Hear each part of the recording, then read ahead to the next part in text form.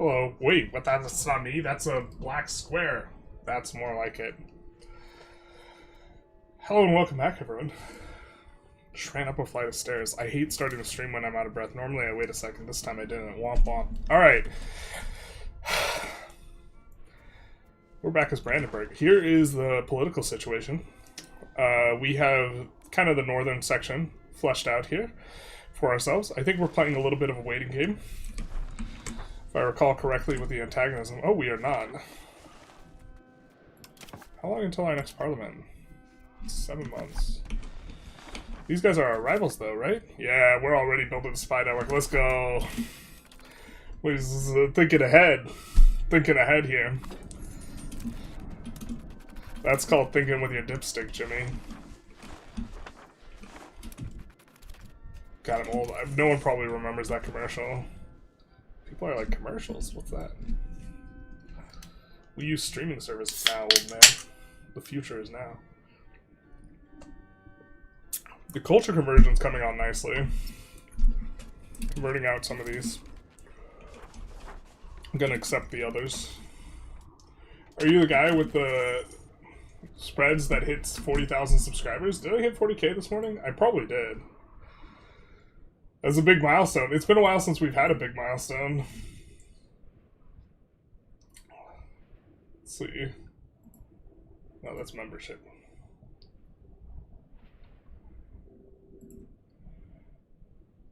I think I was only like 30 off yesterday, and then my last video did pretty well.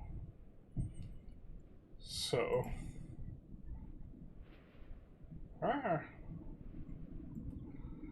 Do I dox myself if I share my analytics page? I don't think so. The age-old question. Does this dox me, or...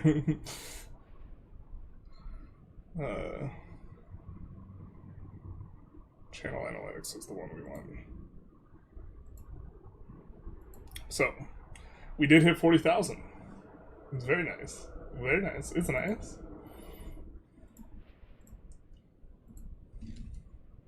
Thank you, thank you. One day he'll show Twitch love and get milestones here too.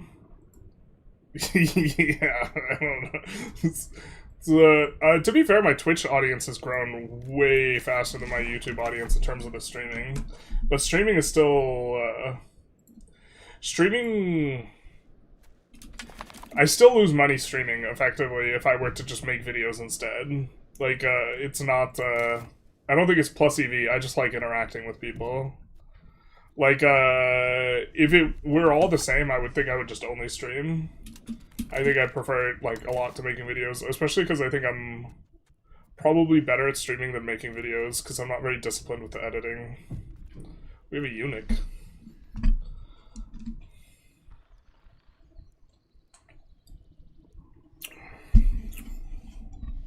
Why does it give extra life expectancy? I don't think that that's... I think having your nads clipped lowers your life expectancy because it fucks with your hormones. Or maybe you just have less testosterone, so it's good? I don't know. Can you get membership with Twitch? You can get a... Are you asking about you guys or me? I'm not, like, big enough. I don't have enough subs on Twitch to, like, get to the next level. Like, I'm already at, like, the 2nd level or whatever. And I got that, like, in the first week, but... I don't have enough subs or whatever. I've cooked my fine cloth price. It's a surplus of 115. I priced at 3.5. Womp womp. Gonna need people... Federal Union? What?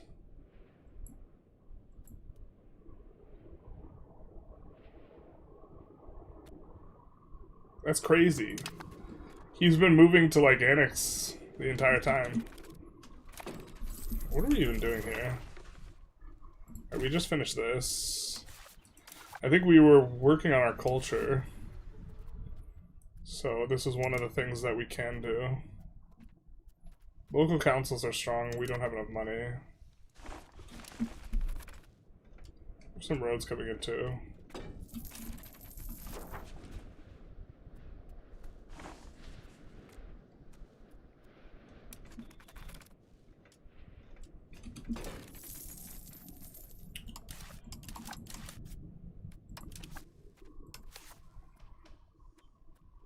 destroy enemy. Why does it give us such a monster stab hit? Do we have a truce with this guy? No.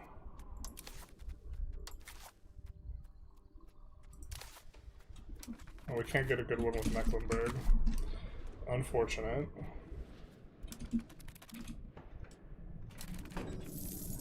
We're gonna be destroying them, so we don't actually need the spy network. Did all France's subjects join the HRE? Not to my knowledge. Artois is in the HRE.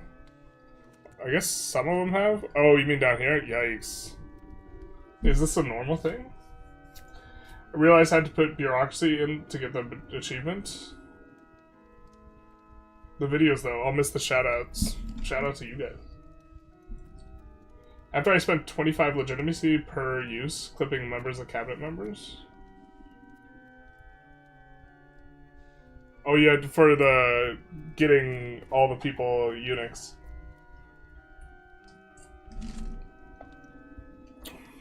I remember that ad. Shout out to the ad. Thoughts on today's Tinto talk? I actually haven't read through it yet.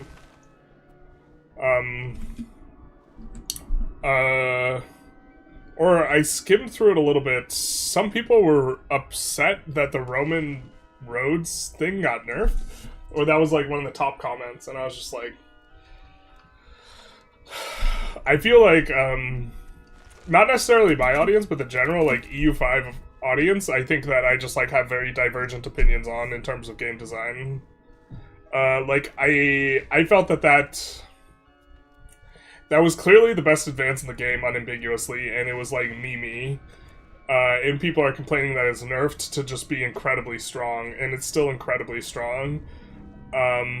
Like, giving roads -2 is just, like, so good, especially on the later roads. The scaling is funny, because it's just, it gets turbo insane in the late game, but it's actually not super, super good early. And that's maybe an issue. Like, maybe the modifier should be, like, -30%, like, multiplicative or whatever, on the flat, cost, before other modifiers get applied, but...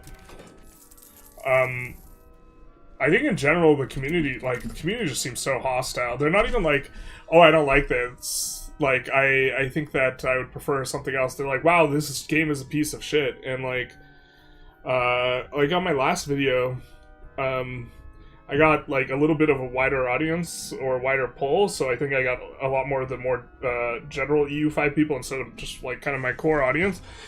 Man, there's so many people shitting on the game in the comments. Not shitting on my video or not shitting on me, just shitting on the game, and it's like, bro, people are just so negative. I saw a post on Paradox, and this guy playing Sweden showed a ton of France's subjects in the HRE. Yeah. Happy Wednesday. Happy Wednesday indeed. What happened to the good old piss jug? We still have it. EU5 forums is really toxic. I try to be positive there, to be supportive for the poor devs. Yeah, they read that shit. Like, too. Like, I don't know, like, that's another thing. Like, contrary to, like, popular belief on the forums, like, the devs are human beings. And, like, I feel like they're just, like, an amorphous abstraction to, like, a lot of people and not, like, actually... Like, look, like, if your mom makes you a birthday cake, let's say. That hasn't happened for me since I was a child, but let's say your mom makes you a birthday cake, yeah? And then you have a piece, and then you're like, wow, what a shitty birthday cake. This is fucking awful. To some extent, the devs have made a birthday cake. And to be fair, you paid for the cake, so the analogy does break down some. It's not a perfect analogy, but the point is like, you saying it's shitty right in front of them, is like, I feel like people don't appreciate that they're like saying stuff like right in front of them, which doesn't mean you shouldn't be critical about the game. Woolly Bay, thank you for the follow. Just like, when people are being critical, they're like, they're being super negative in the way they're being critical, not just like, oh, I think that this is a mistake, I don't like this system's a poor simulation, this system's unfun, and this type of stuff. And they're just like, no, they're just like, the devs are pieces of shit and they should die in a fire. Like, in terms of how, like, negative people are. And I'm just like...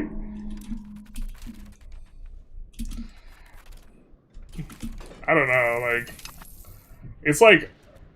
It's not even directed at me, and, like, it's tiring for me reading all of it, because I read so many people just, like, shitting on the game. And, like... To some extent, this sounds like super, like... what's it's like... I don't even know the word for it. Like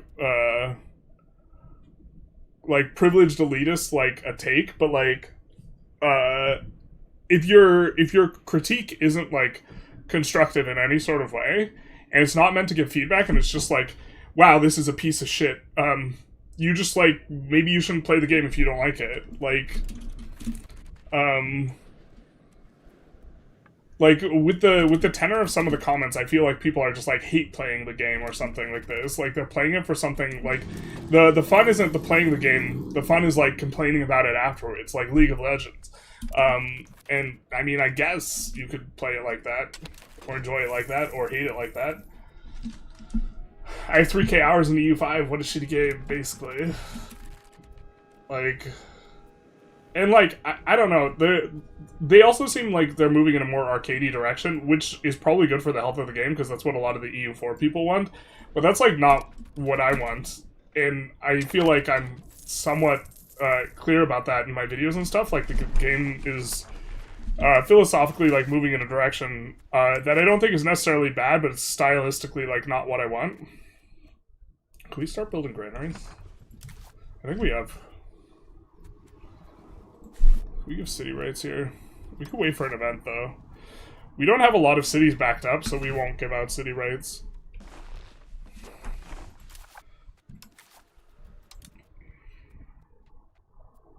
I don't know.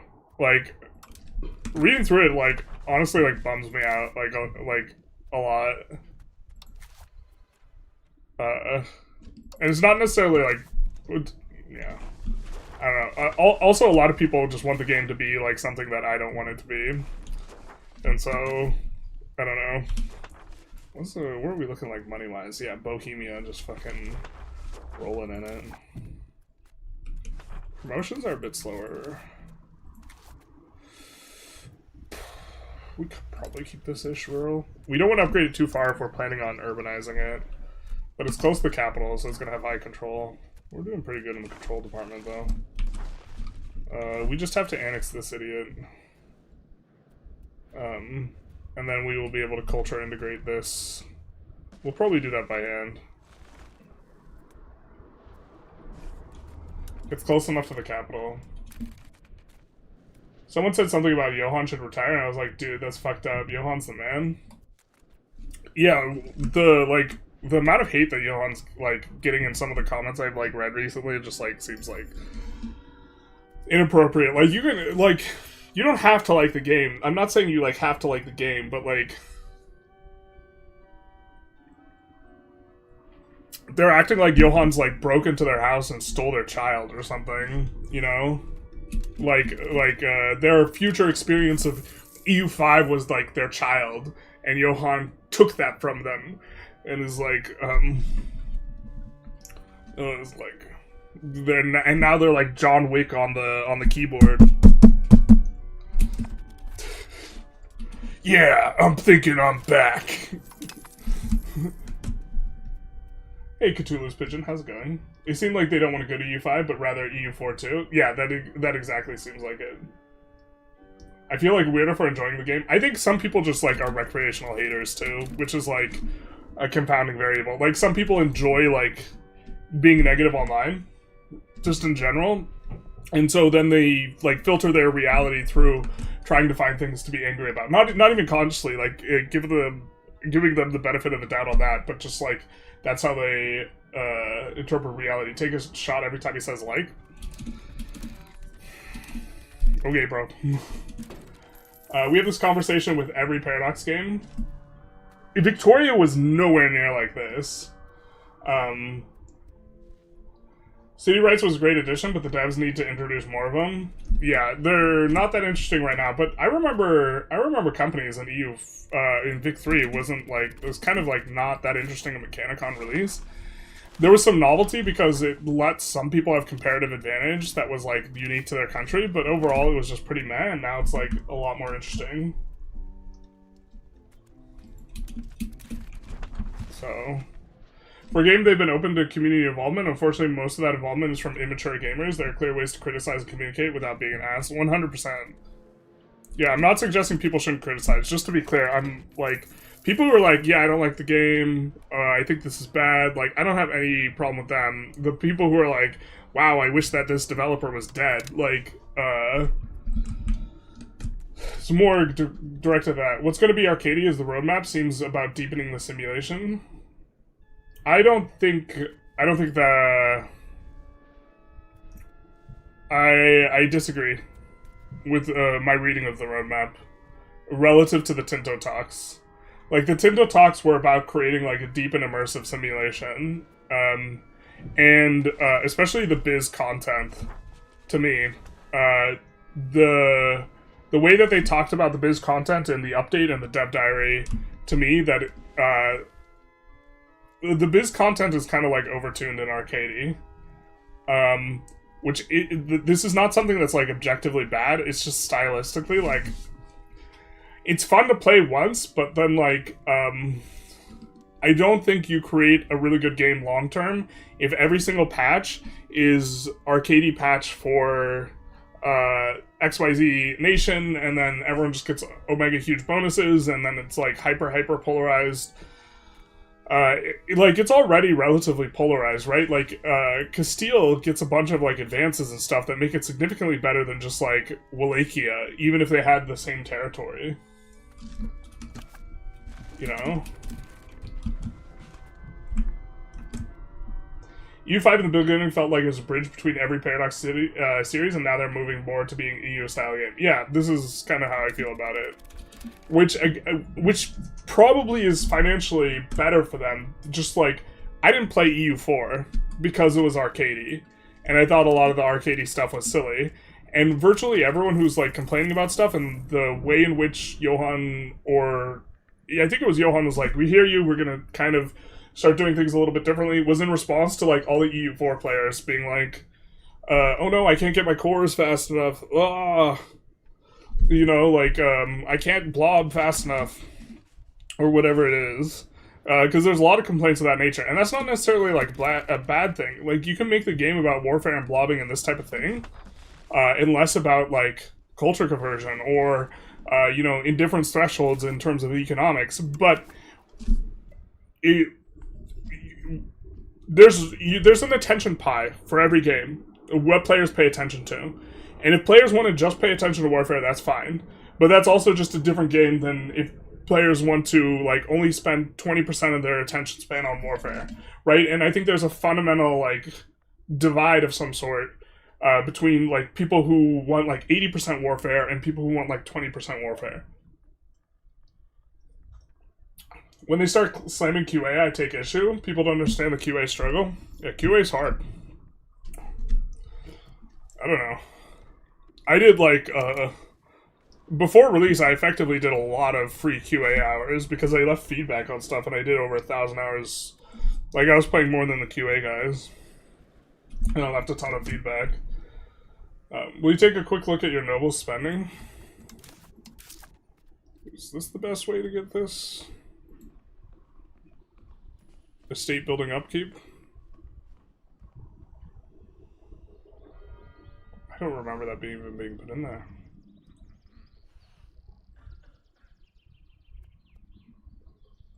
I'm not sure what you're looking for here. I'm just gonna scroll, and if you want to pause on a specific thing. But, yeah. City tied to the German mining law. What is it? Oh, it's really good. I'm not sure we can put it down unless we have a place that has mining. I don't think we even have an RGO that has mining. It gives, the main idea is it gives plus 100% RGO capacity, so you effectively urbanize everything, because you just give that out. What's the second situation? The Hussite Wars.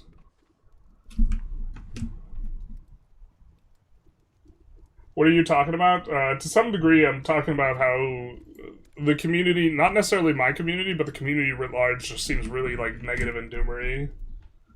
How do you like your Tinto? I haven't read through the Tinto yet. I remember debating, I skimmed through, like, part of it, and I, like, read a comment where, like, someone was really mad that they nerfed the absolutely insane Roman advance from, like, being the best advance in the game to instead just being, like, maybe a top 10 advance in the game, or just, like, generally insane advance, and, like, I'm just, like, I don't know, and, like, very upset about it, not just, like, hey, I think, yeah, I don't know, or they seem very upset. But maybe people are just, like, less upset, and they just, like, type way more upset than they are, I don't know. I remember debating on Vic 3 because I was reading a lot of bad reviews and never played Vic 2. Got it now and have 400 hours and enjoy it. I'll concede to the DLC content is Mickey Mouse roller coaster stuff. Like, the CB is insane. It just lets you, like, conquer all of Europe. But as someone who isn't really interested in the content, the systems and the free patches evoke the OG Tinto talks. Yeah, I mean, it almost seems like they're going, like, in two different directions simultaneously, I guess, now that you kind of, like... Because there's a lot of changes in here that that they're doing that I'm, like, is specifically stuff that I've advocated for. Like, making stuff efficiency modifiers is fucking great. No one cares that this is done, though. But, like, for me, I'm like, this is, like... for 1.1,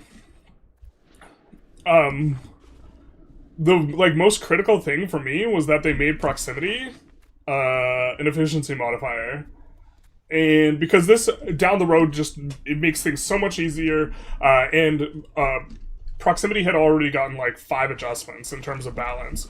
So, like, this also makes it easier for the devs in terms of game balance and this type of thing, because efficiency modifiers are just better. In most cases. Unless you're going to be underwater on the modifier generally, in which case they're not as good, because then you have the reverse effect. But, barring that, the community writ large doesn't care about that. Hey, how are you? A little worked up. Recent CK3 dev diary adding trade system shows blending is going across all Paradox titles. Yeah, I mean, I think they, like, I don't think... My understanding is they don't actually communicate that much, but they play each other's games. And so when they play something and they're like, wow, this is neat, and then they, like, implement it. So there's, like, a little bit of a lagging period, but, like... Because they don't, like, work together to all make the same game or what have you. I don't even think we need this. We're just gonna grab the CB just because we have this. And then...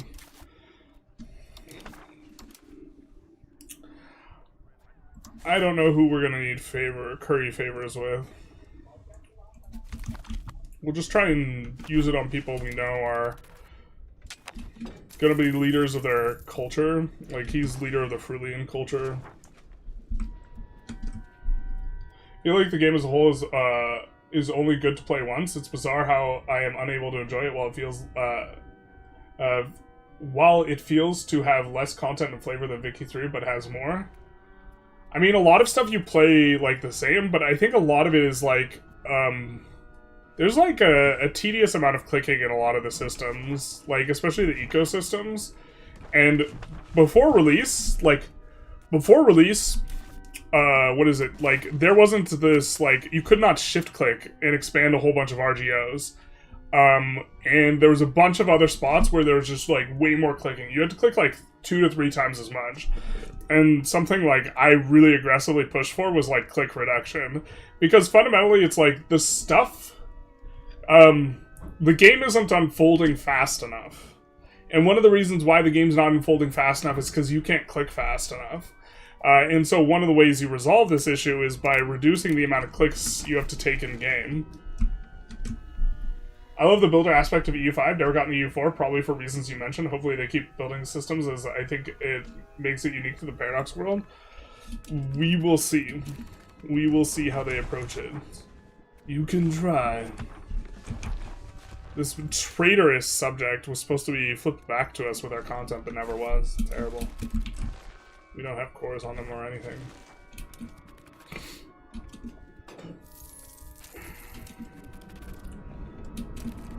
How are our roads doing?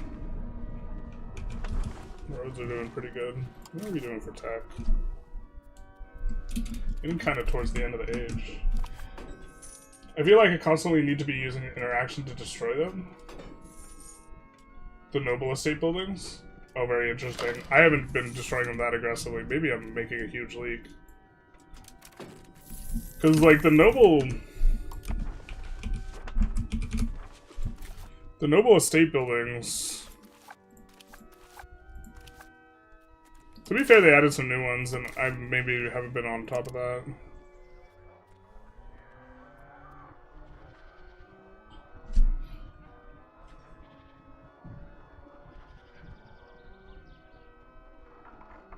Oh yeah, this is pretty bad. It doesn't create demand. Okay, if the maintenance creates demand, it's like not bad. It's like actually kind of good. But if the maintenance is just hemorrhaged gold, then that's kind of bad. Bro, that's so much satisfaction. What the fuck?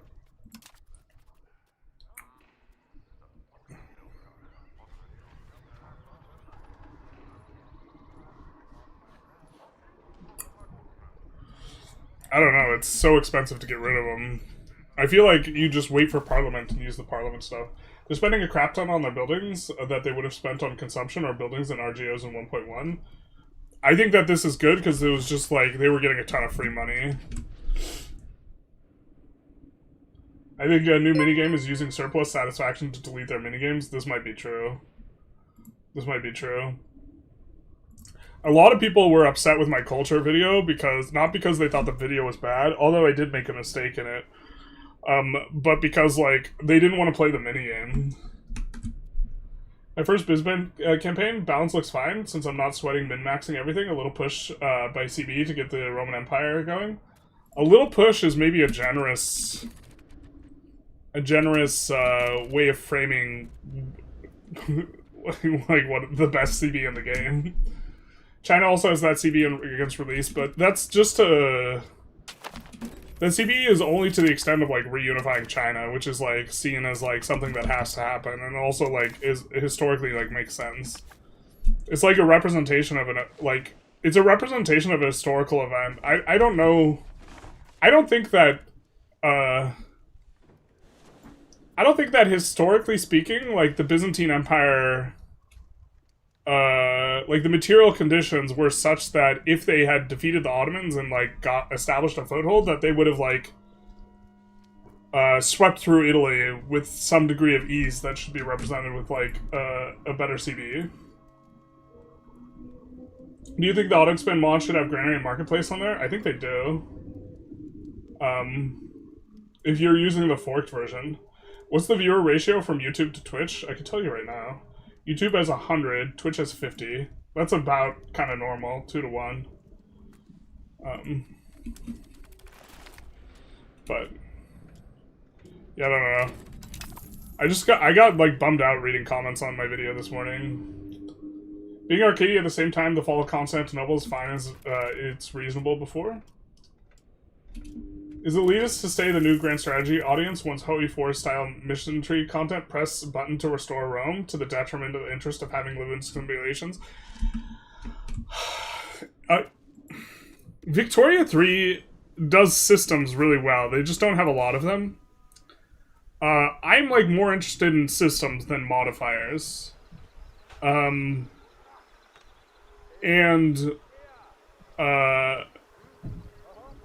I also think that, like, the button press usually is just, like modifier, like, slop, I feel like. And I think that that's what they want. They don't want, like, stuff that's, like, subtle. Like in Victoria 3, getting rid of the peasants is good, and not just because you're, like, you have peasants to employ in buildings and those buildings are good, but also because the peasants, they themselves consume a bunch of stuff. And, like, there's a bunch of things hooked onto each other that are meaningful and relevant. And industrialization was an absolute paradigm shift in terms of the economics of the world, because previously peasants used to make their own stuff, and after industrialization, peasants, that's us, don't make their own stuff anymore. Instead, it is mass production that makes this stuff. So the creation of mass markets is a pivotal, like, inflection point in the world, and it's really a tipping point. And it, like, should be represented in a meaningful and interesting way, and one of them is that peasants, only 10% of their buy orders actually reach the market. So they're buying fake goods with fake stuff, and this is how they represent the fact that peasants have subsistence kind of consumption. And in EU5, it would actually be reasonable if you took the peasants and just had them consume nothing. Or had them consume in some sort of abstraction, such that they aren't reaching the market, they're just making their own stuff. Now, they have a buy basket, and the buy basket's really small, so it's like, it's kind of fine, and it kind of makes sense that you still want upper tier pops. But also, industrialization doesn't happen until the very end of this game.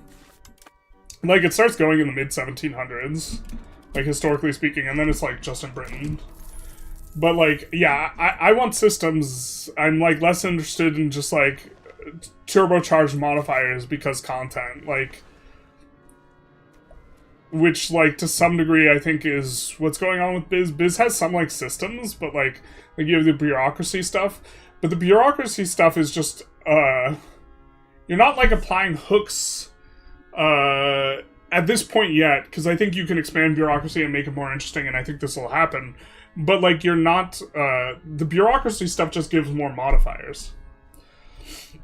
Right? It's saying that we have, like, this core game of representing the stuff, and then you just get a bunch of modifiers, which is fine, but it's, like, it's also arcadey. Like, it's a game where you're not striving for necessarily, like, a simulation as much as you're striving for, like, a representation of something that is stylized. And a lot of games are stylized, and having a stylized game is fine. It's just, like, what you're doing is, like, not a simulation at that point. But, like, the game being fun is also important, and in a lot of ways, there's also, like, a lot of abstractions for stuff. Like, so coring is, like, a better simulation now than in EU4. But, like, something that people were arguing about, or arguing for in the comments on the latest video is that coring is more fun when you just have to click a button. That might be true if you don't want to focus on coring, right? Rather than playing this culture, religion minigame. Oh my god, right before release, there was a shift where you actually needed the correct religion, too, in order to get a core. People would have been so pressed. Restore Roman borders is the first time I'm using non-parliament CV in your reigns. It's just so good. Yeah. Also, like, you can play the game and not core everything and still, like, be successful. Also, what a core is also just, like, weird as an abstraction, to be honest, as well. Like, this just being not a granular thing, but instead of binary thing, you either have a core or you don't. And it just... Like, it should be the case, maybe, that there's, like, some sort of integration score that is a cross-section of things being your culture, things being high control for an extended period of time, you owning the thing for an extended period of time, and your integration score just goes up, and your benefits go up linearly with your integration score. Or something like this. I think people lost faith that Paradox can pull off a simulation-driven world. No, people are mad that they're trying to do it. What do you think about spamming construction of burger buildings at the back of the market and closing them all just to increase demand? I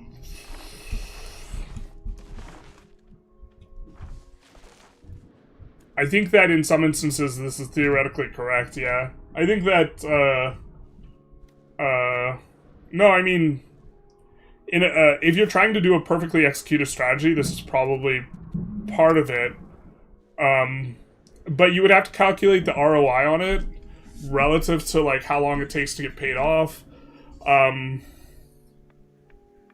Which is going to be a much longer time period the lower the control is. Or, sorry, the lower the dev is. At some point, like... Even I feel like we're going too deep in the tank here, you know? But it is absolutely the case that building burger buildings and then closing them will theoretically increase your tax base in some instances, and is going to be correct. With the new population migration, a lot of countries struggle to get 400k for megalopolis. They give you a lot more tools, though, I feel like.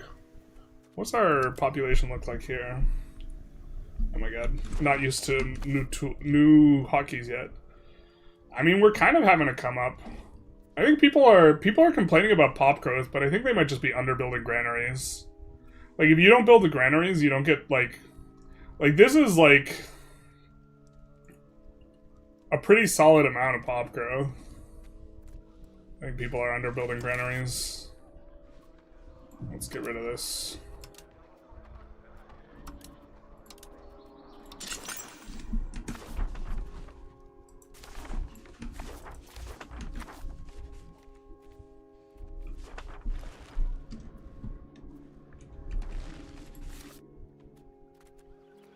What's our price collapse? It's so much harder to get a price collapse now.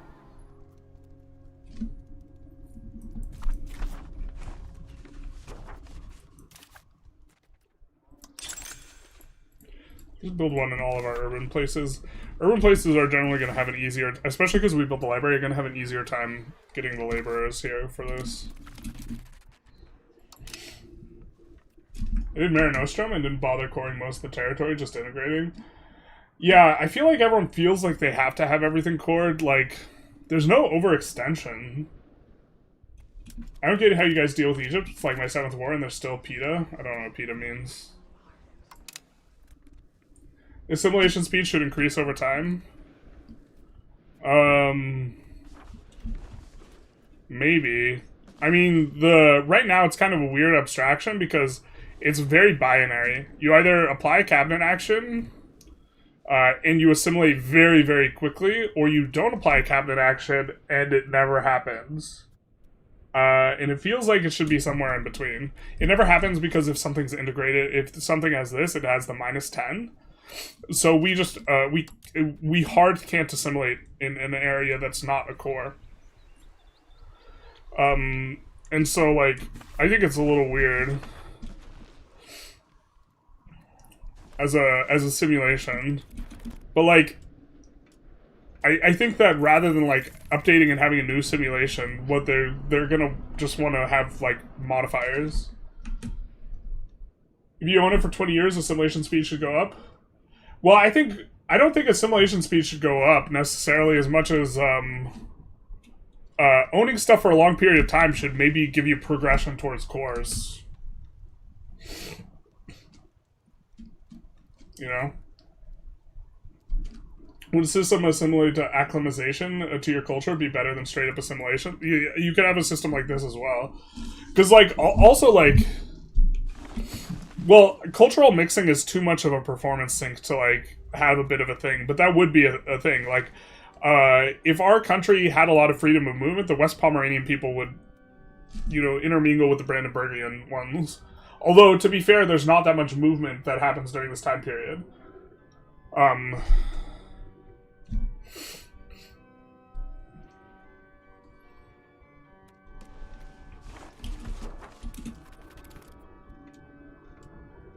Latin revival movement didn't seem to really function, which is upsetting. Bummer. I haven't gotten that far. Right now, I can show you guys a bug. I put in a thing about it, but this is why we haven't continued the biz run, is actually because the run is bricked right now. From a bug. Although maybe you guys don't want to see bugs. I don't know. A half-core situation might be a solution. I would prefer it just to be linear. Like, the penalties and bonuses are, like, not like a light switch, but a volume knob. So, even if you have something, just do away with core, uncored, integrated entirely. Right? And just have a system where you have 0 integration versus your capital. Your capital is always 100% or something. Maybe that's not okay, but okay. So here's the current state of the run. The bug is that our civil war unconditionally surrendered to us. To be fair, we can console command to move through this. Maybe we'll just do that. When they unconditionally surrender, it gives you occupation. If you have occupation, it doesn't just automatically flip to you. So we can't actually resolve this civil war. It's just there forever. Thank you for coming to my TED Talk. Which I thought was, like, an interesting bug. We can just console command it if we really want to progress, but... I can't imagine, like, stuff like that, like, is also part of why I don't want to play Iron Man. I was kind of hoping they would fix it, like, with today's patch. Oh, maybe I just needed to unpause and it would be fixed. Because the unconditional surrender is, like, a new system. Hey, Sonomo. God, allergies are flaring up.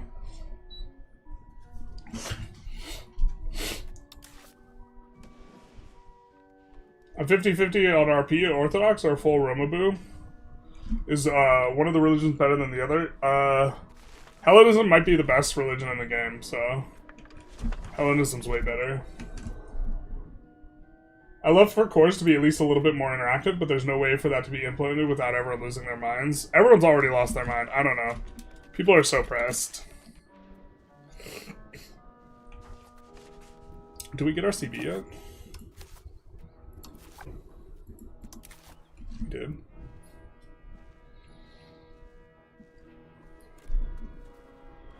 Are we over our cultural thing? Or not?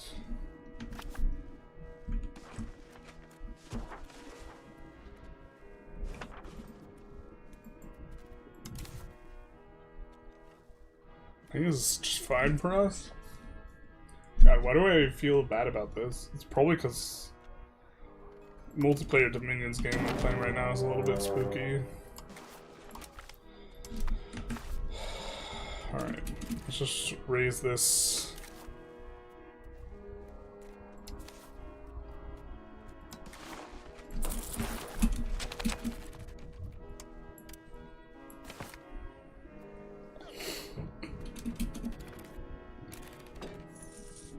Okay, let's do the regulars check, because we just get cucked if they have regulars.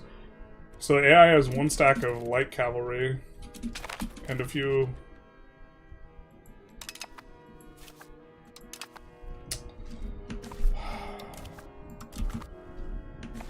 Okay, now I remember. Now I remember the state of things.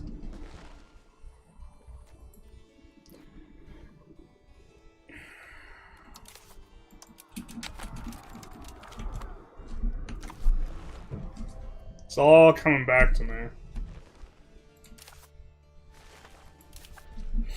Oh well, we didn't invest anything in that. So we have to become emperor.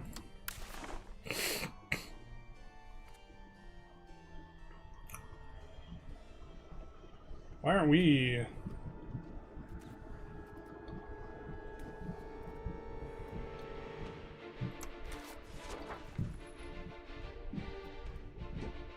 Why are we invalid? What?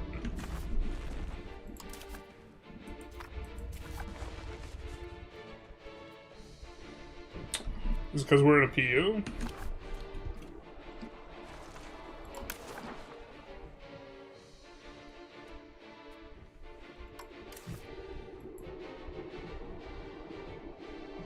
I'd like to know why we're invalid.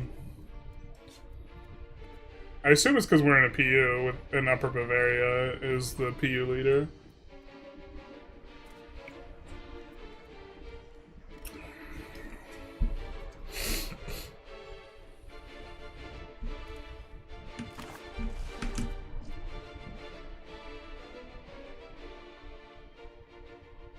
Do your burgers actually demand fine cloth? Yeah, they need to have over 20 dough.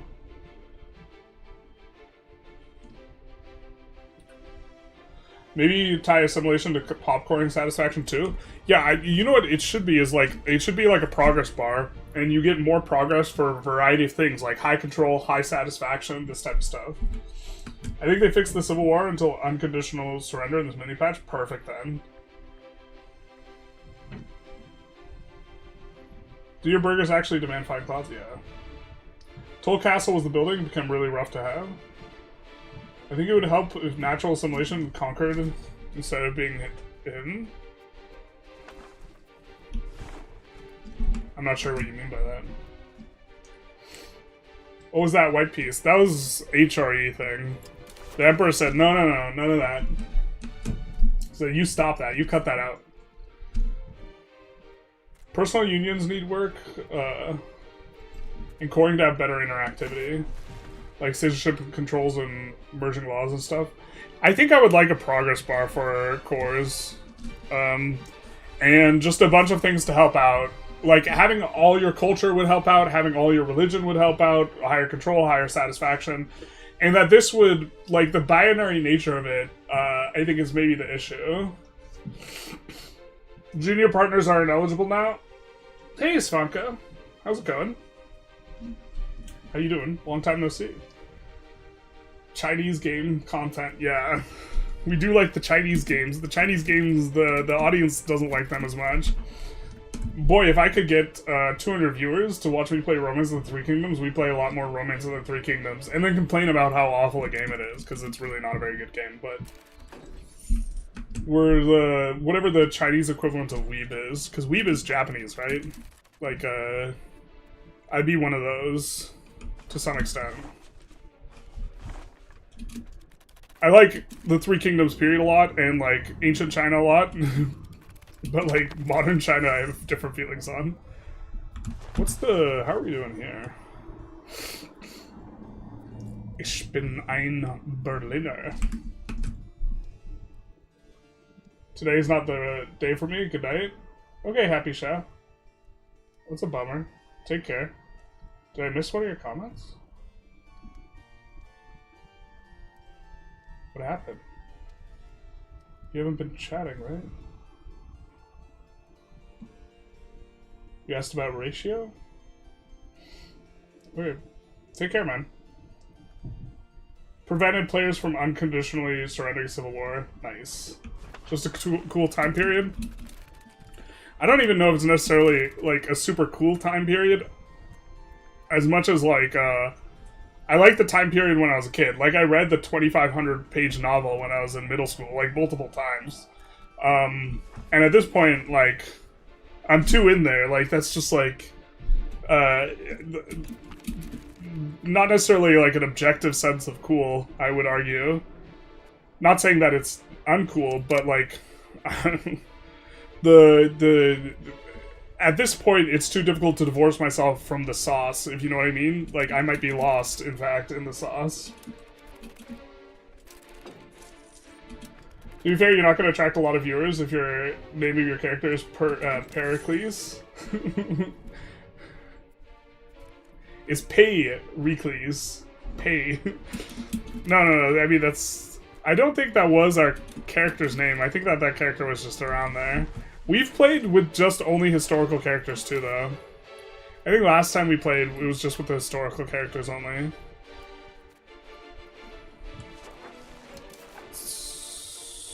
Can we get masonry in the market?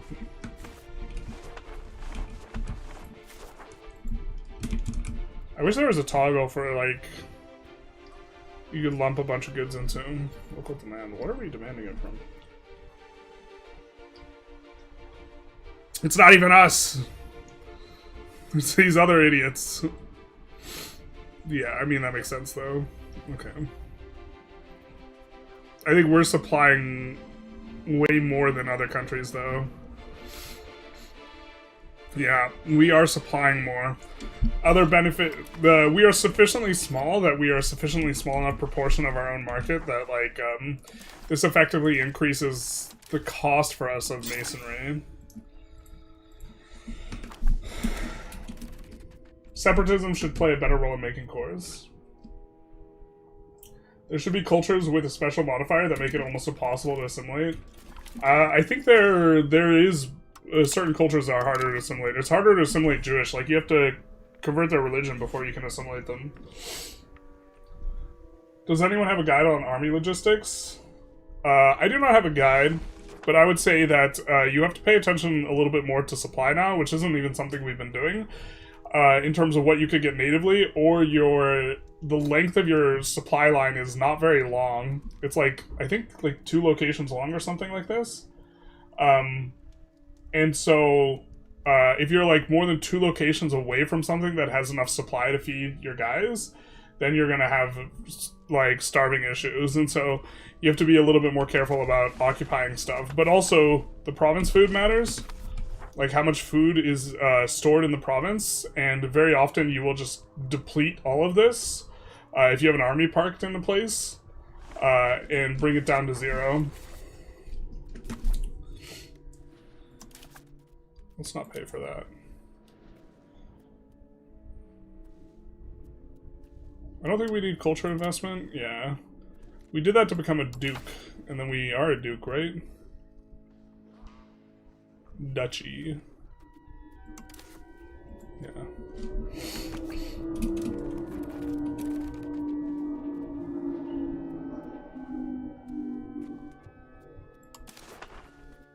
We just need to pass them up by a big margin.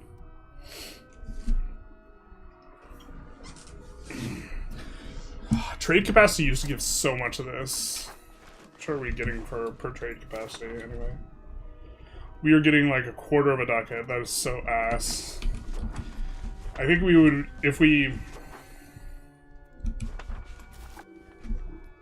had maritime presence, it'd be much better, but we don't. Wow, we can't even trade with Nuremberg? What the hell? That's crazy. That's like where the institutions are.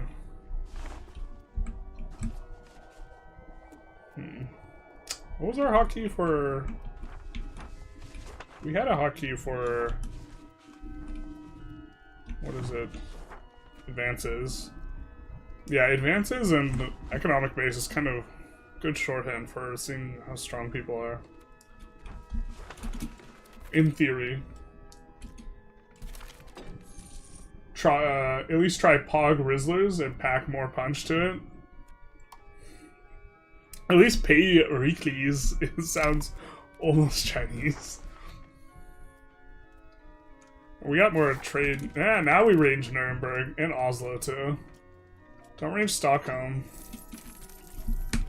The maritime presence actually affecting things is kind of interesting. We could offer some of these guys market access preference. I'm not sure we want our market bigger though. English only, please, Sebastian, because I can read a little bit of Spanish, but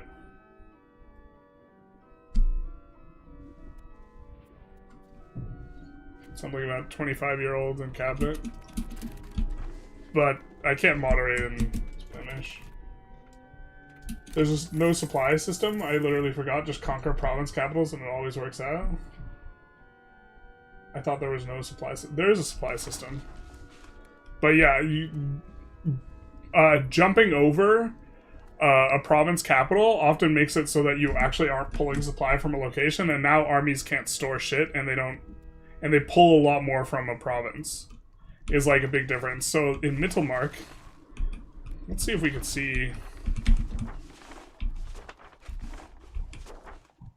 Let's see if we can see how much is getting pulled from Mittelmark.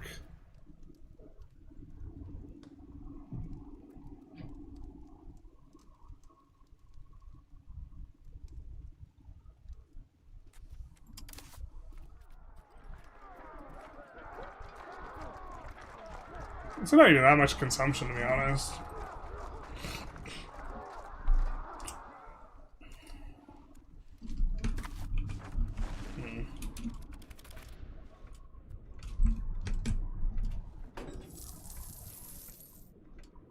Basque Country is core Spain, regardless of resilience of the country. You either have strict cores and easy cultural conversion, or easy cores and not culture flip. Or have a system where like it's not binarily dependent on cores or on culture. Just culture helps.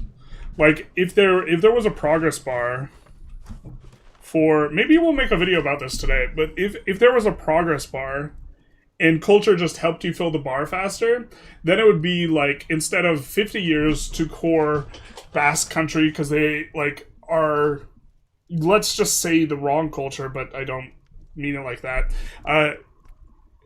If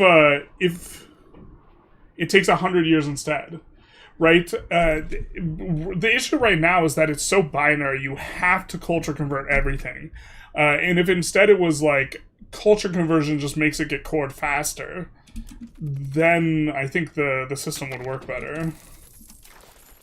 But also, when you conquer stuff, that's like... then we're just getting rid of the cabinet action almost. Or the cabinet action, I guess you can make it massively speed up the process. But we're kind of doing away with the note, or like... It should be a linear progression, not like binary. Okay. Promote urbanization. Where? There. Osterberg.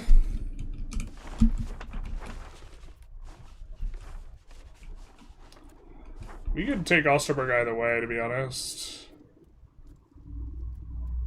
Don't hate it being urban, don't hate it being rural. I think, in general, we prefer to save the livestock that's on the stuff. This is still, like, a decent food place, but, like, 400 gold worth of stuff is pretty useful.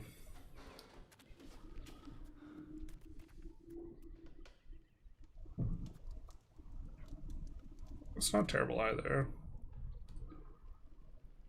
Also, pop promotion speed is somewhat good. Okay.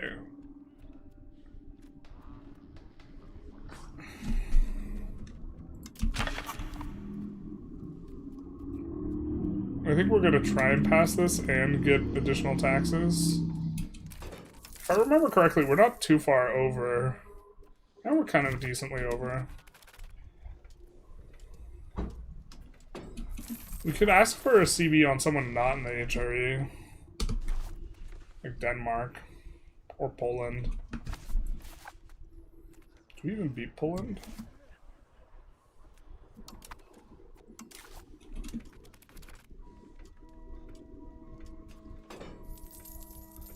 One of the reasons I don't like the HRE is because it honestly feels like a lot of waiting around.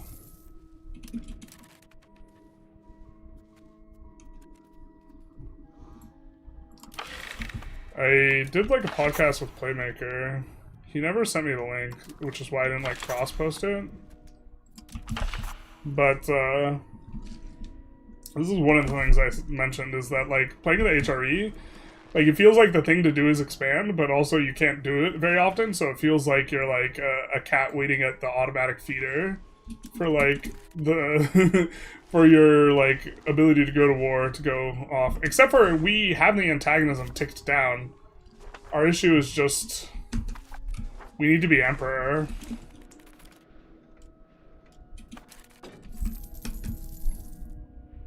So provinces are out of food within range that you can use for your supply cards. I guess that makes intuitive sense. Yeah. If it just flipped off, it's that there was a province that had stored food and you drained all the food within range. I think you can only pull like 2 locations away though. So if you're not within 2 locations of a province that you have control of that has food, then you have to pull locally. And if you've already pulled all the food locally or it's not enough, then you just get wrecked.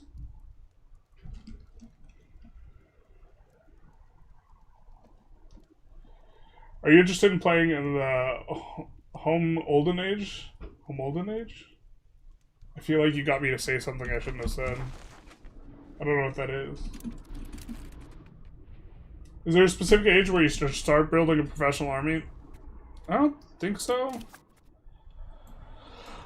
The balance is a little bit different now, and I don't have like my finger on the pulse of it. For me, in the past, it has been age 4, and it might still be age 4. But mercs are not as good now, so you might still want them. To be fair, the regulars will eat your food, though. I've been playing the new Anbinar update for EU4, and there's in fact the wrong culture, Halflings Kobold. There's in fact a wrong culture. I mean, like, everyone, yeah. You just go into one EU4 or Paradox community and you just ask what's the wrong culture, and like almost universally everyone will respond to French, which is like wild to me that like Any other answer, I feel like moderators will come in and be like, hey, that's enough. None of that. That's not right. But they don't give a shit if you, like, do it with French.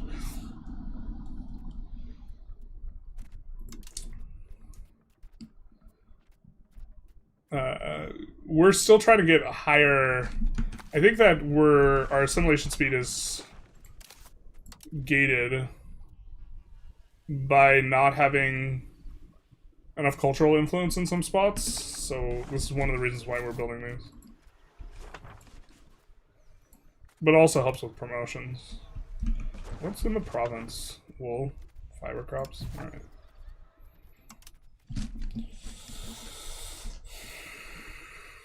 Fruit 2. If distillers make sense. Do you mean like Vicky 3 coring system? No, because Vicky 3 coring system is just like nothing influences it. It's just it's a progress bar. Or I mean, yeah, progress bar in the same sense that Vicky 3's is, but Vicky 3's is just like not dynamic or interesting and it's not responsive to other stuff. Spending outside your primary culture is such a massive headache that it almost makes me want to sit on my own borders and play tall. I think that's part of the intent. I mean, like, they want to make playing tall be better. The community is just split on how they want to play. Which I think is, like, not as much an issue with, like, Vicky 3.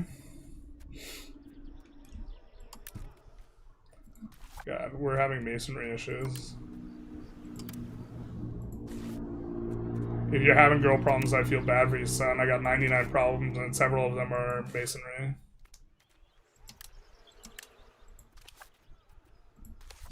Yeah. Shout out to you, girl. How do you like playing in the HRE? I've never really especially liked playing in the HRE, but I know some people want to see me do it.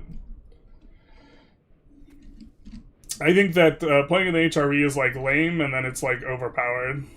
It's, like, it's very, like, light switchy. Like, or this is how I felt about it with, like, EU4. Like, if you're... Like, you get Emperor and then you revoke, and, like, that's lame. And then, if you don't get Emperor and revoke... Well, I mean, it's a loosely organized, like, confederation to stay... I've never liked playing in the HRE, especially. But I've liked playing, like, near it. Further back in time you go, the easier it was to set up an extractive regime in which kings fought over land. In this game, it gets easier as time goes forward.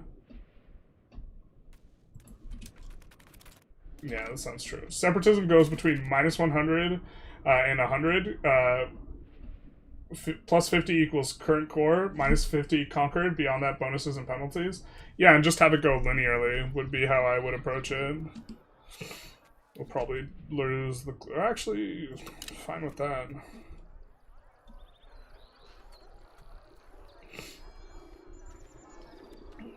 Simony. I don't know.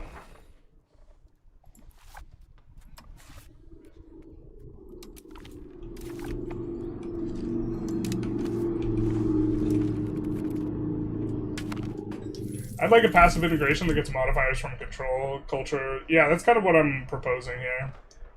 It's silly that you need core to convert, and that you need to convert to core. I do think that is, like, somewhat of a silliness. I think that culture is not being converted very fast is super fine, though. Just the problem is it's hooked onto cores, so, like, if cores weren't a part of that, I don't think anyone would be as upset about it.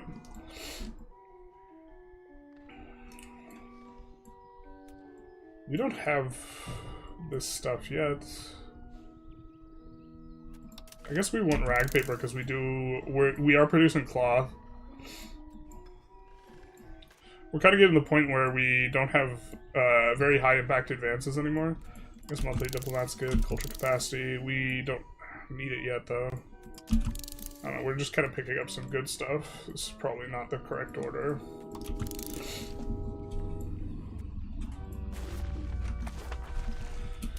Maybe it's time to save up to City Berlin. We have enough cops. Something similar to capital country is fast, less than 10 years, and something could take 100 years to reach 100 utilization. Yeah, if something's on the outskirts, it should be slow. Like, if it was multiplicatively modified by both control and also how much of your primary or accepted culture it was, then we would have, like, our core territory would integrate in, let's say the base time is 10 years, right? Because, let's assume it's all Brandenburgian, right? Then we'd integrate in, like, 10 years. And then something out here, let's call this 33 control. This would integrate in 30 years. But let's say it was only half Brandenburgian instead, then it would integrate in 60 years. Right? And so you could change the culture to make it faster. I don't know. Made the mistake of playing Serbia run while listening to stream, got stack wiped. Womp womp. Womp womp. By them hiring a massive merc stack. Yeah, this is one thing that's actually, like, somewhat frustrating, is, like, you can't tell how strong a stack is by looking at it. Stacks with mercs are way stronger. And sometimes you just get uber cucked unless you, like, check. Does the HRE stop working after the Reformation happens? I don't know. I haven't played that deep. Probably should have started. Mistakes were made. Yeah. French have cool lore in Ambinar. French are in Ambinar? Is this a... Are we calling the French some creature for the sake of Ambinar? Or British? Yeah. The British is the other one that people love to hate on. That's more in Vic 3 spheres, I feel like. We are converting the poles here. I guess we're just gonna eventually get this integration and just be yoked. And it's kind of what we're waiting on. I think we might just save up for the city upgrade at this point. It's so expensive.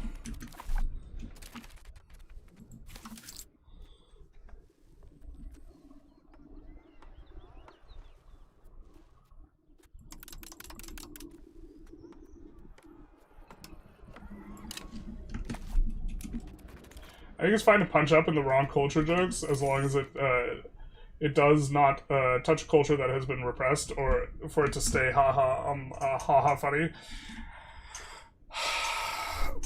So I have an opinion regarding punching up and punching down. I think that you could do either one, but if you're punching down and you're not funny, then everyone has a right to get pissed at you for it. But if you're punching up and you're not funny, then it's just kind of whatever.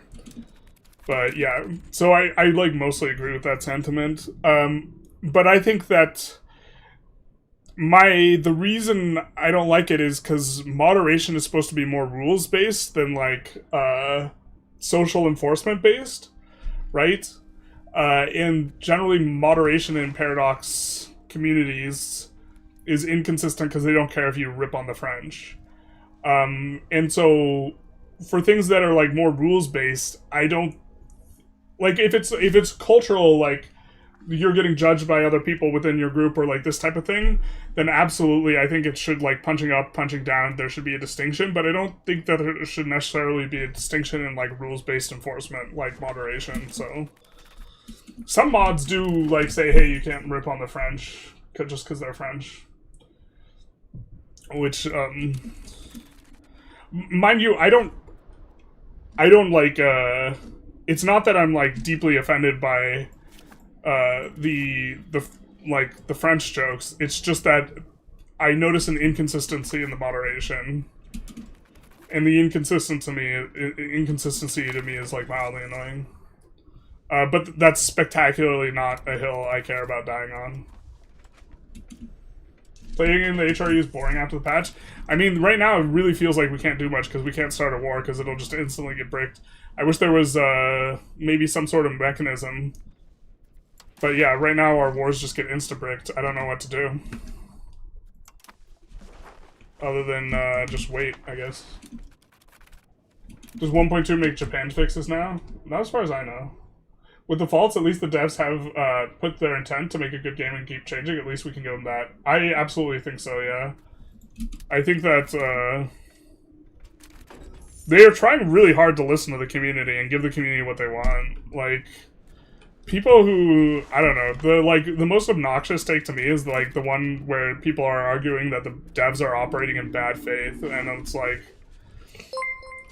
if you want to call them incompetent or whatever, I still think that's, like, a little petulant, but okay. But, like, if you're, like, the devs are trying to kill the game type takes are just, like, smooth brain.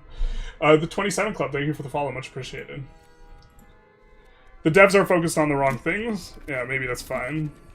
Or I'm super okay with that take. I'm doubling the amount of granaries I have. I think someone's gonna eat all my masonry. That someone is you. Of course I know him. That's me. You can blob the HRE if you're willing to fight endless coalitions. Well, now we can't start a fight until we're Emperor. Let's come in, though, and improve relations with the electors. I think we've already done this. Duchy of Jawar.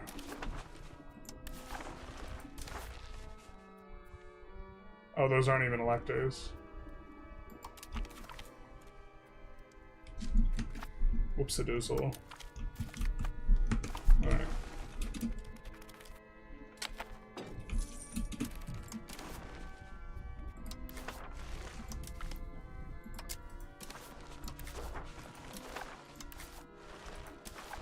We have good opinions with most of them. I think that's, well, okay. We'll do that.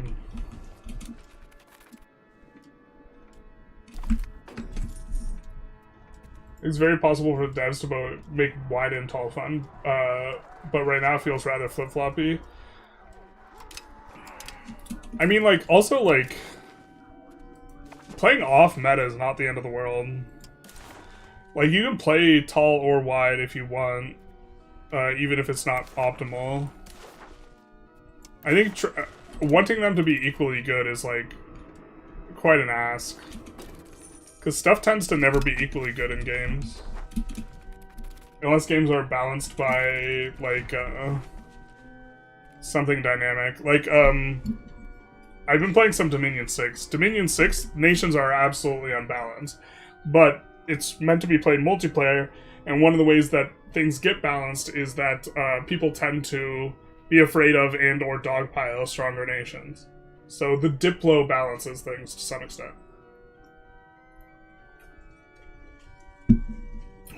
You gotta be Emperor with the new land fried system? Yeah. What age do you get the cultural unification thing? I haven't experimented with this. Some people have said that you get, like, all the advances of the culture group, which to me seems wild as hell. I haven't taken a look at this yet, though. I have to double check. Some people were, like, theory crafting what's best. Like, that seems, like, super overtuned to me, though. Like, some culture groups are just gonna be way better than others. God, we're so far away, gold-wise. When did people invent math? Because something isn't adding up. The first war of the anti-Netherlands coalition? Yeah, it's fine. Assimilation based on control sounds like a really good idea. Or control and other things, yeah. Which, like, I think it absolutely should get throttled by control. Right now, it semi gets throttled by control, but that's just because your assimilation rate is throttled by control. And that's one of the primary, blockers, right? Like, this is... Control modifies this from 4 to 3 here for us. It'd be nice to have an icon that shows how professional a stack is. Yeah, or even if the stack actually represented, not in the number of men, but in the fighting power, that would also work. One of the biggest Stellaris multiplayer tournaments is hosted by a group of French players for years and years.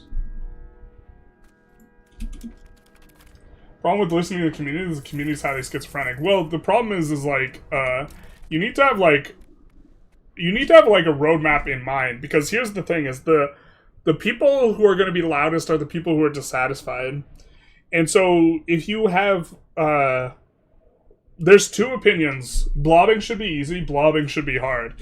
When blobbing is easy, the people who want blobbing to be hard will complain, and when blobbing is hard, the people who want blobbing to be easy will complain. And so no matter what you do, people will be complaining to some degree, more than who are not complaining. Leshak Zoroshak, thank you for the follow, much appreciated. And so you need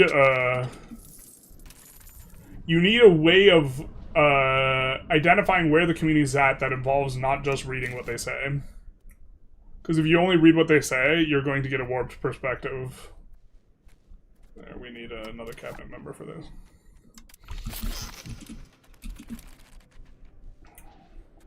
Wish there was like a pop-up, like you're pushing this even though it's already been pushed all the way.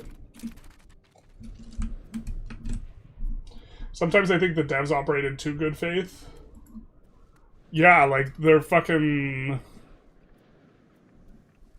Oh, I don't want to be specific, but like working on the weekend and shit, and like fixing a whole bunch of shit, like when they like don't have to be, like, I don't know.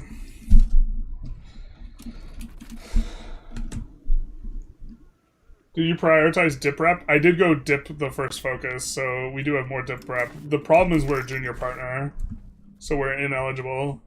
And so we have to... Basically, our run is kind of, like, stalled out until we can gain seniority, at which point I think we can become emperor. And so we're integrating this guy.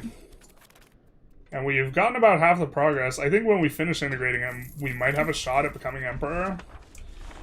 We'll have a port then as well, which will be nice. Looks like... Wait. Hey! Look, look, look, look, look, look! He integrated his subject. So the subject feeding subject confirmed, I think, that this is the way to do things.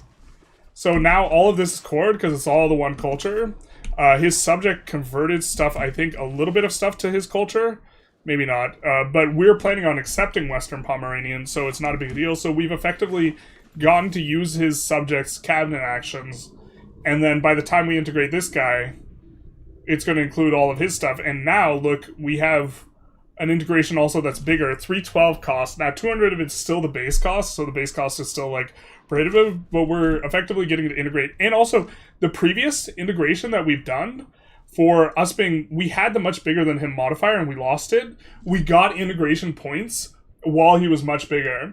And so subjects having subjects, I think, is definitely like meta. This is also something people complain about. They're like, bro, subjects within subjects, this is crazy. Why are we doing this? What are we doing here?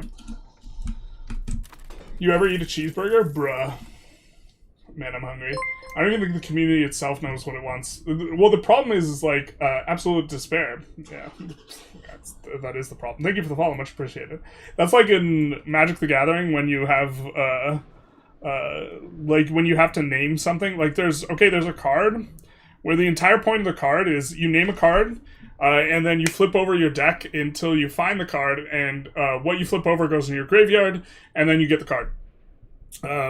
But what people use that card for is to flip over their entire deck, and so you get to name any card. And so you, of course, name Abandon Hope. Yeah. Or, if you're cultured, and you know the history of Magic the Gathering a little bit, you name Abandon Hope Enraged. Because everyone knows that when naming a card, you always add Enraged at the end of it, just in case, for those of you who saw the Magic the Gathering Pro Tour, where there's a card called Pithing Needle. Pithing Needle turns off the activated abilities of permanents. One player had a card named Borborygmos Enraged, and this was what he was going to win with. So the guy played his Pithing Needle, and he named Borborygmos. Unfortunately, there are two cards. One is Borborygmos Enraged, and one is just Borborygmos. And so the guy called a judge over, and he doesn't have Borborygmos in his deck, but it's a legal card within the format, and he's like, look, this guy named Borborygmos with the Pithing Needle, he didn't name Borborygmos Enraged, which is why you always, when naming a card, this is a tangent only people who play Magic the Gathering will get, always when you name a card, you always put Enraged at the end of it, if you're a man of culture, or woman of culture. Enraged.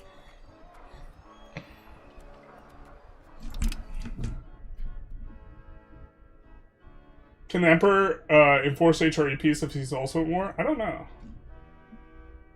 You can generally tell who's new and who's been around since Vic 2, CK2. Those people who are new treat Paradox as a AAA studio. The old guard remembers Johan posted patches to the forums himself.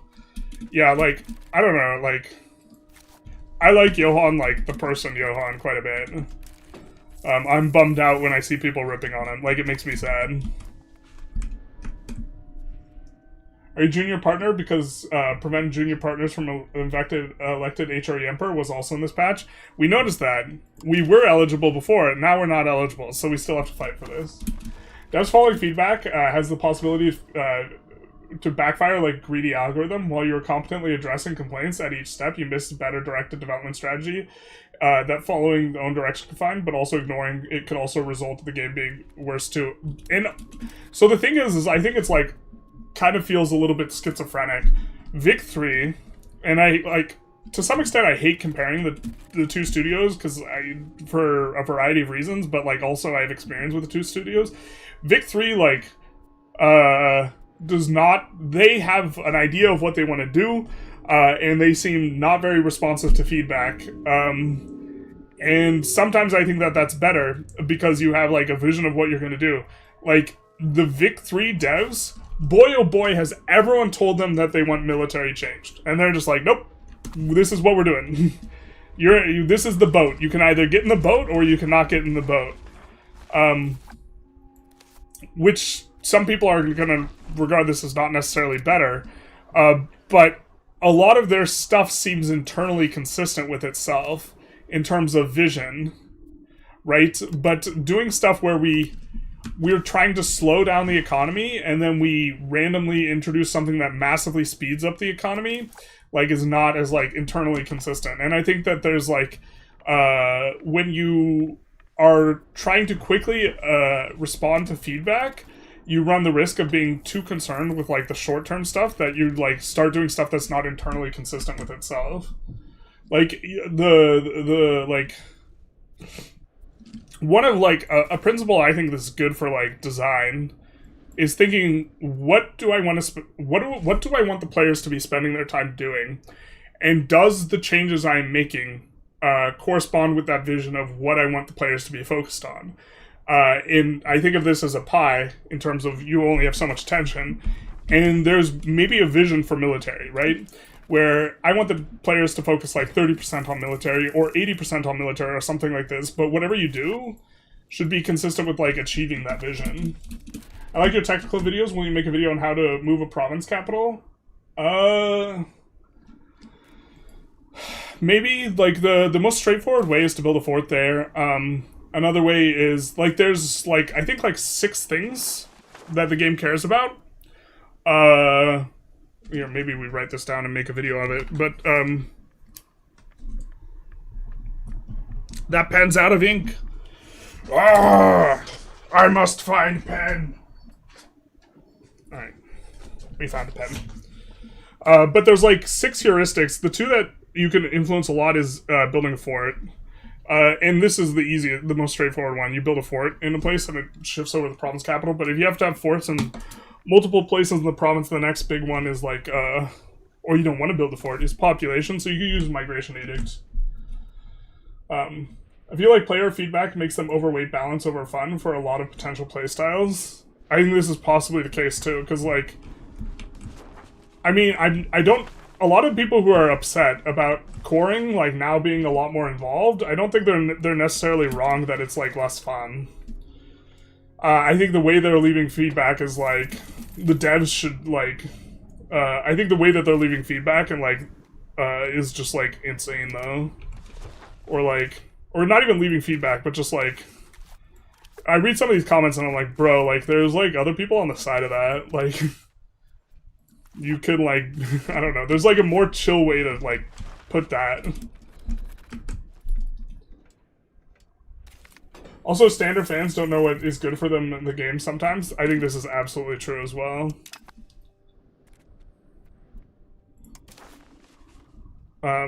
It's condescending to say it out loud, though. But, like, players don't know what they want is, like, actually also something that's the case.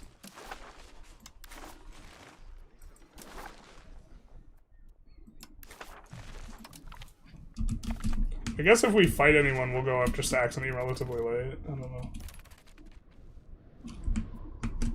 Also, vision problem with the direction. Do they want historical accuracy? Sandbox map paint? Yeah, so this, I feel like I don't have an answer to this question. And they want to do it all. They want an immersive simulation that's fun and also has big, cool stuff. And it's like... Yeah, that's another thing. I don't know where stylistically, like, the design vision is on that. I would like to know. I do not. I kind of...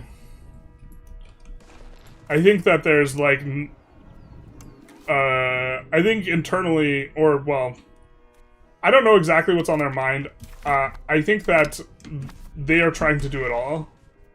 And I think that sometimes you can't do that. Do you know the best way to increase population in your capital? Probably the migration edict. And also, if you only build stuff that has positive, like, migration modifiers in the capital, this helps out a little bit, but it's kind of marginal. So, for example, if there's only a university where you want it, especially nearby, if you only have 60k in Constantinople, you probably could have been a little bit more careful about the Black Plague.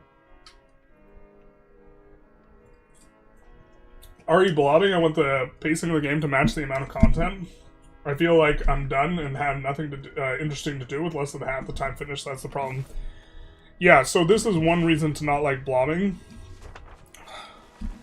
A reason, kind of, to some extent, I'm inclined to agree with. Oh, I think this guy integrated one of his subjects, too. Oh, I lost my train of thought.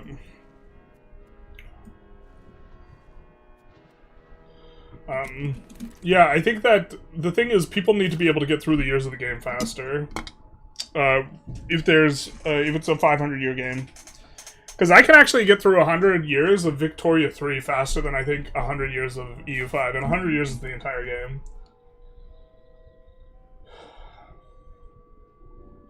Can't wait for Yawn to nerf Subjects of Subjects.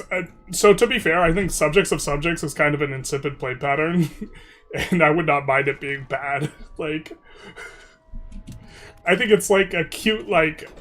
It's also always been there, but, like, a lot of these things have, like, always been there. You just don't do it, because...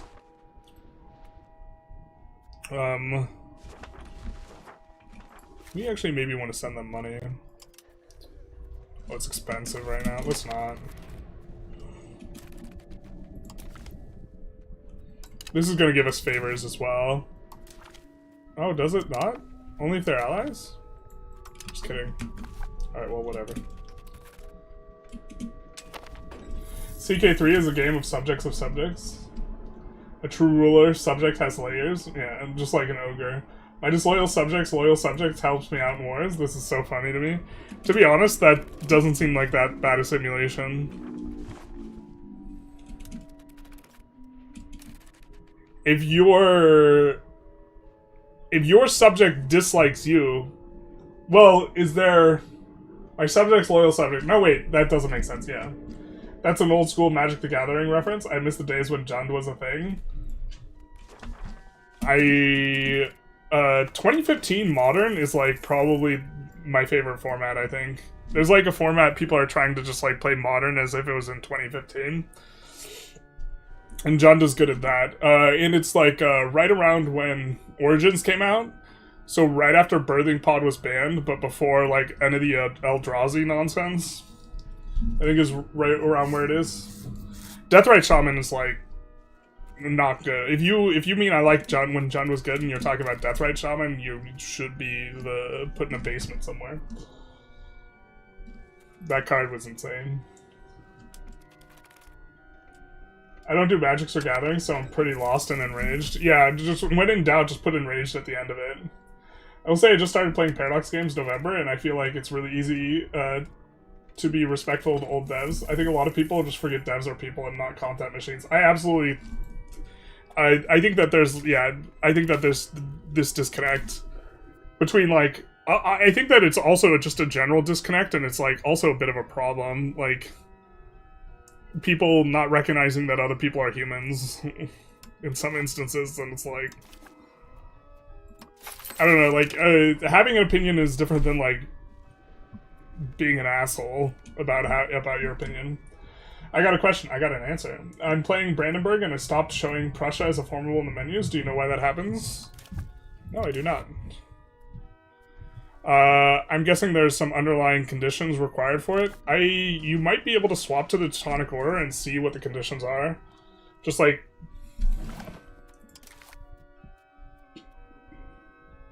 Also, hello.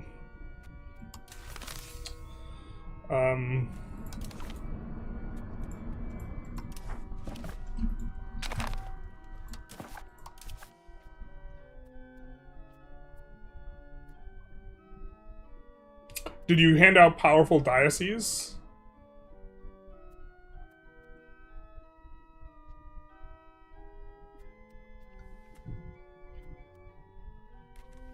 That might have been it. Jundo is new. I remember Necrowinter and Ice Age. And Mirage and Tempest and Urja. Yeah. The calling 2015 old school, like, makes me feel really old school. Or, like, when was the Borborygmus Enraged incident? That was with Gorya's Vengeance deck. That was, 2016, 2017. You can change province capital? You can. It's dynamic. Tarmogoyf was the real truth. Feels like ages ago now. Yeah, I think that when Tarmogoyf became a shit creature in Modern was kind of like the death of the format for me. I don't know. Obviously, I'm not playing Magic the Gathering now. I thought about playing Modern 2015, like getting an online deck together. Probably wouldn't be too expensive.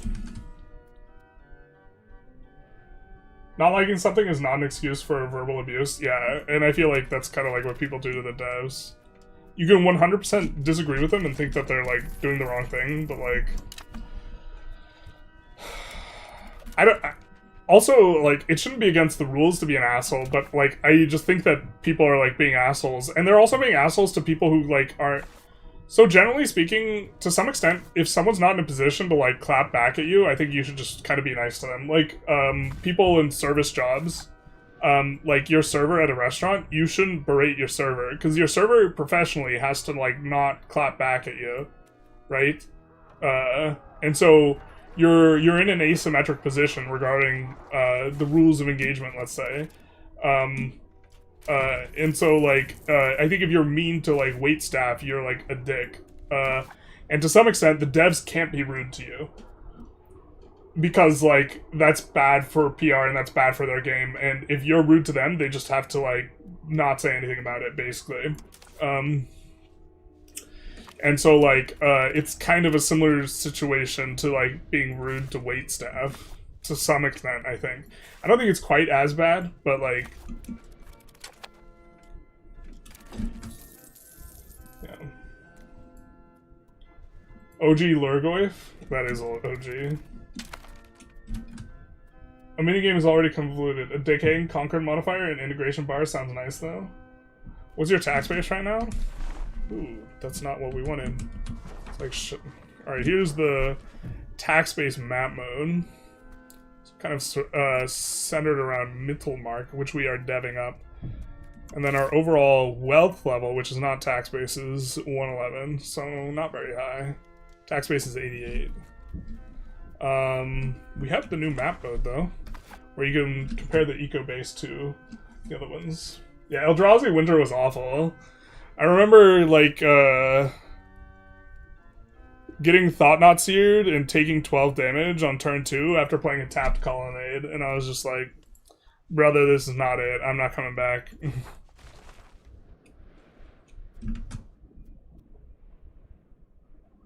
Of all the games, EU5 is by far the slowest. In the day of playing, I can get through Vic 3 or a couple of Hoey 4 runs, whereas EU5, I have several days to make it to the 1600s. Yeah, and this is, like... This is a big, like... I think this is one of the bigger issues with EU5, is the pacing.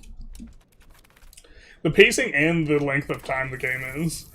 So maybe them adding a bookmark is good. Because then you can play the back half of the game, and you can, like, look at it as, like, 2 games in one. But this is why one of the biggest, there were 3 content creators who got invited to, like, give feedback on the UI, and the biggest thing that I gave feedback on was, like, reducing clicks for doing stuff. Like, if you wanted to, like, actually manage systems. I bet it is powerful diocese, also. We have to revoke this at some point. I don't think we have enough stuff to form Prussia, though. Subjects of subjects is funny, though. I sold one of my subjects 3 Ulm subjects, transferred all their locations to another subject. I paid 15k for them, and 1 month later they were free. Sold one of my subjects 3 Ulm subjects after I transferred all their locations to another subject. I paid like 15k and one... Oh, that's funny. If we're going to keep culture as a determinant of coring, we need ways to manipulate cultural opinion. Then needing to manipulate one specific country with Diplo? Probably. The manipulating one country with Diplo is a little bit weird. Alright, we want to move towards max communalism, so... Think you need to owe some key Prussian lands for it to show up? That might be it, too.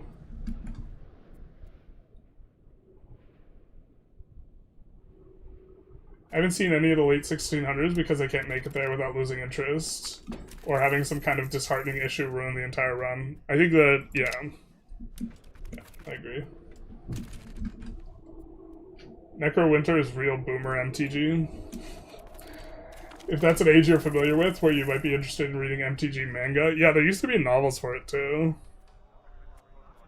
I don't know. MTG... I also don't want to support Hasbro. I think the company's, like, murdering the IP. So, like, to the extent that I still play Magic the Gathering, it's, like, friends, and I play Commander, and, like, I buy proxies, because I, like, upset at the company. What do you do with your eco when you fulfill all demands, build all marketplaces, and all that? This is a high score. This is what I do with the eco. I just run up the money. Alright, so I think next turn we'll be able to afford this. Or not next turn. Next turn. Next turn. Took us forever, but we will. We will. Upgrade. I feel like the changes are heading in the right direction. They just need more time. Yeah, also, like, the first patch after release tends to not be, like, that big a patch. I actually think that this patch has rolled out relatively smoothly and has had quite a bit of stuff for, like, a, like, or post-release the first DLC. For post-release DLC, like, we compare this to, like, Vic 3's 1.3. Like, 1.3 wasn't too crazy either. 1.3 introduced a lot of stuff that became more prominent later. Like, it introduced, like, characters, or agitators, rather, and having characters that extended beyond, like, the ruler and this type of stuff, and created, like, the framework for some stuff, and then Revs got a lot more teeth, but it wasn't, like, that huge a thing. I don't know. Sometimes... Yeah, expectations, I think, can sometimes be, like, out of line to some degree. But there's also, like, so in my opinion, like, EU5 is also just, generally speaking, like, doing more changes that, like, overall I think every patch is net positive, but they have a lot more changes that I, like, dislike. I also think that I have, like, a different vision for the game. That is good. I guess we'll go for passing that.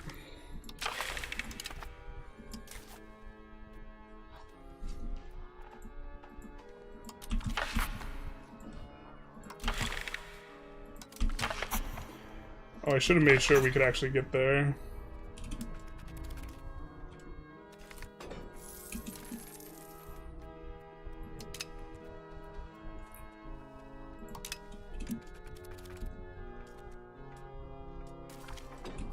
Yeah, I'm a silly Billy.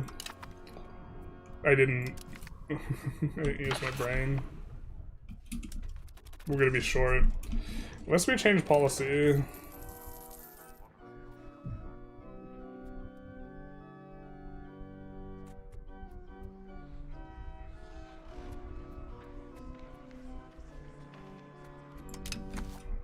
Or we get lucky. Let's get lucky. Use our one time here. Destroy all humans, they can't be regenerated, is MTG manga. Nice. What do they do to make Tarmogoyf bad in modern? Power creep. Huge power creep. They released a bunch of sets that were like modern-only sets, basically.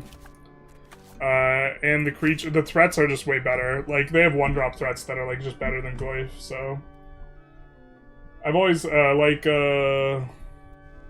one that lets you... Oh, I forget the name of the mechanic. You, like, scry off the top, but it goes into your graveyard. So it fills your graveyard, fulfills a strategy, and is like a 3/3 for 1. It's just, like, better than Goyf. It's 3/3 if, like, there's enough stuff in your graveyard, which it facilitates, but it also is giving you, like, card selection. I've always said to devs who I work with that the people who come across as hostile video essay are video essaying because what they do is they care a lot about what you're doing. Yeah, but that doesn't... They should still... From the perspective of those people, if those people want to be more effective communicators, they should be... they should try not to be assholes. Like, as well. Like, if you're trying to get a change in the game, you should just not be a dick to the devs. Because that makes it less likely for you to be able to get a change. Like, the two can be true simultaneously, like... But yeah, that is also correct. A lot of those people do care. A lot of them are all just recreational haters, too, though. Shout out to Hayden.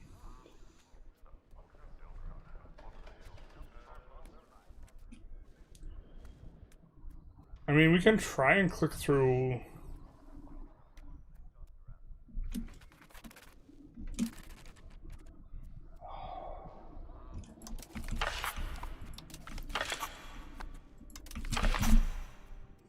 That tax exemption is probably so fucking bad for us. I wanted to pass the thing, though. I wanted the prosperity here. Mainly.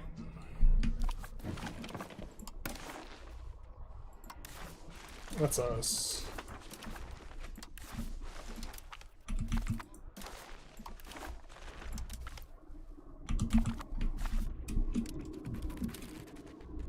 How much control do you have in a province to keep it and not turn it into a vassal?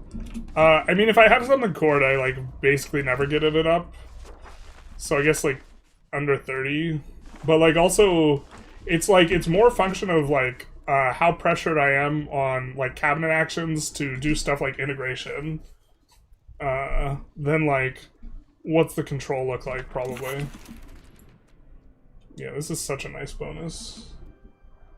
Saving to make Berlin a city, yes. Playthrough looks very cool. I'm a bit ahead of you, but I feel too strong already. Yeah, I think I did not expand properly.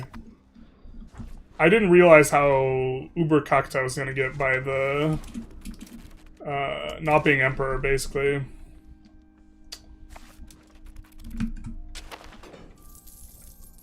I'll say I think the game should have started post-Black Death.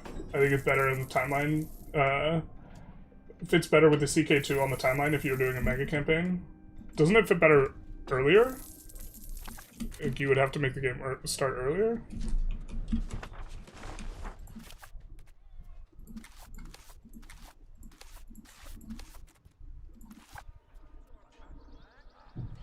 It's so weird now that these cost a lot less to expand. Like, a lot of the shit RGOs are, like, worth expanding. I think the AI underexpands these, too.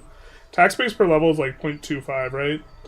But this only costs us 25 to expand, whereas this is going to cost us 29 to expand. I guess it is, like, double. I don't know.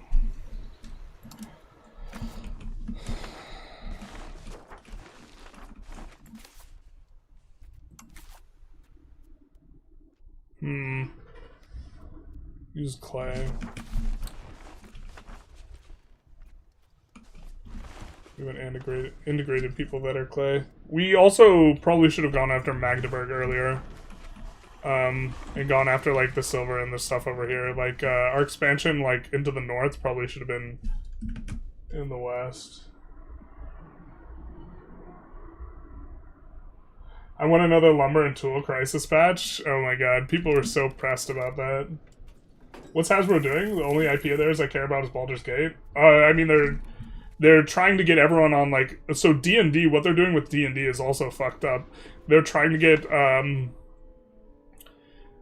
they are trying to get everyone on, like, a subscription model for D&D, basically. and make it so people can't effectively play without it, which is like, for a tabletop RPG, that's like just seems like such a greedy shitbag play, because a tabletop RPG doesn't make sense to have a subscription service, but they're doing everything in their power to do that. And then for Magic the Gathering, just like insano power creep and a bunch of like universes beyond, so you have like Spider-Man cards or whatever, where like they're not developing their own IP, instead they're just doing partnerships, and they completely dumped the Pro Tour basically.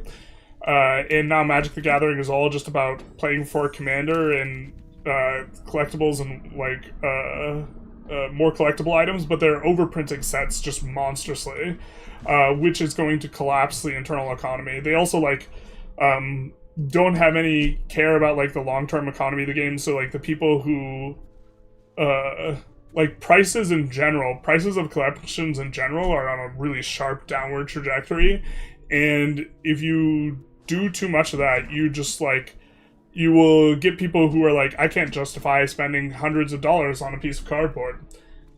Whereas before they're like, I can justify this because this is going to retain value. And so like they're killing the golden goose for better quarterlies. Because every quarter they're making their quarter better. An enormous portion of Hasbro's income is Magic the Gathering though. And so they're also like milking Magic the Gathering to like, you know, they're squeezing the shit out of Magic the Gathering because they can't make stuff with their other IP. And they're squeezing it like a zin, and it's just gonna pop. Don't you need to be Protestant for Prussia? I'm not sure. Can you give me some advice on your Muscovy campaign? I've expanded fairly quickly now, and I have trouble keeping 50 vassals loyal. Diplo expenses are huge, and no laws reforms can help you. There's a lot of things you can do. Fighting wars to make sure that they lose levies can be useful. Also, deleting their urbanization can be useful, because a lot of it's based on how much income they have, and usually if you delete urbanization, which you are allowed to do, this hemorrhages their income a lot. Can you explain what you dislike? Oh man, I'm behind enough on chat, I don't know what you're referring to.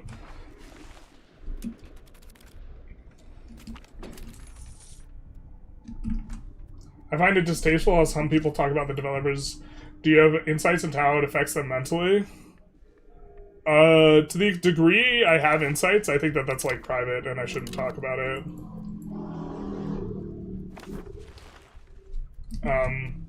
But like, I would just say that they like read people's comments. The entire reason why they started saying Happy Wednesday is because they like watched my like. A big part of like reading through the dev diary stuff is like both I want to know this information, but also devs watch more dev diary like read-throughs than they do like other videos. And so to the extent that I can have any sort of influence on the game, like me doing those helps out. But like the fact that all the devs now do like Happy Wednesday is because they occasionally watch my videos, or like always watch my videos, or some amount of watching my videos is done. Surveil, yeah, that's the mechanic.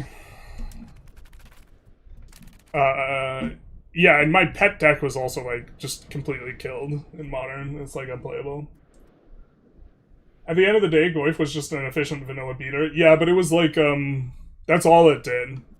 That's exactly what it was. It was an efficient vanilla beater. There was some counterplay against it, but it also set, like, the line. Like, I don't think anything should be more efficient than Goyf, to be honest.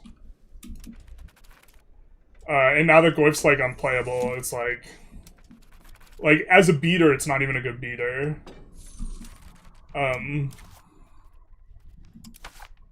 It's like, bro, you're playing 2-drops? Nerd. You also had to jump through some amount of hoops to set it up. Goyf wasn't free. I think we just have this cabinet action back. I don't think there's anything we want to push. We can't change our laws is another thing that's kind of obnoxious right now. Can we... We can't change our laws because they just get enforced on us again.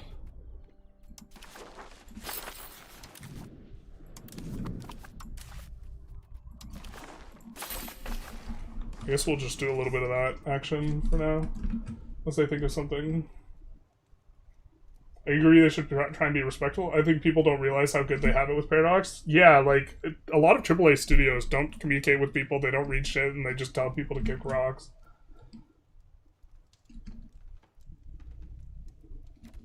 Legit, anyone can drop a thesis and have it taken in action on a game like this, and not something I see often. Yeah, the devs spend so much of their free time, like, absorbing what the community says about the game. You know what I mean? Like, and that's, like, free labor from the devs. Like, the devs work so hard. Like, you might disagree with, like, their decisions, and, like, there's a lot of decisions I disagree with, but, like, acting like they're not, like, trying to make the game better is, like, stupid. Or if you think they're not trying to make the game better, you're just wrong. Like, and that they don't care. And that they're just, like, phoning it in. I think in general, game development is tends to be an industry where you don't get paid a lot relative to the amount of labor you're putting in. We'll establish it. A little bit expensive. I'm not sure if that's correct, but it's flavor.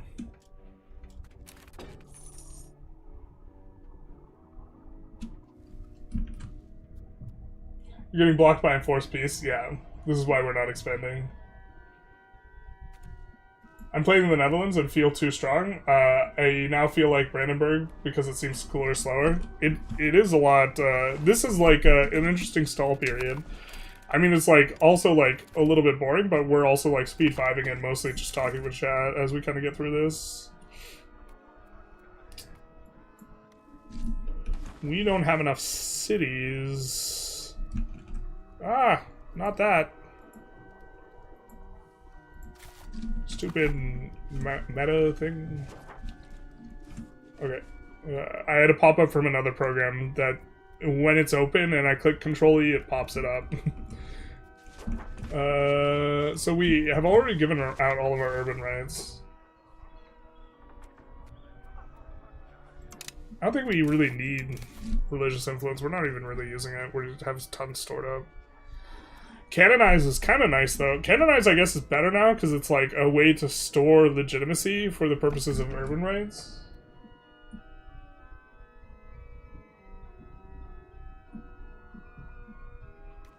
After 600 hours, I don't think I could go back to EU4. A whole nother level, man. Yeah, I mean, I think it's I think a lot of people who are upset also just have a ton of hours, and it's like... Well, should we be max spending? I feel like just don't have useful... The diplomats are not that useful to us.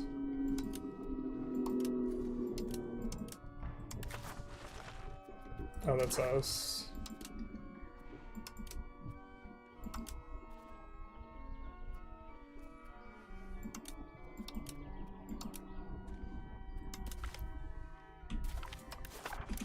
I guess we could get trust with Clone. It's kind of wild because D&D, at least culturally, has had a huge last 5 years. Yeah, like I don't know. Like D&D is like they also do this thing where they like brand D&D as being hyper accessible when D&D is like the branding of it is like a little deceptive. D&D is like really not that accessible. Like, it's not like you just sit down with anyone and play, like, or you can just figure it out super easy. That's like a disservice to, like, represent it in that way, but they're just trying to, like, saturate.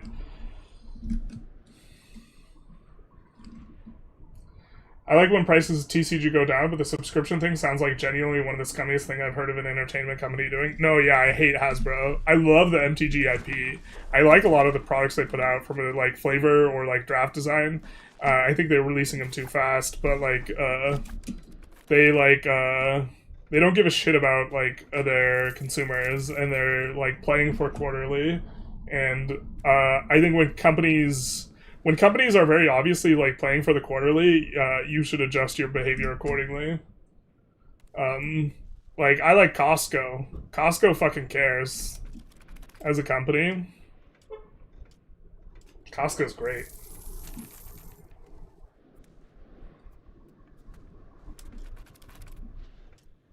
Swapping papers with the drawing for cardboard drawings, yeah. Yeah, you should not talk about their mental as told to you in confidence. I mean, a lot of it's just inferences, but, like, more so than, like, the number of devs who would vent to me is relatively low, but, like, I think it's technically under NDA anyways, but even if it wasn't, like, that's, like, devs also, like, don't sign up to be, like, out there. I signed up to be out there. I upload videos myself, like, to the extent that, like, people are critical of me, that's, like, I walked into that one type of thing. I mean, I guess we're getting stronger. We're getting more income. We do have the city rights now, right?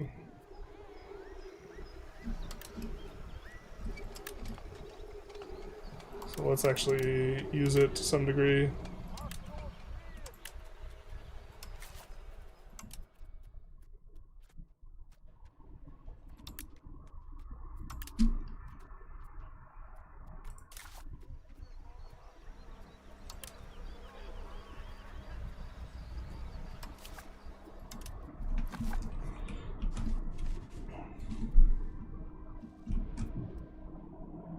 Someone might be here now. Hello, devs. I'm not happy with the overall state game, but I'm appreciating you're working on it. Yeah, like, super cool with people interacting with the devs like that. I don't know, I just, yeah.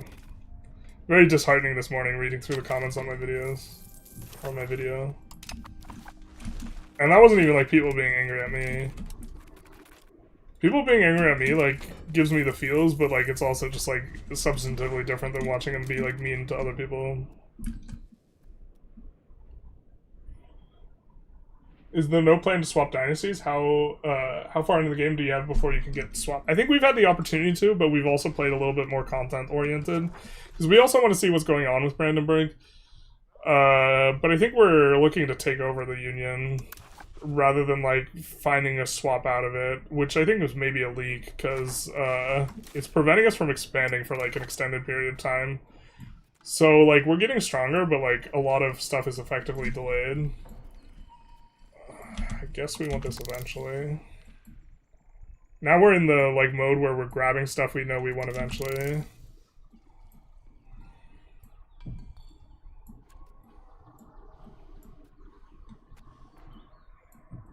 I don't even know if I think correct section chance might actually be a bad modifier, considering the way that sections open up and get flooded with too many guys sometimes. Like, it might be a bad modifier. Which is like a meme. I guess we want Padlock Canal now that we have a city. Either way, we're gonna want that. I mean, we're gonna want Dock and Protected Harbor. It's just not useful for us right now.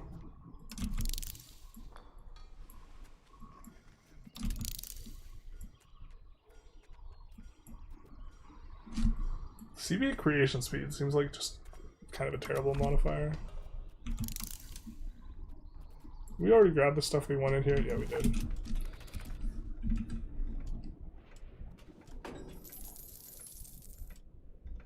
We know they are, but the choices being made are not the right ones in my opinion. Yeah, that's fair. I think a lot of the community sees the game differently than I do. Or the broader EU community. No, we just clicked so many buttons. What do you mean it's not responding? We're gonna wait for the program to respond. Yeah, let's go. Let's go. Didn't crash. D&D is huge because Critical Role and Baldur's Gate, which both got hostilities from Hasbro. Yeah, like, Hasbro, like... Look, Hasbro could be, like, nice to its community and actually fucking grow. Like, Magic the Gathering, like, was growing. Like, the thing is they're not growth-oriented. They're just, like, kill the goose for, like, the quarterly is, like, so bad. Like, Paradox is not like that as a company. Paradox is not about, like, in my opinion, like, fucking over, like, the players for, like, a really good quarter. What's your tax base? 90. before I play Paradox games and play Total War games, and the Total War devs don't do half of what Paradox devs do. It's crazy how spoiled some people act towards the devs. I agree. Well, I know less about the Total War devs, but I know a lot of other devs. Look at 1.2, for example. This patch is not that good. I think the patch is net positive, in my opinion. I would not call it like a slam dunk patch. I think that the biz content is fun. I don't think, long term, I don't think that like pushing a country to be this strong is like going to result in the game that I want, but we're just gonna do some of that. Other communities are way more dimmery about EU5 from this, what I've observed. Shout out to the generalist gamer gaming. Yeah, I mean, like, I think some people, yeah. I think my video getting a lot more traction, like, means, like, a lot more people who are not regulars are watching, and a lot of them are so fucking negative.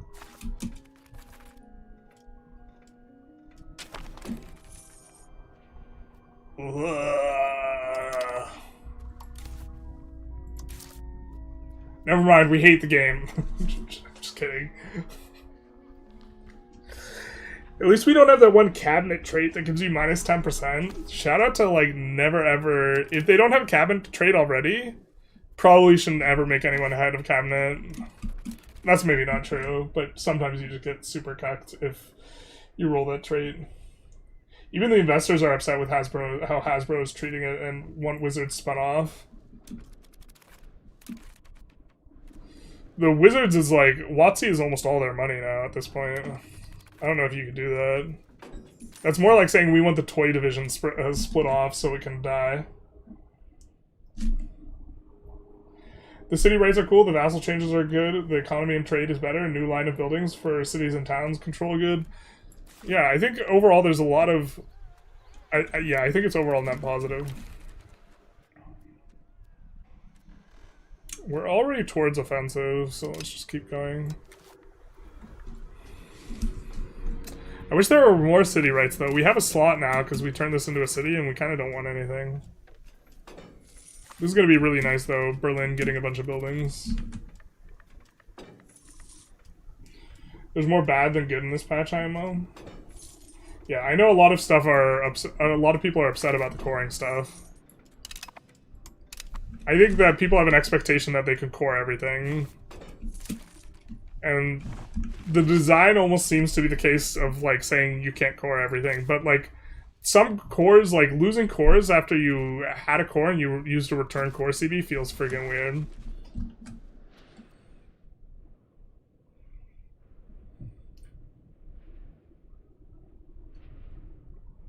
Did you create your own market this run? No, we stole the market. Praha.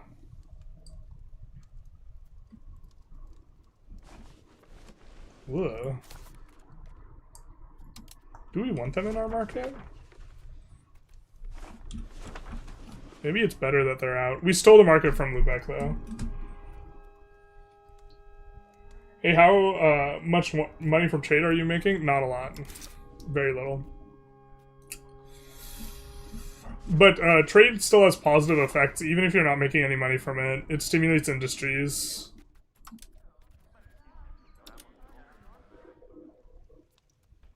More so when you're exporting. Let's see what we're using our most trade volume for.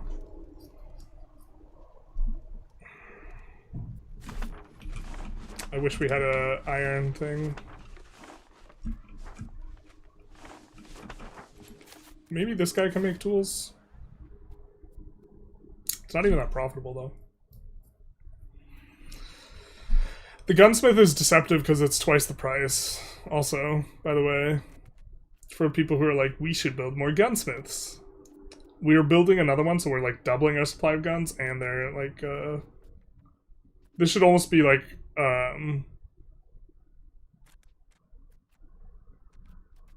appreciating this as like a per ducat investment. I love the last update, to be honest. So many countries I want to replay now.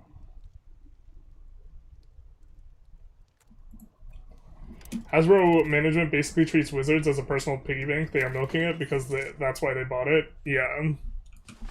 Well, I mean, like, they get paid based on, like, the thing is, like, corporate incentive structure, like, sucks balls for, like, end consumer and, like, longevity. Because their incentive structure is to have good quarters. Their incentive structure is not to build up the company over the course of 10 years. Having a good quarter means that you get more bonuses. And then, like, as a CEO, you don't actually give a shit if it's, like, good in 10 years. And investors are the same way because you could just sell, like, your stock. The way stock does not have, like, a long-term buy-in means that investors shouldn't care either, which is why they put CEOs in charge that don't give a shit, and the CEO's incentive structures are built around not, like, long-term progress. Like, if you were getting bonuses from how well the company did 5 years ago, like, then you would have probably a little bit different of an approach. Is trade broken on this patch? It's a lot weaker until you get maritime presence. Or any trade that goes over the ocean is a lot worse before you get maritime presence. And then it kind of feels just slightly weaker, but it was really strong last patch. How are you in the run so far? I'm doing okay. The run's going pretty good, but a little bit slow. Just because the combination of the personal union and the empire mechanics kind of tripping our ability to expand out, but that's not necessarily a bad thing. It means that this run will actually probably play deeper this run than normal, so it won't get boring as much. H3 city rights feel like they should lock earlier. All those city rights that are particular specializations, maybe. I'm generally a fan of stuff, not everything being unlocked at the start of the game. Yeah, we're gonna pay for the research though. It's maybe a little bit of a leak.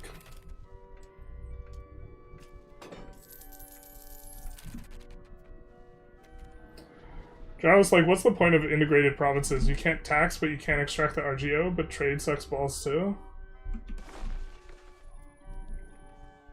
I mean, you have less control. I'm not sure what you're asking.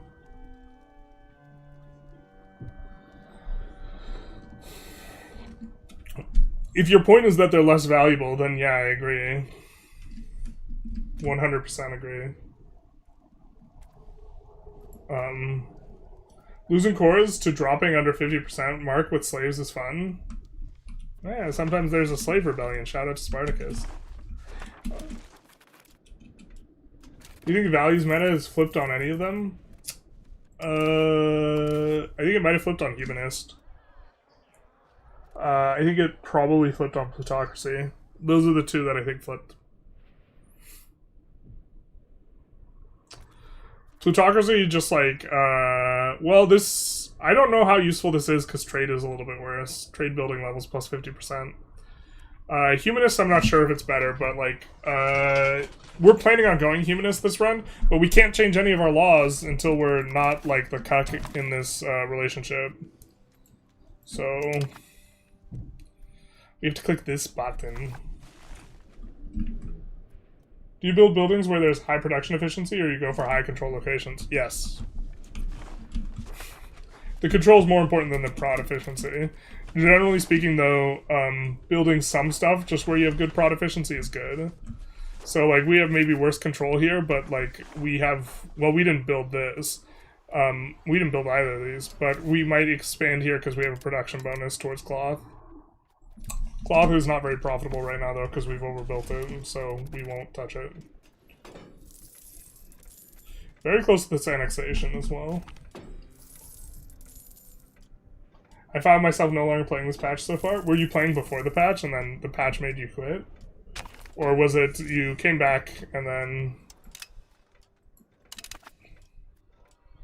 you tried the patch, you didn't like the patch, and then you were like, I'm done with this? Alright. Time to accept that culture.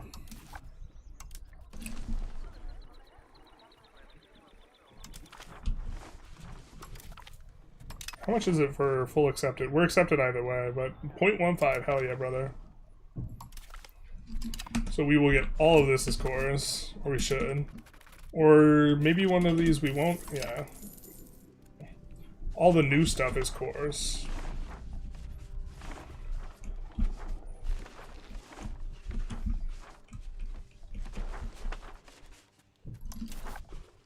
Let's add some masonry.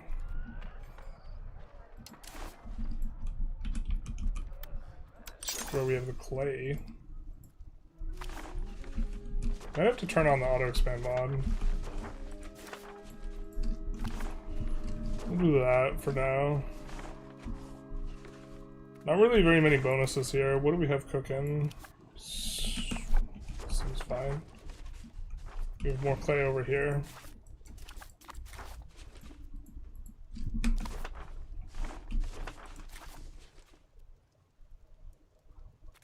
No available peasants over here?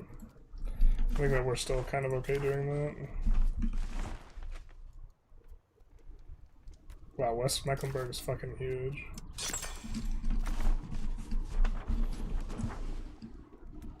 We'll just do some of that. We've had difficulty trying to collapse the price. I think this will be fine. Not the most market access.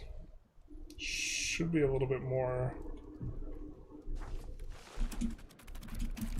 We need towards us now.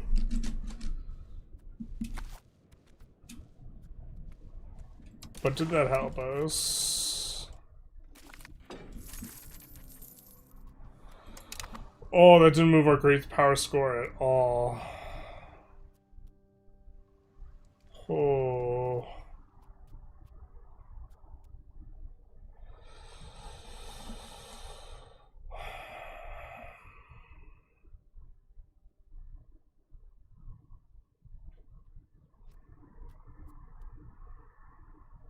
God, it sucks because they have like no points and we have like quite a few points, but we have to pass them by just an enormous amount of points. Damn it, man. I think it's gonna be a case where like TR Hells, thank you for the follow, much appreciated. Where maybe if we spawn an institution, that would be helpful. What's the population look like? Oh, 34k over here. This has a lot of dev though. Let's make a university here. And our idea is that this is going to improve our culture quite a... Oh, will it? Actually, I'm not 100% sure whether this adds to our culture or theirs. We are going to eventually assimilate all these guys out, but... We have to make sure we hate West Pomeranian, actually. We have to be haters. Embrace the hater meta. We don't have enough prestige. We're not popular enough to be a hater. Also, can I do anything about your subject being like, oh no, the 30 seconds Crimean rival civil war? You could try and build up to give them satisfaction. Usually if you have a good setup yourself, the new vassals you release tend not to rev a ton. But if you go like humanist or high tolerance and culture acceptance type stuff, it's easier for your subjects to have a good time. Investors care about 90% of the stock's price is 5+ years out, but corporate incentives are to milk the company and lie about future prospects. So investors give much bigger and bigger discount. I don't know about that, because investors can jump ship pretty dynamically.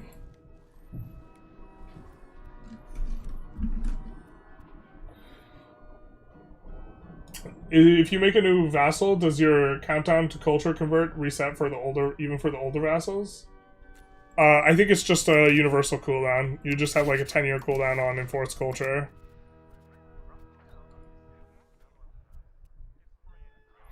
Surely this is a vassal, yeah. I think we have the cooldown. We might have already enforced culture on our 2 subjects though.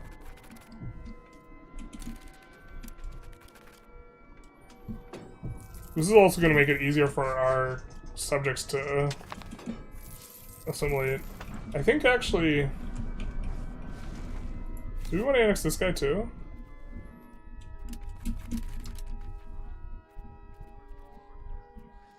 I think we do. He's already all our culture, and we're not going to use him to culture flip anything. Yeah. I guess we get started on that. Okay, oh, unfortunate. I kind of don't want to make something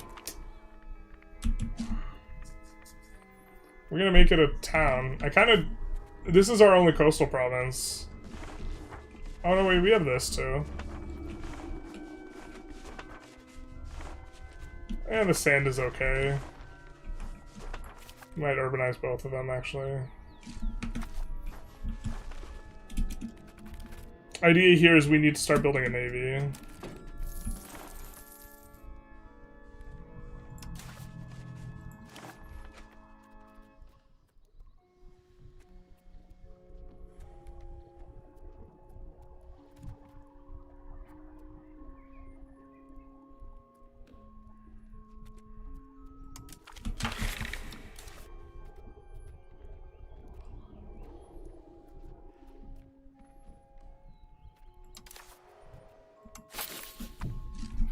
That'll give us some progress. We don't have to pass it.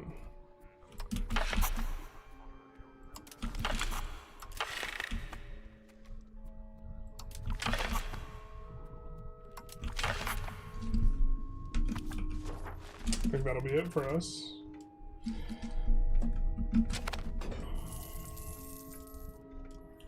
Like, if the CEO tells you something about the finances and then the quarterly report comes out and he's full of it, you have to assume that the rest of you told was BS? Yes. I still think that, like, a lot of investors are, like, institutional investors and they don't give a shit where companies are in 10 years. They just give a shit what the trajectory of the company is as long as they're holding the stock, which is not, you know... No, I'm no longer playing on this patch. Like my individual runs, I'm playing more years in the game than 1.1. So it seems you like the patch more, but you're done with it.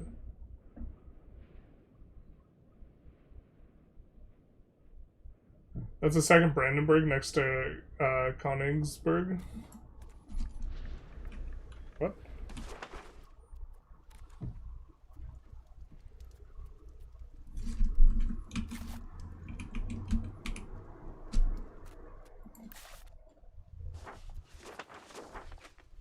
Oh.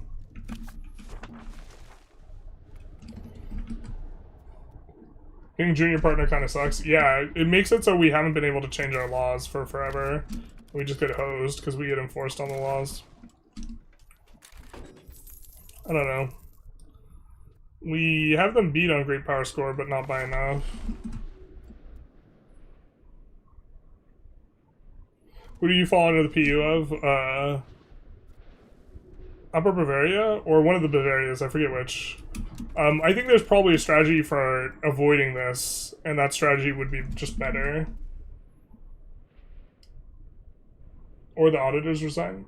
Generalists assimilating, not merging culture group on a big flex to get all the advances.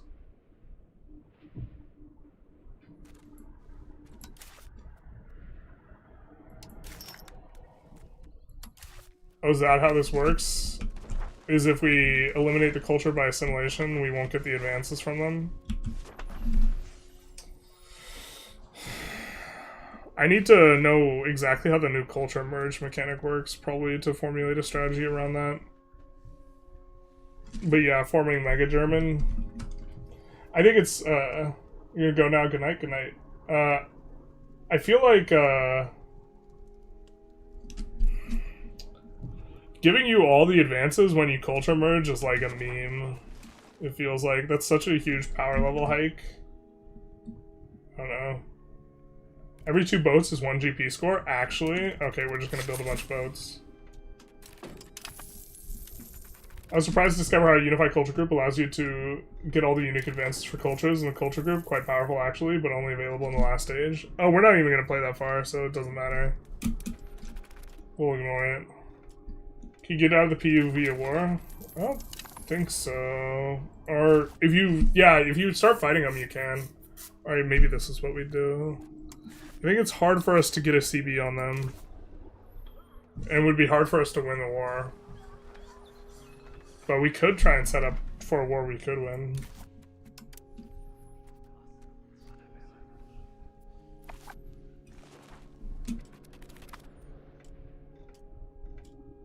Just going negative on the Wittelsbach minigame is a free PU break. Yeah, that's what I'm starting to think is the better option. Like, this is better than just, like, getting a little bit of dev or whatever. We also do have the issue of, like, getting enforced on every time with the Emperor, but the idea would be that I think we would be able to become Emperor.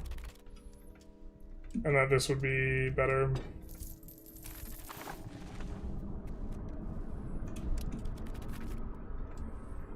It's age 4. Someone's just said it was age 6. Someone's fibbing.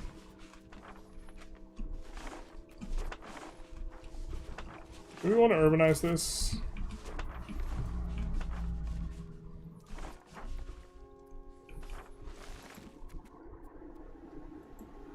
Probably not. I hate how there's an incentive to have your capital on rough terrain, so you get a bonus through rough terrain. Like, we're incentivized to put our capital on a wetlands. Maybe we should move the capital back to Brandenburg to make it cheap. Well, actually, we're mostly flatland. It's probably fine.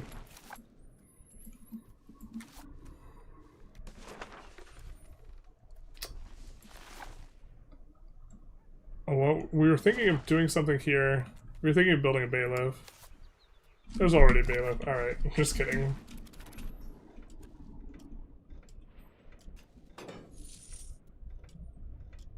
You try and fight them for the PU lead, you can just get white piece by the Emperor. Oh, but I think it would still brick it. I mean, the person who told us that you just need 2 boats, like, obviously we should have just played for the boats earlier.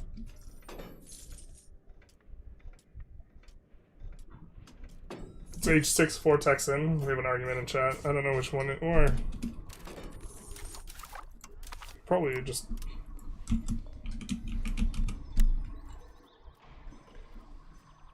Yeah.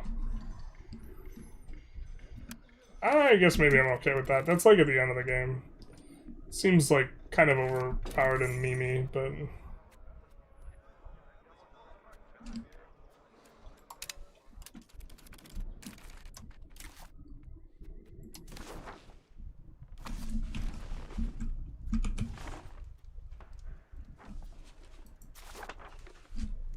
I think that's way more provinces.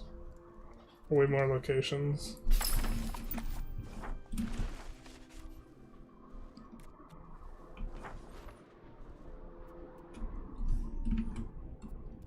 Terrain bonus from Capital's Lane. I don't know if I'd go... I don't like the weird incentive. I'm like kind of okay with there being like countries that historically like created nations in the area. Like I'm okay with them like having a way to generate an ability to handle like this nonsense, but like I don't like that it makes you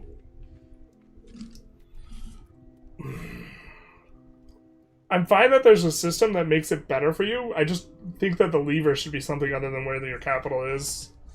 Because that creates a weird incentive structure. Like, it should almost be like, if you're past like 30% of your locations are a particular terrain that's not flatland, you should start getting a bonus.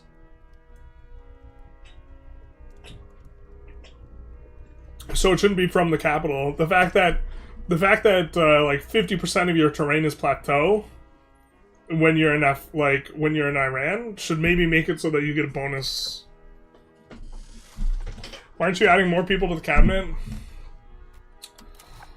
We maybe should be. We're trying to like not add nobles for the noble power reason. But we probably should be adding more.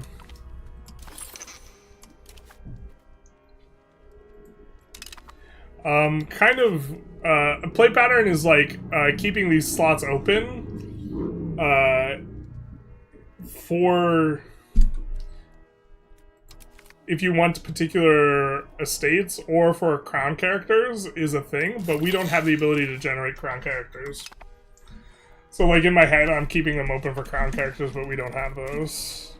And I think we're trying to push plutocracy eventually, we just can't push it now. But this makes it so that we want burgers, but we could just assign burger characters in there, which is what we did.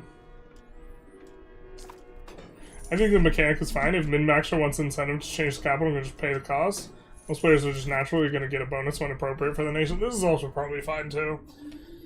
There's like some there's some exploits that like I don't think that they needed to make cores drop, because I think that if you want to exploit it by accepting a culture and then unaccepting them, whatever, man. Like, you know what I mean?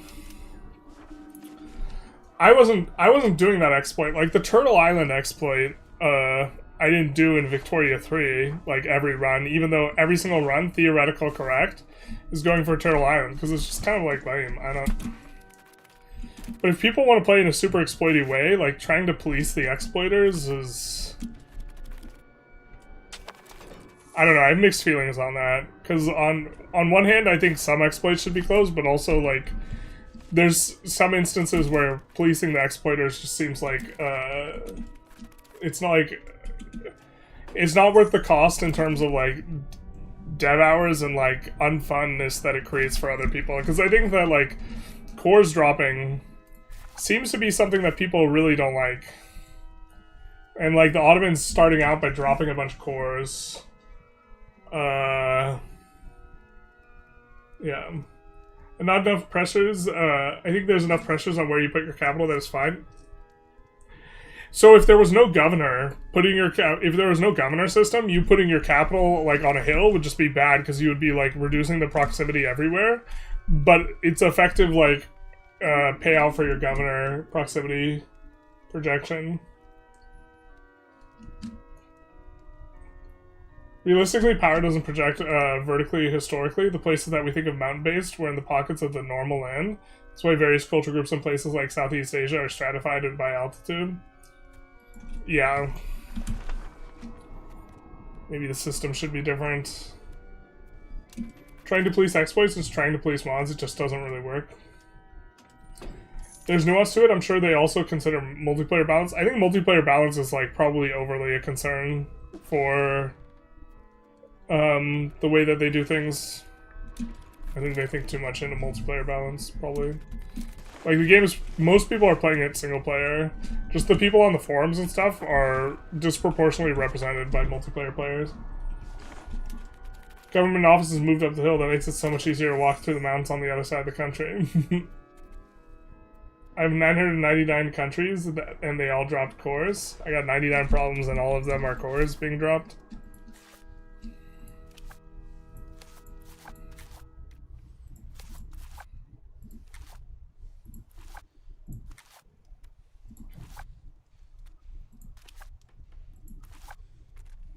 I don't know, a lot of countries are adjusting well. Teutonic Order's not having a good time.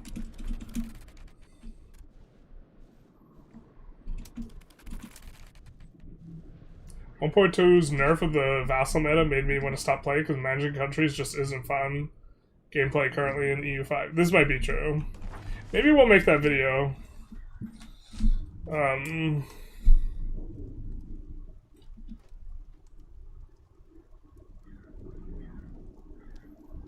gonna write down core system.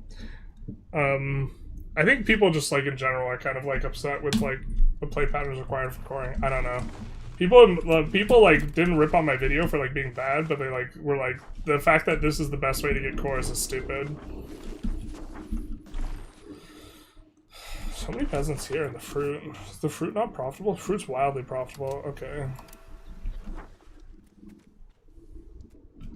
Let's expand it.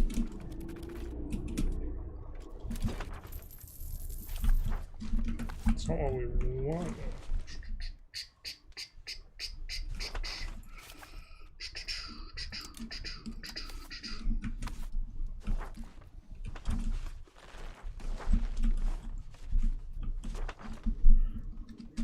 I do like peasants' percentages in that mode.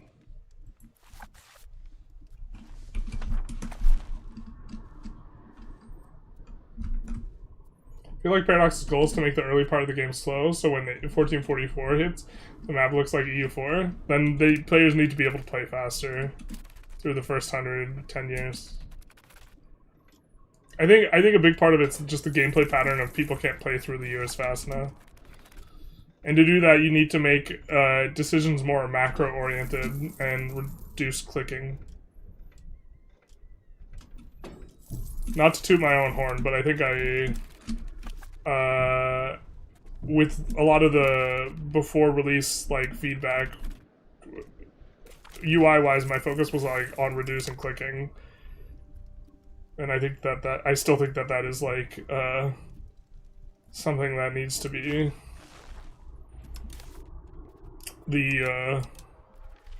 but they have that on their roadmap. Like they have like what looks like auto expansion, and if they integrate like the auto expand mod, like what that's doing, where you can set heuristics and then things expand accordingly, that like 100% I think makes the game faster for people to play.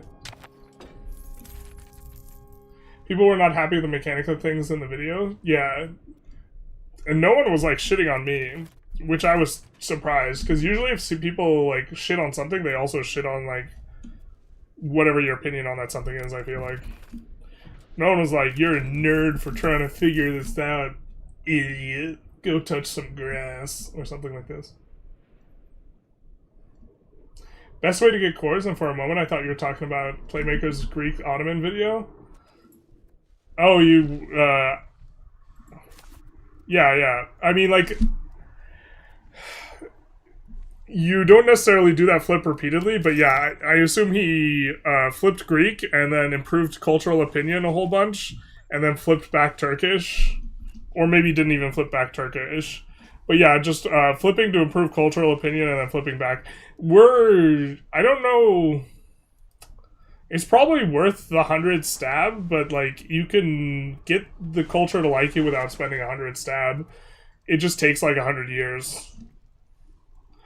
But what you do is you just send them money every 10 years. Flip Greek, tell all the Greeks you speak for all the Greeks and love the Turkish now, then flip back to Turkish. Yeah, I'm not sure. Yes. This is an approach you can take. I'm not sure if it's best. It's certainly the funniest. I like the new core system. The vassal swarm was not my favorite. What I would really like is law around cores. Strict cores give more control bonus. Looser cores, looser control bonus. Interesting. Honestly, that might be the meta low-key, specifically with extra integration speed. You can only do it with a small number of cultures, though. I mean, it's 100 stab every time you do it.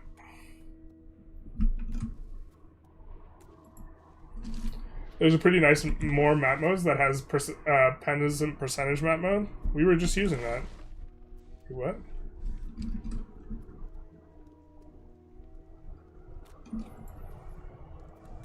It was suboptimal but hilarious. I mean, specifically for Biz and Ottomans, it might make sense.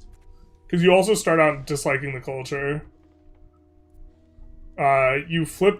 You make them love you, and then you flip back, and you make yourself hate them, and then you assimilate them really quick, and all this. Then we flip Bulgarian again, just to further prove the point. Yeah, I don't know if I like taking that much stab hit. It might be correct. There's ways to make Bulgaria like you that don't involve taking massive fucking stab hit. I think the stronger interaction is just sending gifts. Over the course of 100 years. 100 stab and 100 years is worth, specifically because you can integrate 100 years in the run. Yeah. Well... I'm not saying it is one way or the other is better. I'm saying that the way that he did it could be better, yeah. But that also, like, there's, like, opportunity cost in there. It's not free. Are we finally getting masonry price down? I think we are. Give me the price history of masonry, please.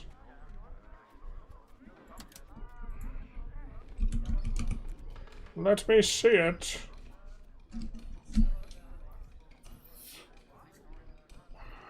Okay, it is going down.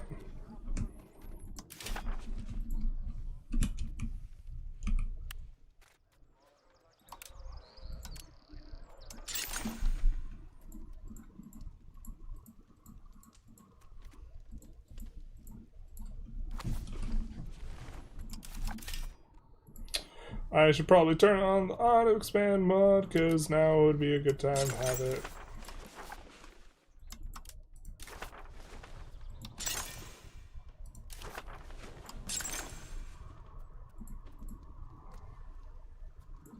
To be fair, it's not a spectacularly good time to have it.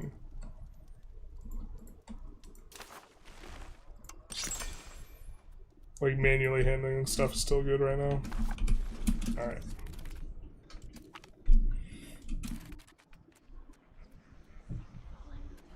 We're gonna choose the option that doesn't give us a loan. Funny is always optimal. Performance is what's slowing down the game. Yeah, the resident modder on our Discord said that the game was like 20% slower. And I am inclined to believe him. What's the point of this CB?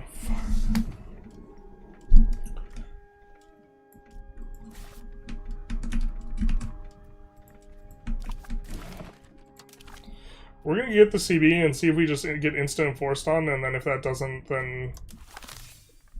I think that there might be exceptions to, like, them using this silliness, because we haven't gotten forced out of a war by this before.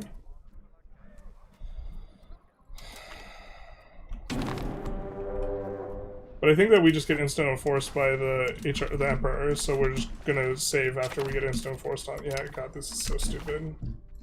There's nothing the fact that there's nothing we can do feels really... I don't know, maybe it's okay. I don't know if this is... It produces the outcomes you want in the HRE, but, like, obviously...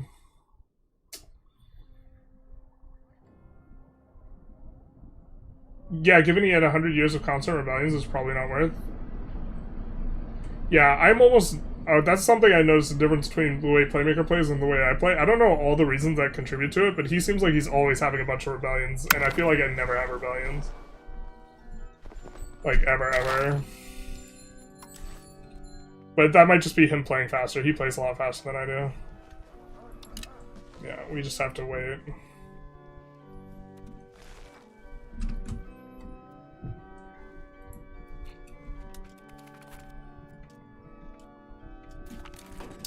Cabinet actions and new updates are just making big countries not fun. Interesting. Having played a blobbing uncored mass, rebellions are trivial. Economic pressure from low control wealth is not as much harder on the strat. Interesting. Wow, minus 5% is a pretty big discount. Oh, what are we doing? We should have built a wharf. Absolutely the priority.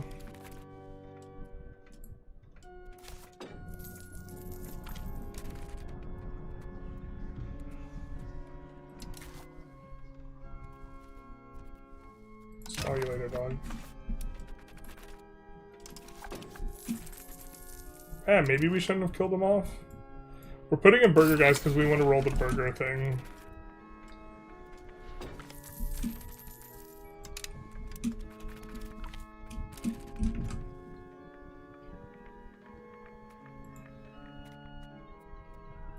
Cabinet actions have weird scaling though.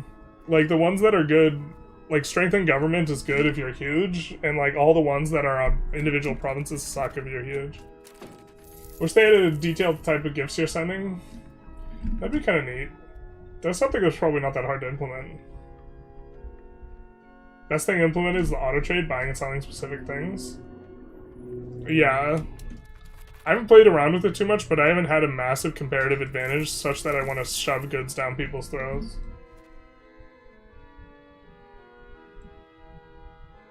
Minus 50% cost? Did I just catch you having fun? Can't have any of that. Yeah.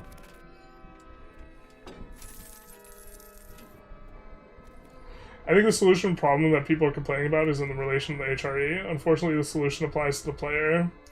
Yeah, no, I mean like, the HRE does what you want it to do.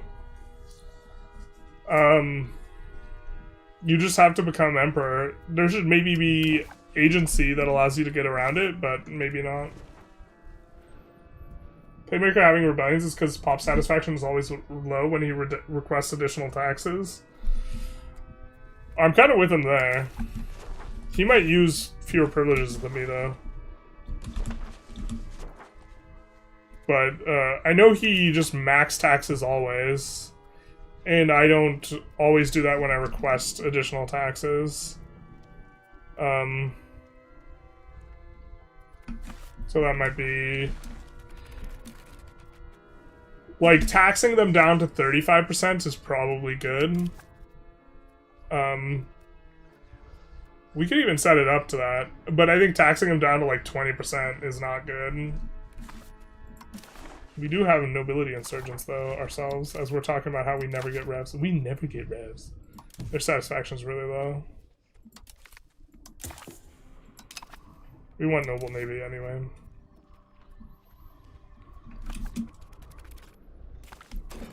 Hey, look, they went away.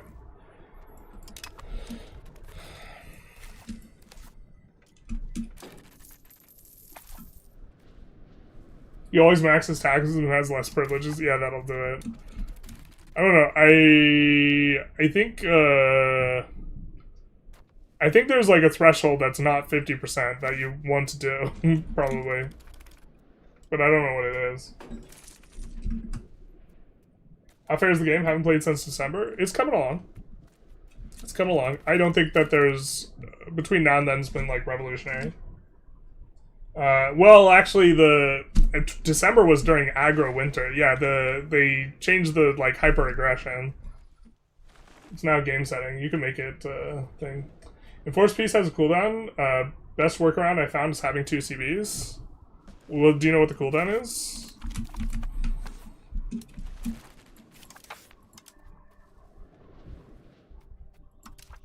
Wait, don't we have a truce, though? Oh, we don't have a truce. Do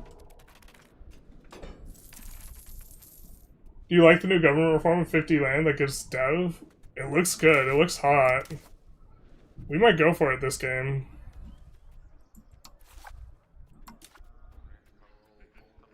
I don't know. Having 2 additional governors is really good.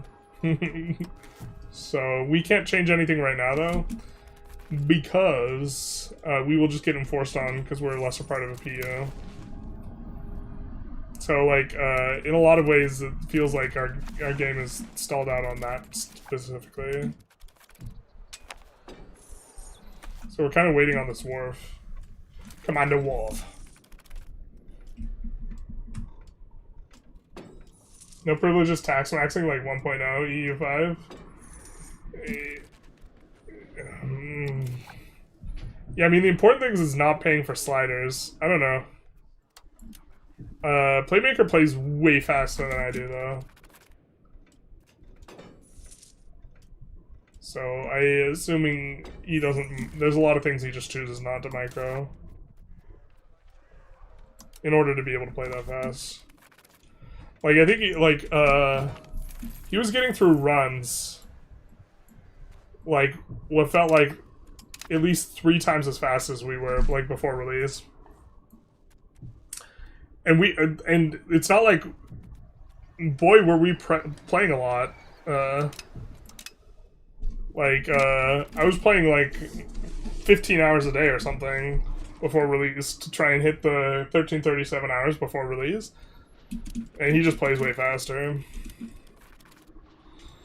Like, he speed 7s and doesn't pause. He doesn't let up.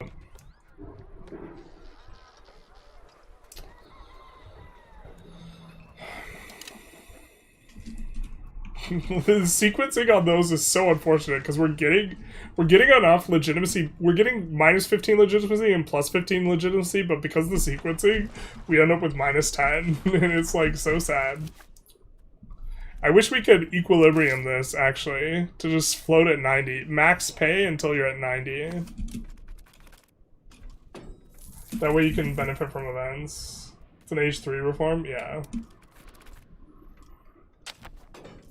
Might have to use the restroom in just a second.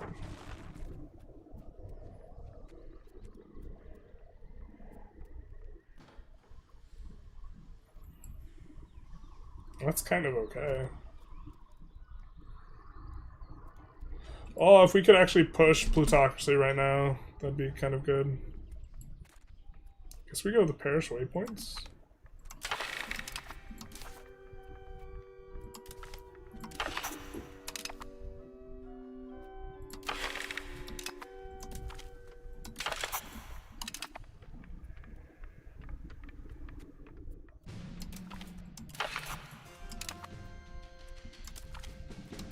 And so now, like, the playmaker approach would be this. Which I don't think that... I think that this is probably correct.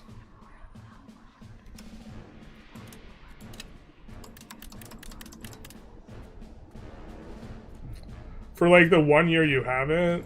But I don't think you want to get, like, super low.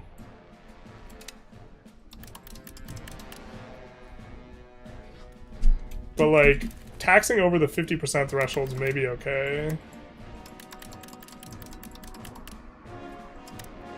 The thing is when they build RGOs, they build them in dumbass places when you do this.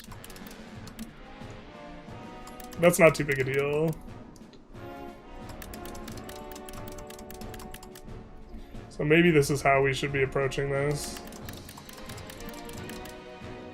Because of parliament taxes.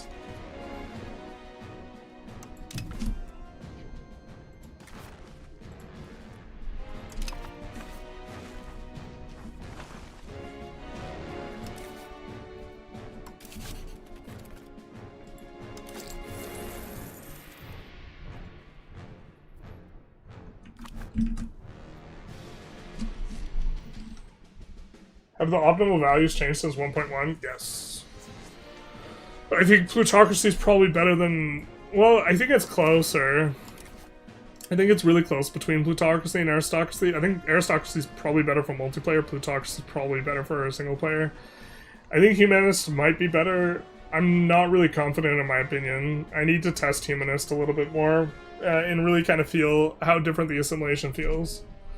Land is maybe okay now, because the trade being an efficiency modifier means that instead of getting like absolutely eviscerated by this modifier, it's just like pretty bad. But a big portion of why it's been bad is because the trade modifier, but it's way less punishing as an efficiency modifier, right? Because instead of plus 50% cost, or is it worse? Wait, instead of plus 50% cost, no, it's minus 50% efficiency. No, wait, what was it?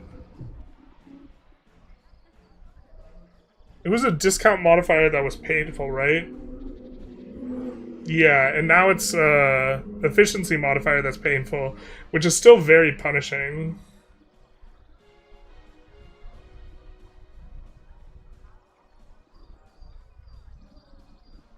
Oh, is it equally punishing? Am I not understanding this? Because it's 1 over 1 plus x. So it's 1 over a half. So you have to pay double to trade. No, the math is the same. It's just represented as efficiency now. Yeah, okay, so the math for the malice is the same, but for the positive, it's not as good.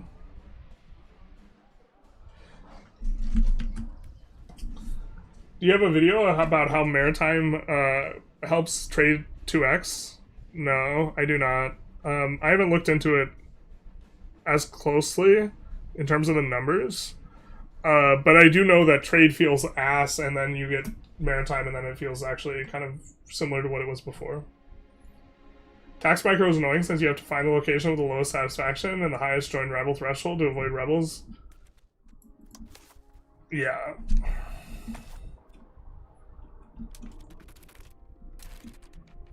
A female ruler is just a huge opportunity to expand without warning. Wait, why?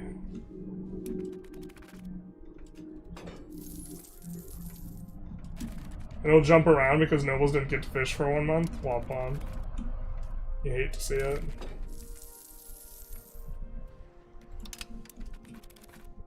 I wish that money went somewhere and didn't just get deleted. Did I hear something about a new government policy for land? Yeah, it's real good.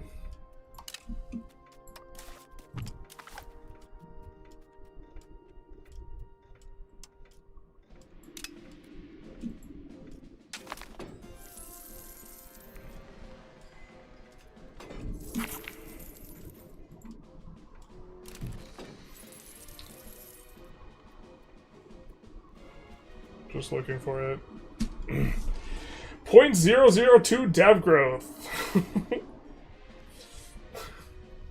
is really strong.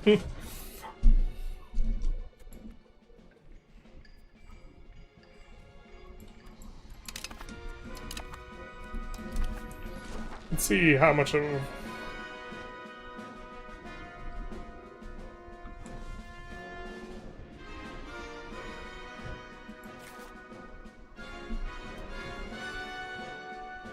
It's like +2 control in some of these faraway areas because of the... what we got there. It's much less punishing, my understanding is it's half as bad as it was.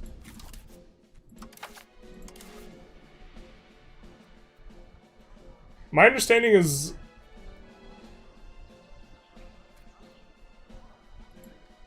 the problem with efficiency modifiers is when they're like when you get underwater on efficiency modifiers, they are super punishing.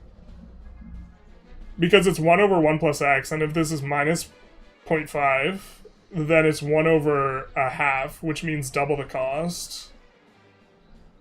And if you get negative 100%, it's infinite cost, right?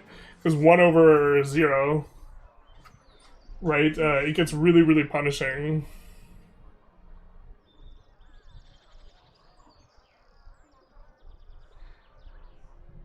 Trade maintenance modifiers feel stronger because it's not a brick wall anymore. Land Bohemia probably goes crazy now. Yeah, I mean, monthly on the dev, yeah. Hey, you make great explanations on YouTube. Thank you, thank you. Much appreciated, my guy. How's the update? I think that overall it's a movement in the right direction, but it's not like super slam dunk. If you like going burr and you want to play the Byzantines, though, the DLC is pretty good for that, but it's like mainly flavor. Kind of where I would put it. Which is kind of what I think it should be. I think that it's probably batting above average, though, for the first DLC following release. Which tend to, you know, miss the mark a bit.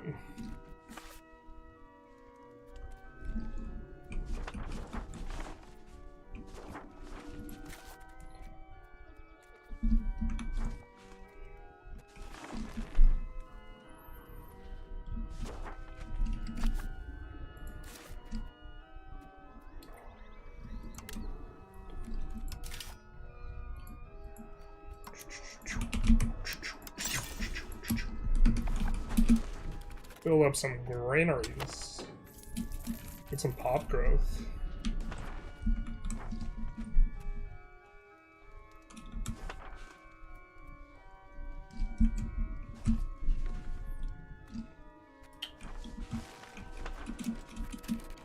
Gave Orthodoxy something to do. Some of the Orthodox stuff is better, yeah. With Biz, you're like kind of set up in the best way at the... Let's go. Let's go. Oh, how good are we at this game? On a scale of 4 to 13, chat, how good are we at this game? Scale of 4 to 13.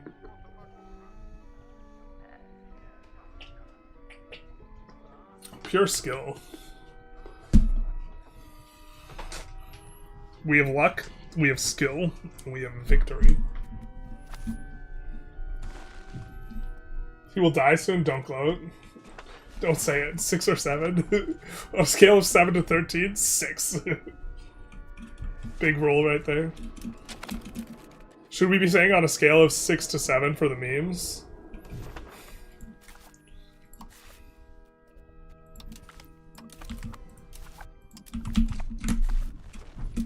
$21.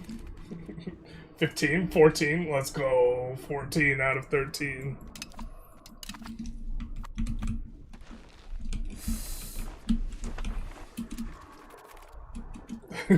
X-Step roll.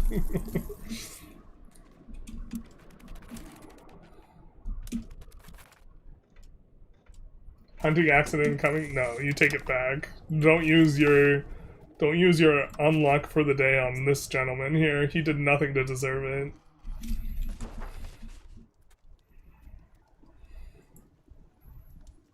So good. Prosperity is also doing good for the temp modifier we have. What's our satisfaction look like? You know what? I think we just don't want to overtax these peasants. I'm not feeling it.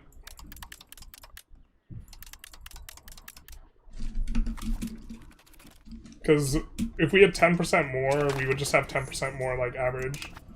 The peasants just uber inform the average stuff, especially as you get a lot of the peasant money being like shifted over the nobles because you're high serfdom. Like the peasants informing satisfaction more is like useful. God, I hate that the Teutonic orders in the HRE.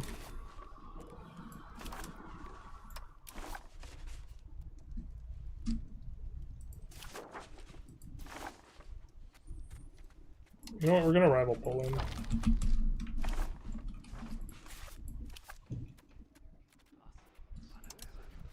We're gonna send them a gift. We're gonna tell them eat shit.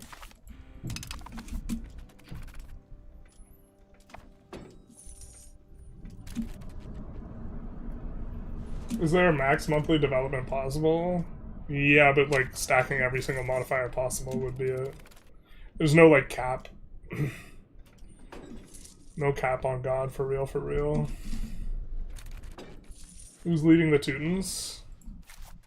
This gentleman. You mean, are they like in a union? They're allied. Upper Bavaria is leading our personal union. Unfortunately. Apparently we can build some boats to fix that though.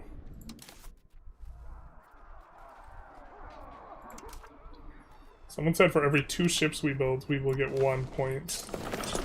1 GP point. Let's see if that's the case.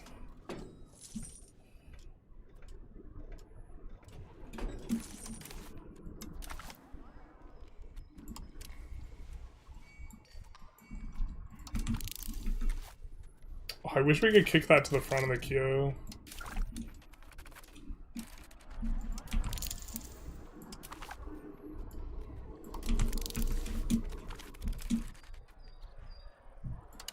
Artist executed. How could this have been avoided?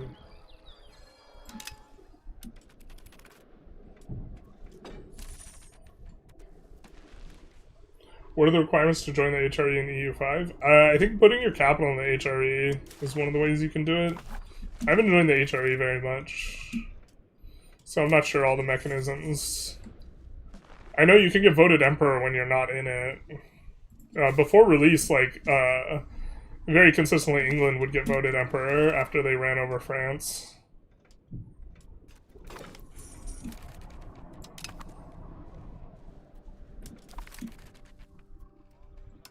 The schism is over. Under the Papal States. How are they doing? See the Papal States consistently get run over by Naples. I don't think that's necessarily too big an issue though.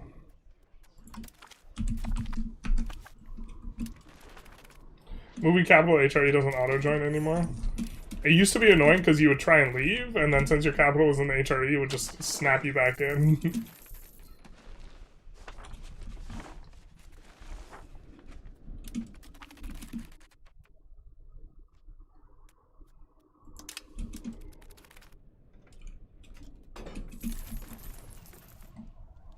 Middlemark's starting to pull ahead in the dev. Landlocked Aretinids just war decked me. Every country around them is blocked from treaties with me. That's not fun.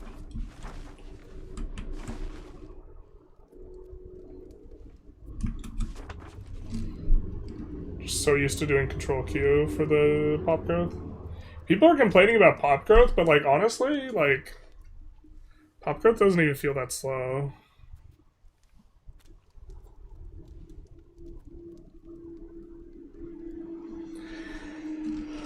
Pop growth is actually like, if you urbanize a lot, it goes bananas. Look at the large food storage modifier. Holy shit, because you have the new thing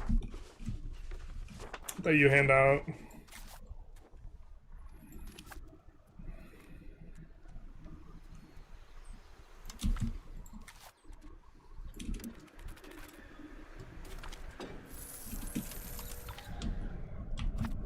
Which just like uber gases up your... We're gonna be able to get like 1% pop growth in this capital province here.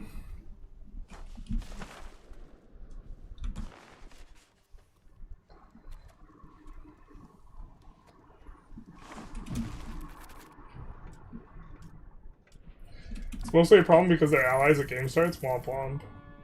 Is it worth expelling your pops to the capital for the crown power? Probably not. I don't think it's worth the cabinet action. I think you'd rather just like dev province or something. The Granary Award? Yeah. The, this.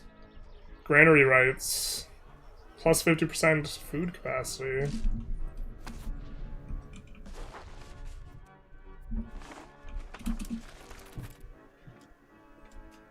Super negative debuffs for taking Rome. You get a massive thing for taking Rome if you're Biz.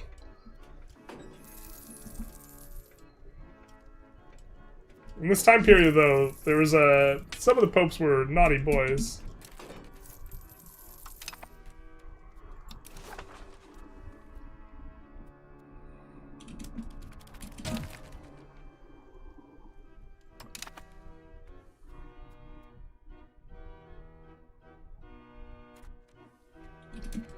Alright, someone told us we need 2 boats.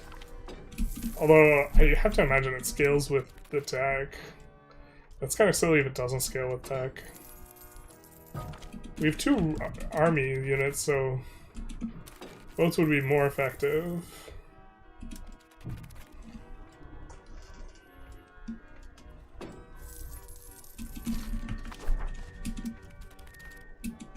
Does a large food supply buff the entire market area, just not your country? It buffs the province. So the fact that we have a bunch of urban areas that all have this, that are all building granaries, is... it's also... It gets less valuable the lower your pop, but we don't have that much pop. So... we're just gonna upgrade it now. Which is probably not correct. Probably just being impatient here. But, let's see. Stockpile, 12,000. 12,000.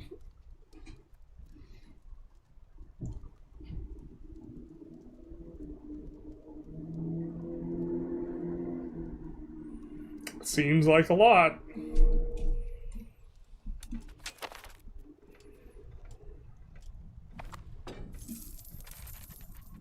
It looked like Berlin stores like 3,000, right? Because it's got 9 levels of this.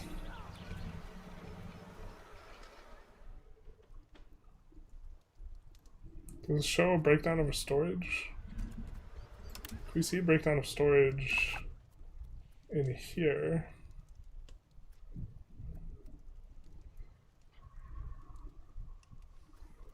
Yeah, either way, plus 50% is a lot.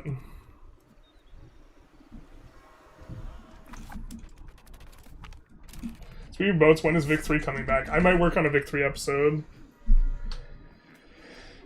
Just trying to finish up the journal entry for the great game. Me and the boys granary maxing in Avignon. Based. Is pop growth per location or divided up between the locations in the province?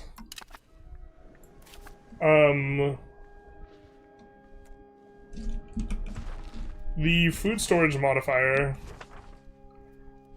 is for the entire province. So the entire province says, hey, what's the stockpile versus our consumption?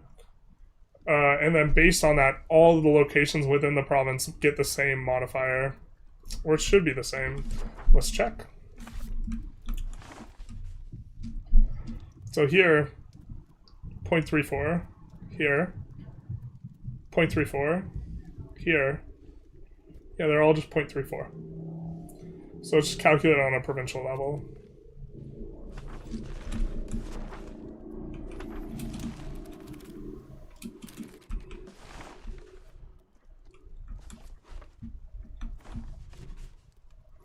But this is going to give us way more pop growth here.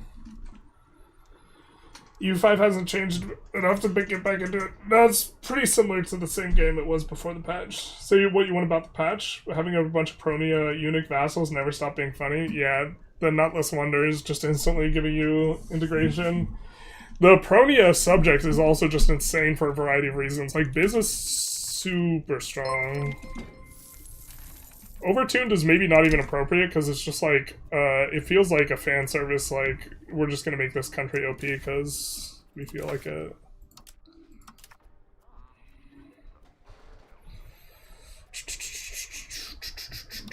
We are trying to find out if the two boats do in fact give us, it does give us a score. The two boats have given us a score. And then beyond that, we will build more boats. Yeah, we need to annex our subject that has the ability to build. And we need to upgrade this to urban.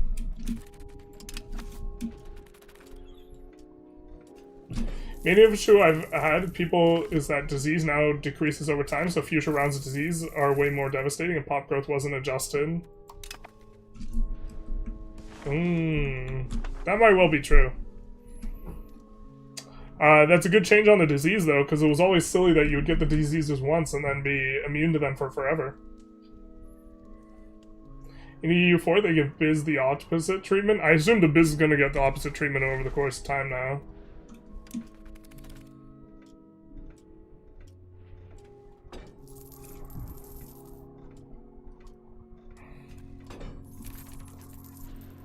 So...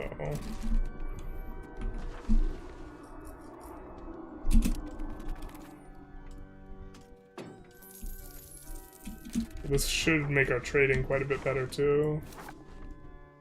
God, why is our market so freaking small?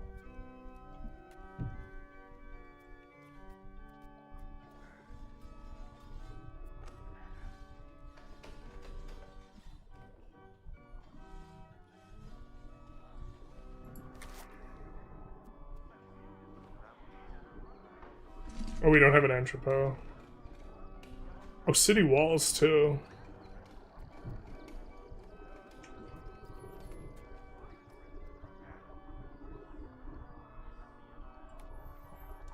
It's not necessarily a bad thing that it's smaller. That doesn't mean we get to service less demand. Let's research entrepot next.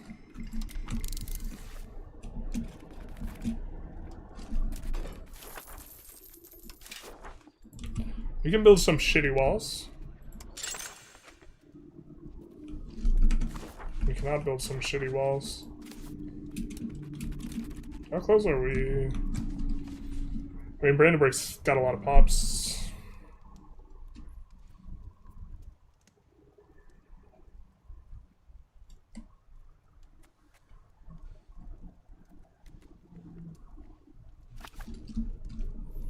Crazy how, like, much pop is distributed here versus other places now.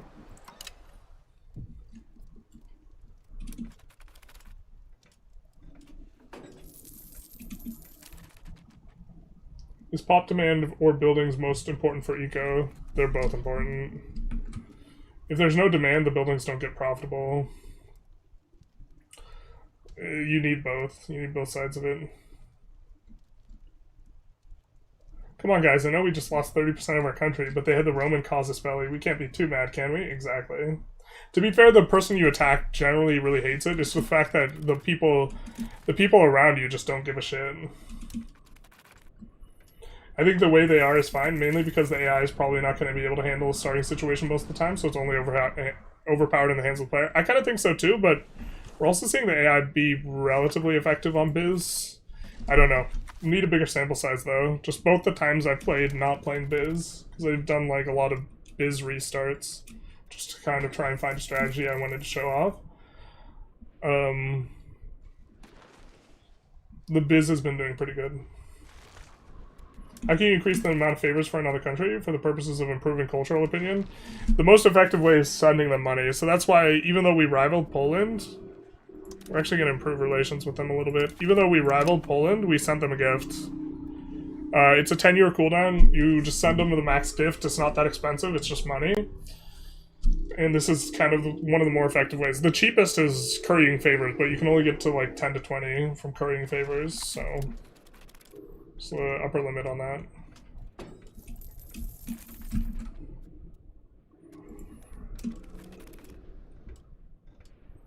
Wow, we're soon gonna annex everyone, all of our subjects.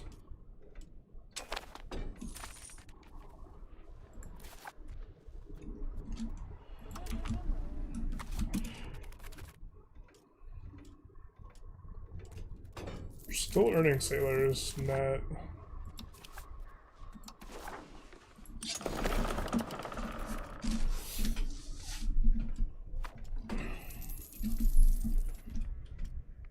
Alright, let's check.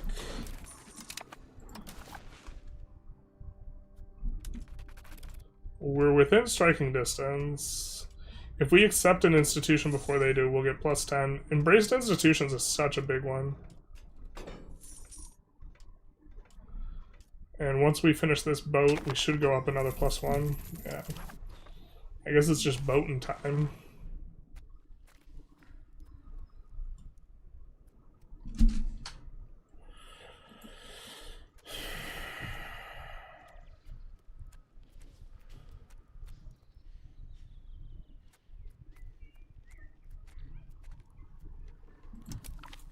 I mean, I guess it's this.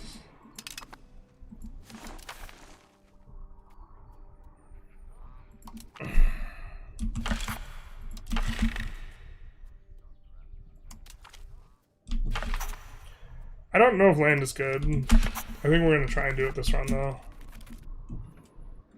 If there's someone to try it on, this is a reasonable one.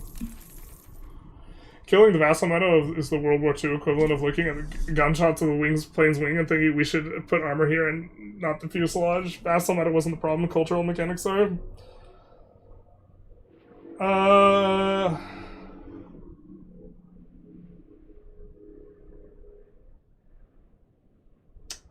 That might be true.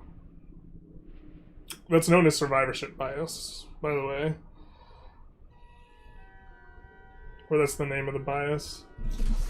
For those of you who don't know, there's a classic image where it's a plane with a bunch of, or it's a distribution with it's a plane, has a bunch of red dots on it, and the red dots represent where they found bullet holes in the planes as they returned from combat in World War II, and it's generally presented with a question.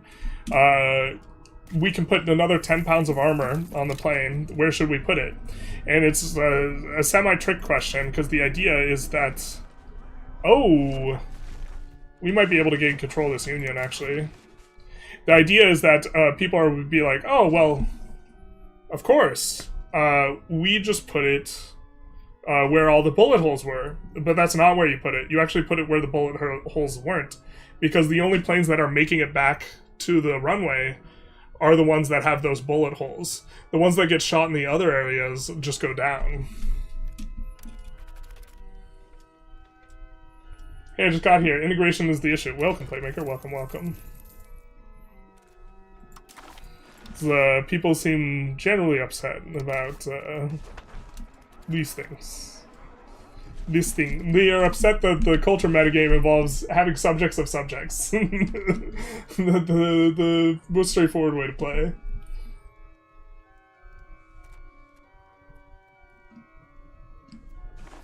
You might want to get the HRE title before the Enforced Land Pride gimmick breaks your run. It already has broken the run. We have to become Emperor to do anything. I am the problem. Yeah.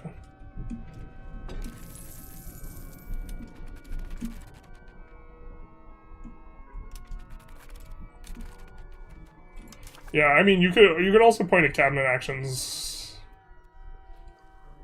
being an issue. Mandate of Heaven is meta. Big true. Sehr gut. Looks like we're getting this through.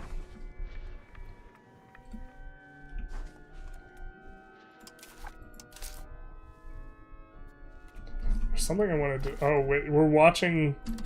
When we embrace, we'll get another 10 points here. Greater or equal to 86. Alright, we can do it now. Yes.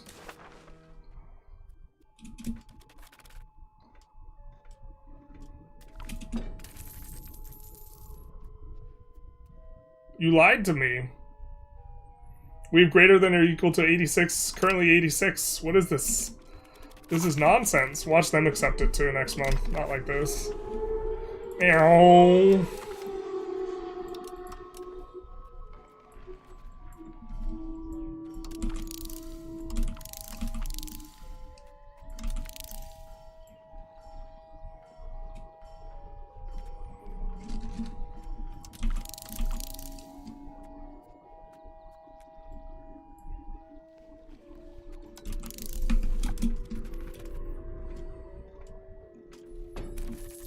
Land reform thingy is, yeah.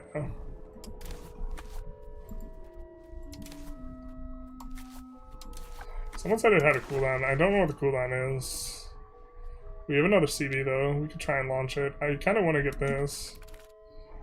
I kind of want it to stop lying to me. It's greater than 86, not equal to. Or it's lying when it said we had 86. Guess we'll just build another boat, another 2 boats.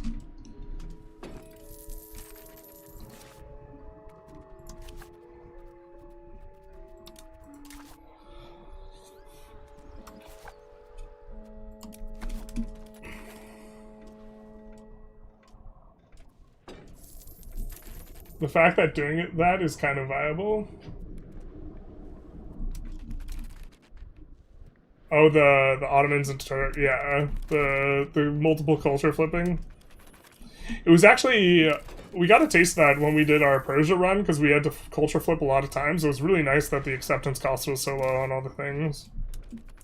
It's like an insipid play pattern, though.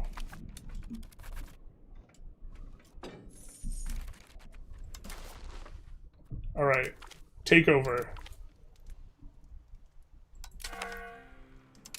We now should be eligible to become emperor.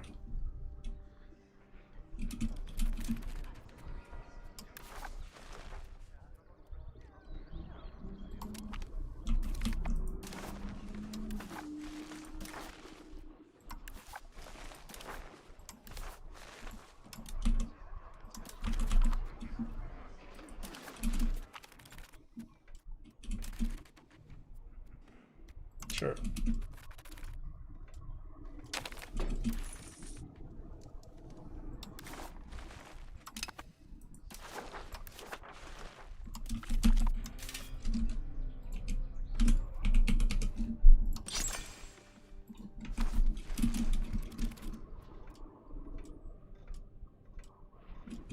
Do boat mercenaries count? Oh, they might.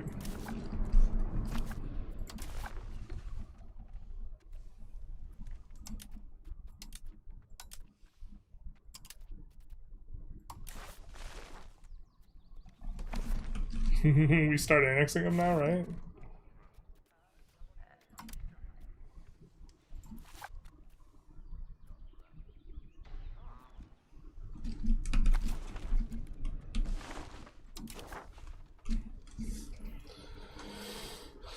I think getting a mandate mid-1400s is generally becoming the most viable way to handle culture. Not that I want to do that every game. No, I mean, I think that that's silly.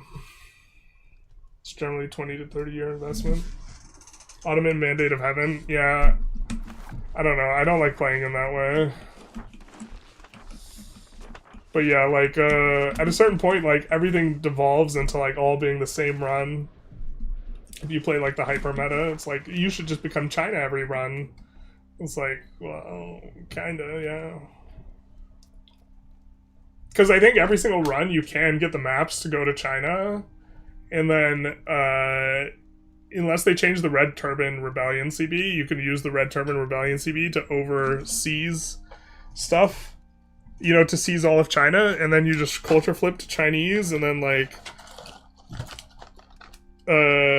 without it being a clown part, it's just, like, you're putting on the clown makeup, taking off the clown makeup, like, meme, like, because it's just every run is China. It's like, how should we do this run best? How do we play as Naples best? Well, you become China. And then it's like, what do you mean? It's like, oh, well, you know? Like, I haven't taken a look at China that much, but I anticipate that they are still the best around. Nothing's ever going to hold them down.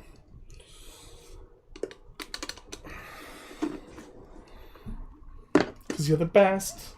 We're doing yeah, also forming Turkey is like another one.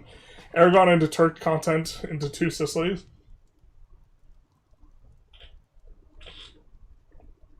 Oh, but you don't form it into Biz and finally Rome, but I don't play enough to finish the runs before patch. Definitely feasible though, yeah. Like someone, I forget who it was, but just arguing with someone on Discord regarding the Mamluks, and buried into their assumption of like the Mamluks was that you would always just steal Ottoman content, and it's like, in terms of arguing how good the Mamluks were, and it's like, okay, but like, you can be Bulgarian and steal the Ottomans' content too. It's definitely stronger if you do it as the Mamluks, but you can also like steal the Ottomans' yeah. Just that, like, at a certain point, you're just like playing all the same like universal run. Every victory run is taking stuff from China. No, every victory run, well, not anymore, but every victory run, like the correct way to play it is to Turtle Island every time. You could cheese it by chaining your wars. We'll see if we have enough of the cooldown. Because we did it not too long ago.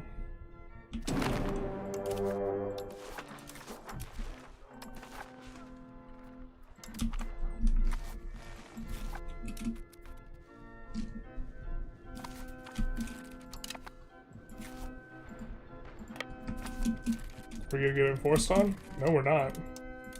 We get ourselves a war.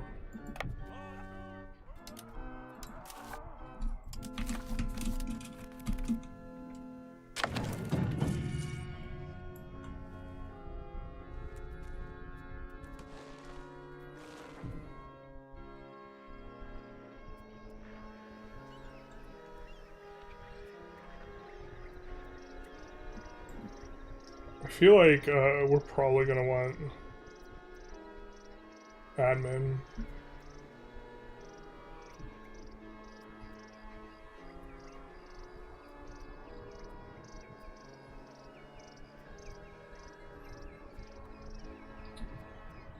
But maybe we want Diplo for the HRE. I don't think there's any source of Diplo. It's just diplomats, not Diplo reputation. Yeah.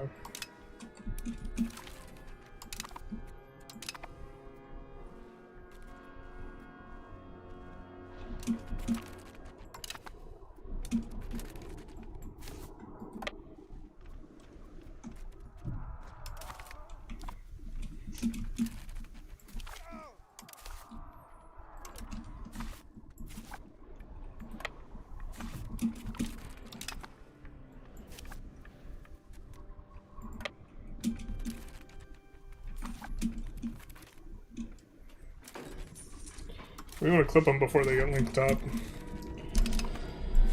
Clipped. Clip it and ship it. We just have to be a little bit leery about mercs. And by leery, I mean we will complain about it wildly if we run into a merc stack, but actually not adjust.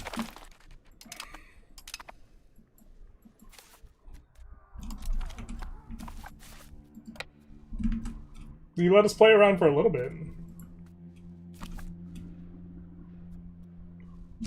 Persia run, I'm about to get into France's religious bloc in Vic 3, so I'm pretty optimistic about Catholic Iran. Oh man. Are people making Iran runs right now? I feel like Iran using the strait, like, is a meme, but, like, it's a meme people would fear to some degree.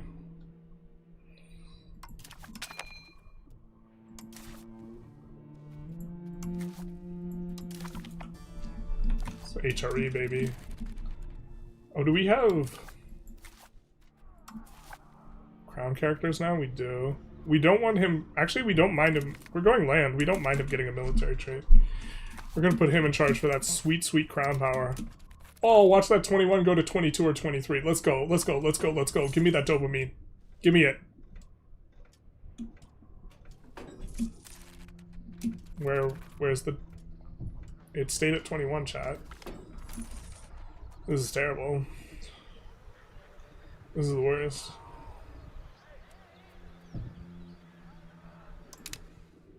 We also get to change our laws next parliament. What is that Landfriede enforced? That is, we are not the emperor, and the emperor says no more of that. Because the... I'm surprised you don't know about this. That is new, though. I forget where in the UI we, like, look at it.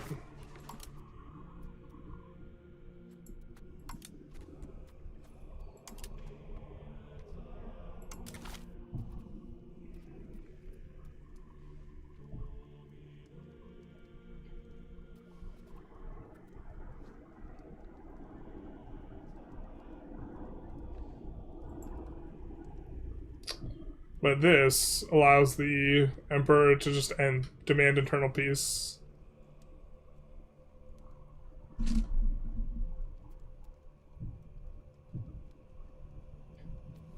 I don't know. It's a diplo interaction. We haven't seen the other side of it. At least you did not run into a merc stack. Big trail. Blue balled, basically. Teased. Good old war tease. Debated. And outsmarted. Damn it. The worst of both worlds. Alright, we will start getting some amount of maritime. Not a lot, though. What are we trending?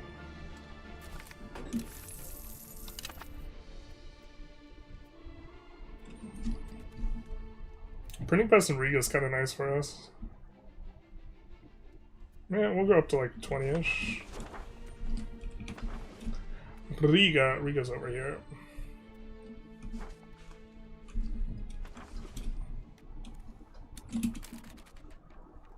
I wonder if they... Riga is such a weird spawn. Did they change how it spawns?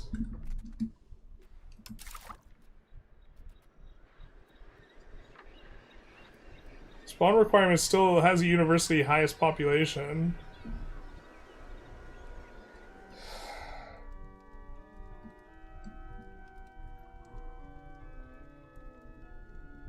Oh, they made it European only. They said no more of the printing press spawning in China. Or European/North African. Oh, we forgot to get vision of this. With the maps. For being eligible. That seems completely not fun. That is why our run has been a lot of waiting around. Because we have to become emperor to get around it. And we couldn't become emperor until after we had taken over the personal union, because you're ineligible as an elector. But we might just have to send them money and then bribe our way into being emperor.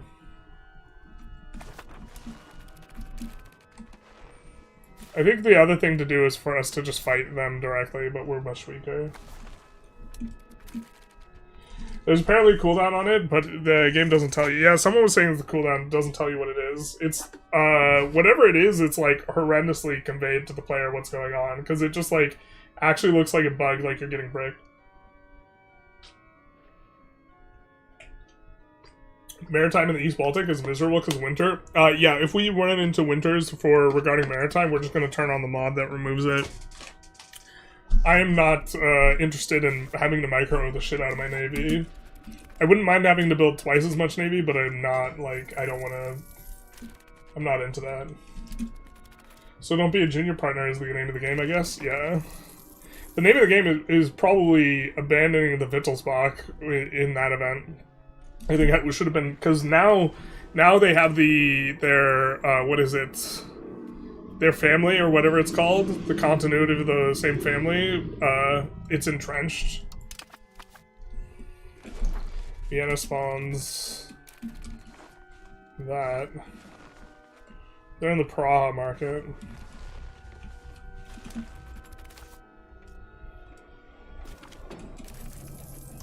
Naples gets New World. Interesting.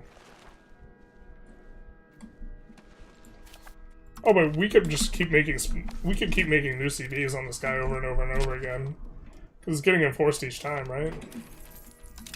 But it doesn't give us truth, so maybe that's just the key is make a CB and then immediately make a new CB afterwards.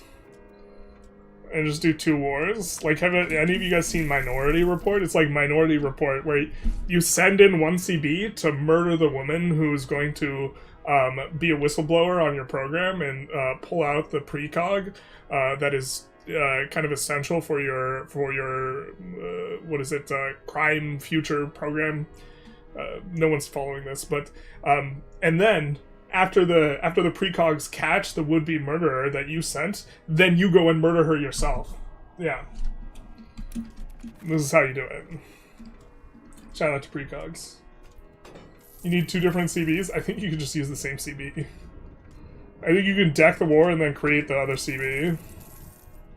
And then be back-to-back. Feels like Naples gets it most often. Yeah, it's proportional to pop, so this makes sense from that perspective. They have the highest pop out of any city in Europe, generally. Unless something very weird has happened, Paris could also pass them up.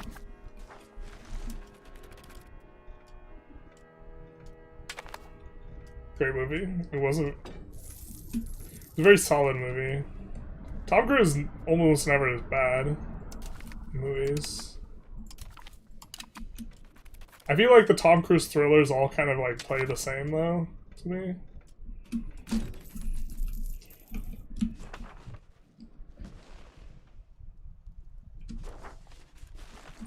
We want to feed Stolp more stuff, but I guess if we can annex Stolp, then we will annex Stolp.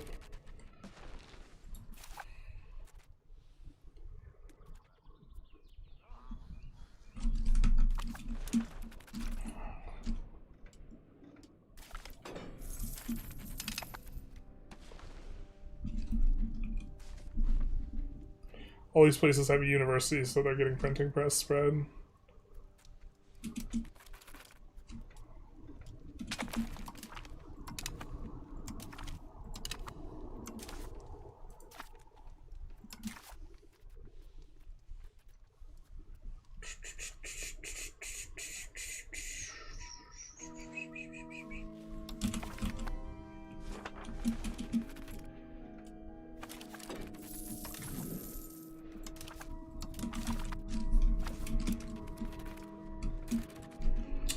We can almost afford... I don't think we have enough pops yet, but we're getting close.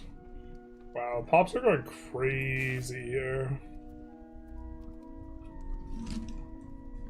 Shout out to Murder, I guess. Tom Cruise was in some woke sci-fi back in the day. Tom Cruise face, Tom Cruise friend, yeah. Tom Cruise is like a good actor, but he chooses to like never play... He chooses to just play the same character over and over again. So from a meta perspective, I like... He's a good actor, but like I kind of resent him for not playing... Making more interesting choices with his career, let's say. You can use Humiliate Rival to put it on cooldown. Yeah, and then use the other one. What is the cooldown though? Because we're gonna get it back pretty quick.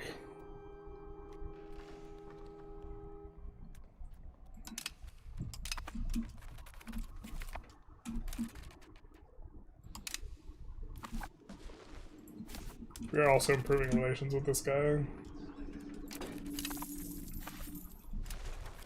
Props to Tom Cruise for doing all his own stunts. That is fair. I do respect that. Most actors who only play one character, I feel, aren't very good actors, but Tom Cruise, I think, is actually a good actor, so, like, he could do it if he wanted to, but he just doesn't want to.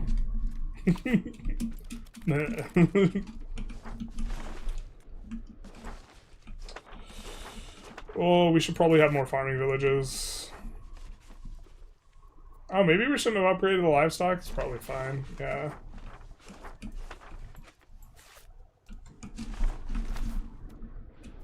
I feel like there's a number of reasons to resent Tom Cruise. Yeah, usually I don't hate actors that much for their personal life unless they're really outspoken about stuff, but, like, some weird Scientology shit, and, like, who was it, like, with Brooke Shields, he was, like, a dick? I forget. But usually I'm, like, semi-compartmentalized. Unless I think they're being a hypocrite. Like, Tom Cruise doesn't, like... Oh. He peaked in Tropic Thunder. That was probably my favorite role of his. And I think a lot of that was on him.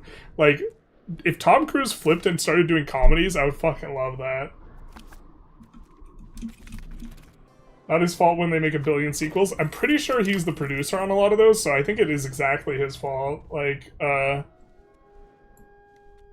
he is part of... He is the part of they... He is the part of the they that makes a billion sequels. So he is directly responsible for that. If he wanted to just, like, start making comedies, like, bro, if Tom Cruise just, like, whiplashed and pulled a... What's the guy who did Naked Gun, but not Liam Neeson, like, the other guy, the original guy. If Tom Cruise, like, pulled a 180 and did that shit, I would fucking love it. Jason Statham is like that too. Dude just plays himself, but he's good. So Jason Statham, I think, is a bad actor. He's good at playing that one character. But Jason Statham is, like, for me, different than Tom Cruise. Tom Cruise, if he wanted to, could do other shit. And has demonstrated his ability to do other shit. Jason Statham, like, I don't think is... When I watch him try and have range, I usually think it feels, like, stilted. Leslie Nielsen, that's the one. But I don't think Tom Cruise is gonna do that. I think Tom Cruise cares, like, takes himself too seriously for that shit. But, like, after Tom Cruise is old enough that, like, for me, like, it's immersion breaking, or it's starting to get there.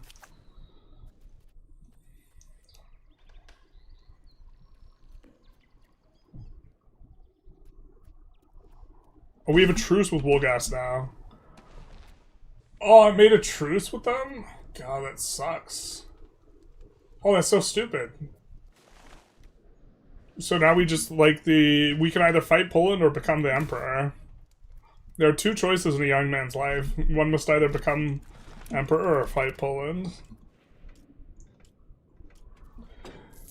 Tom Cruise has done excellent work. His personal life isn't exceptionally problematic outside of Scientology, which is basically unforgivable, so yeah, I mean, like... his personal life that we've seen, you know... I think part of when you're entrenched in Scientology, a big part of it is a lot of that is getting...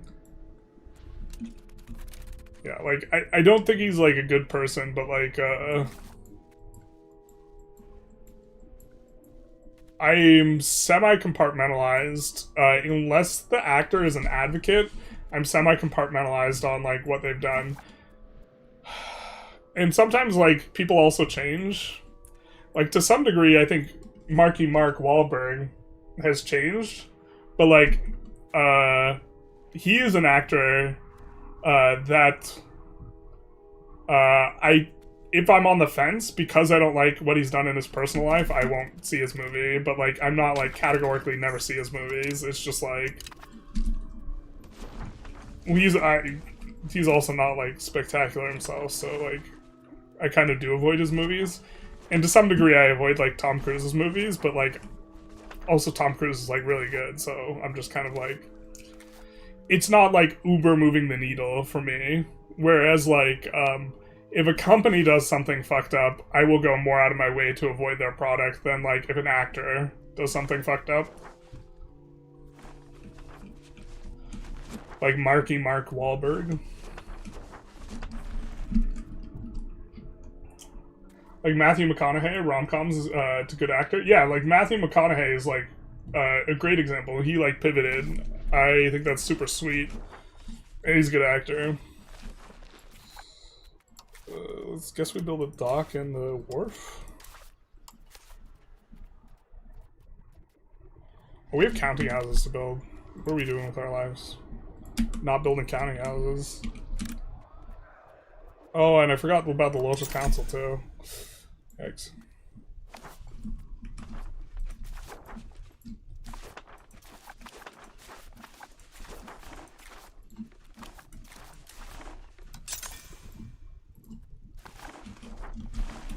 I guess that works.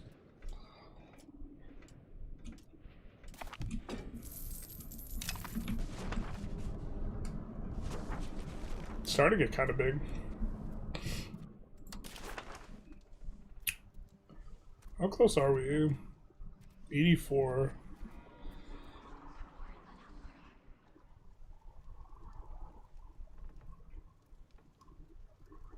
Yeah, the same dynasty hurting us now.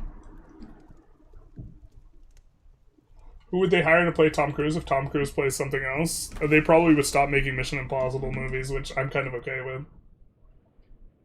Quick rundown on Scientology. Is it much worse than the average religion ideology? It's like a cult that's like mainstream. It's like way more cultish.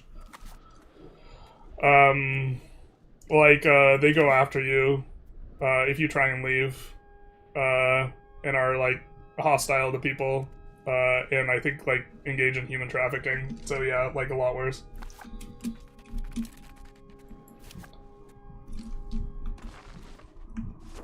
We have.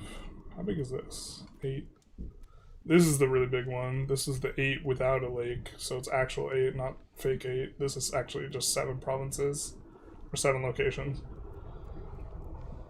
It's like mildly unclear, the number of locations. The biggest place in terms of locations, I think, is Inner White Cariella, which has 27, but most of them are lakes.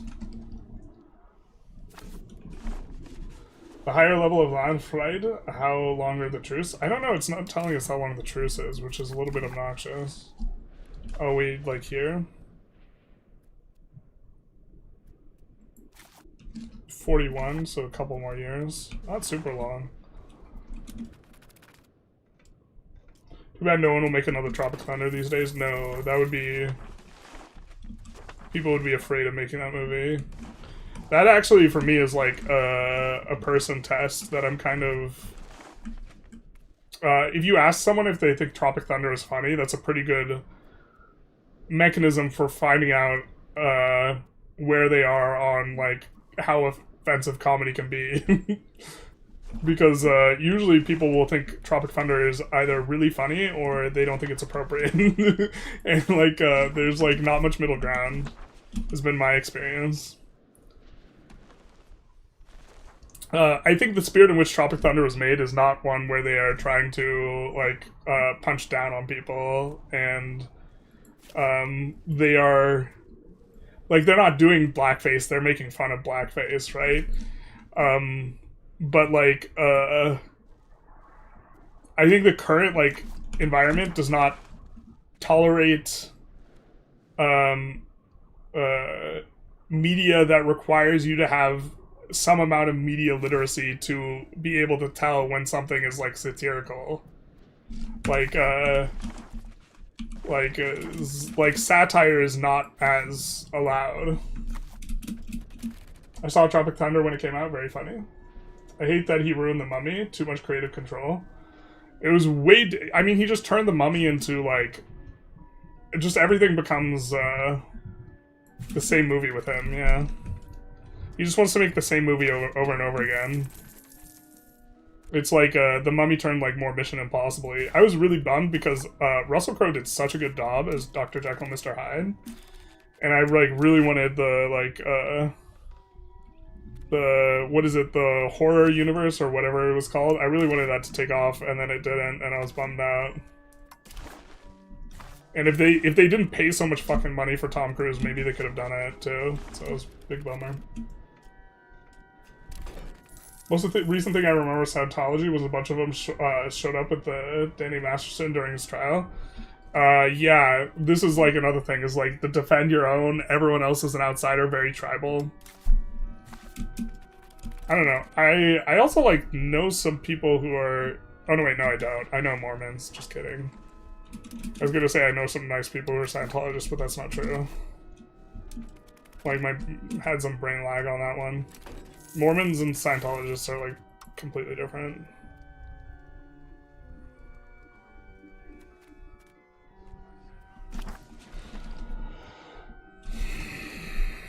So we have to make 2 CBs. Maybe we even have to break a CB. I beat the Mamelukes with the Ottomans in 1450. It killed 300k Mameluke soldiers. This game made them god or something. This game really rewards having high population, and the Mamelukes have a really high population.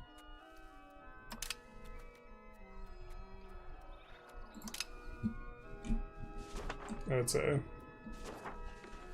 Symbol Jack plays EU4 still. I just want that Asian dude to say his line again. This is Flaming Dragon. But he's like actually Asian. That wasn't okay. This is Flaming Dragon. The entire movie is like, I don't know. I think that movie is hilarious. I know that that's like a contentious one. I think the younger people think that it's really offensive, which like, I don't know. I think the context of comedy, you should be allowed to make the reach, but like, you should also get shit on if you're not funny when you do it. And then you could like punch up or punch down or whatever, but if you're punching down and you're not funny, then like, you should really get absolutely lambasted. Like, you deserve it. But like, like an essential element in comedy is being able to make that reach. So like, Hussite victory. Oh no. We got a very strong boho. Hungary has a big attack space. I don't know. A lot of people who bitch about comedy being dead and like you're not allowed to be offensive or whatever, like they're also just not funny.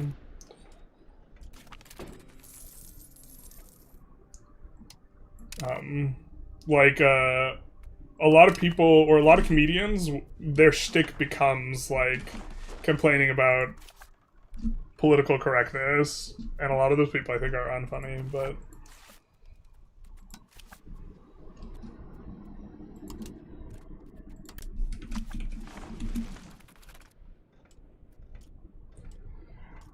I'm a new player and having a hard time learning systems. Any recommendations for learning country, path country to start learning with and focusing on specific systems?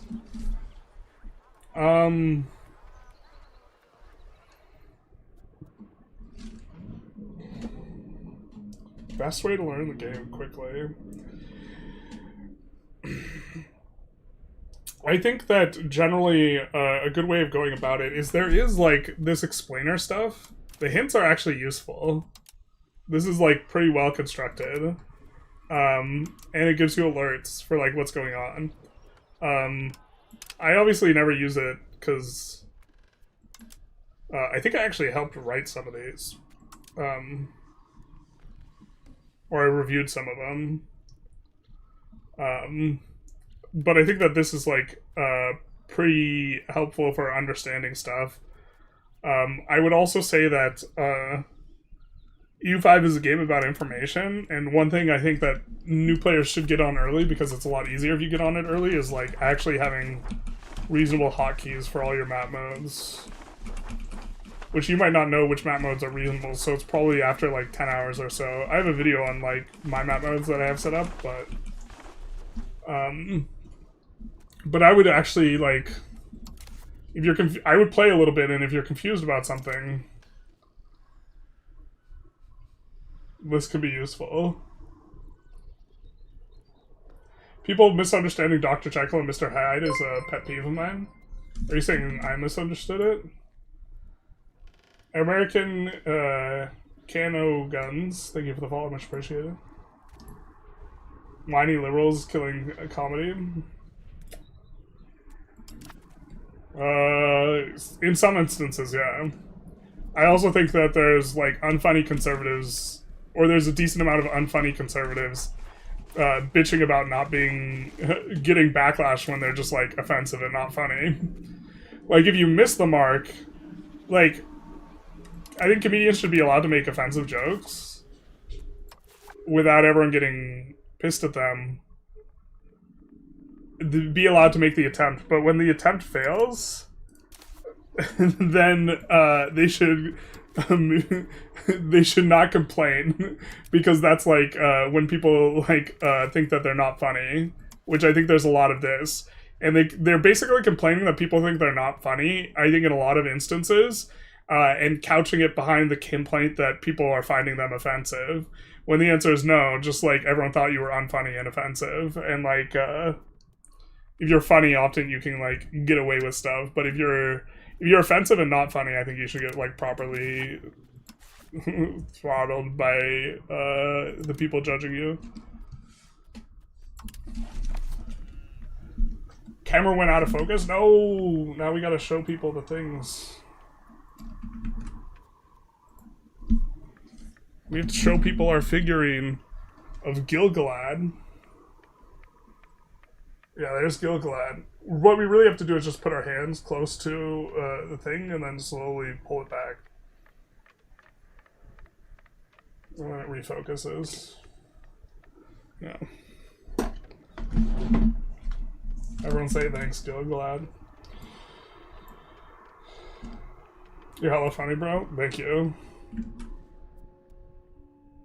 Although, yeah. Thank you if that's a compliment. That might have been meant sarcastically.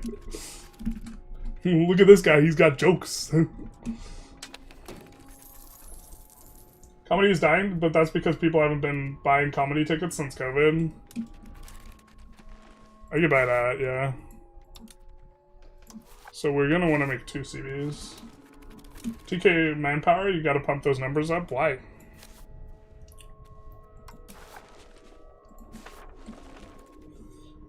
If you shouldn't pay for something you're not going to use. We could afford it, but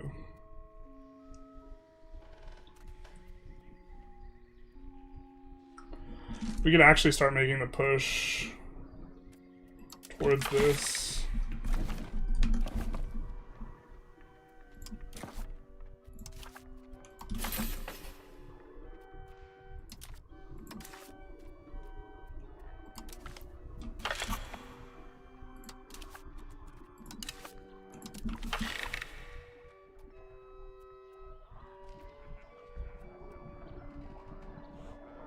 Limited censorship's okay. I kind of don't want to take that much of a stab hit.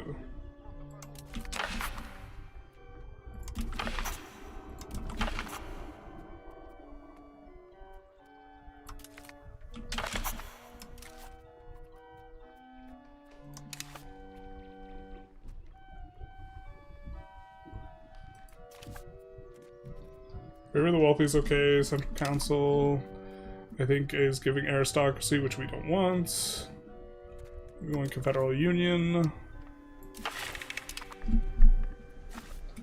And now we will have a much bigger trend towards plutocracy. 6-3, there we go. I don't think this moves the needle enough on the electors. Take the research progress. Do we have max armories? Not even close. We have like 2 armories built. Best elf is Elrond? Man, this guy's actually trying to trigger me. Wait, what? Elrond is like...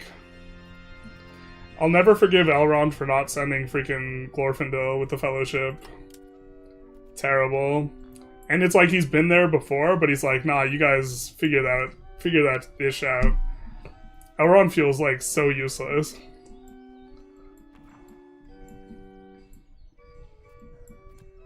In the context of the movie's, like, representation of Elrond.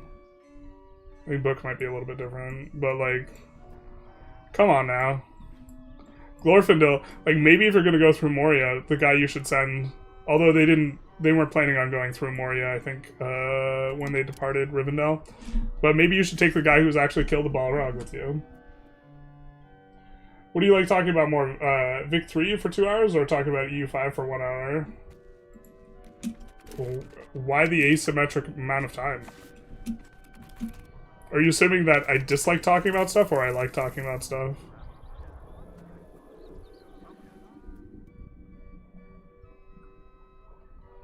Yeah, we're gonna ignore the rabble. That kind of sucks. Huge satisfaction, Malice, that one. I guess not on very good big pop groups. Elrond is barely an elf. Fight me on that. The most effective economy scoop boost. Are we sure about that? We like the armory loop.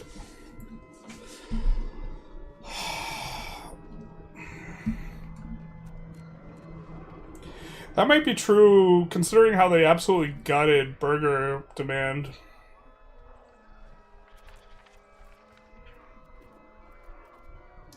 The point is building armories, but not actually building an army.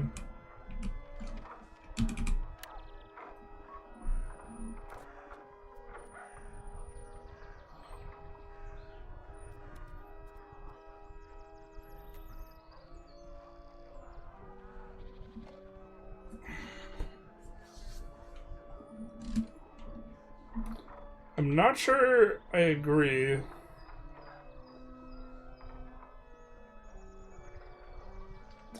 I'd have to review the PMs. I don't recall a gunsmith actually looking that good. But on a per gold basis, how much demand you're creating is relatively high.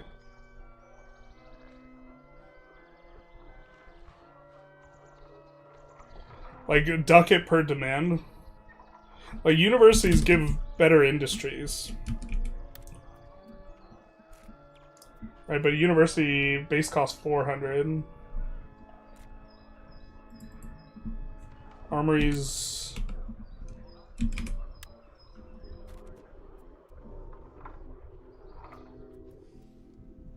Base cost is 100. The cost is way less than the possible increase in tax base.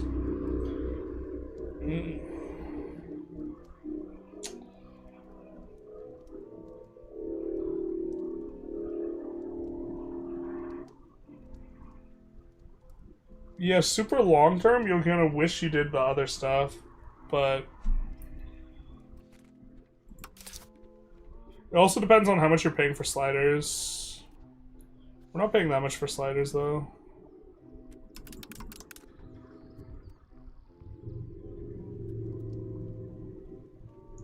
Paying for hella granaries.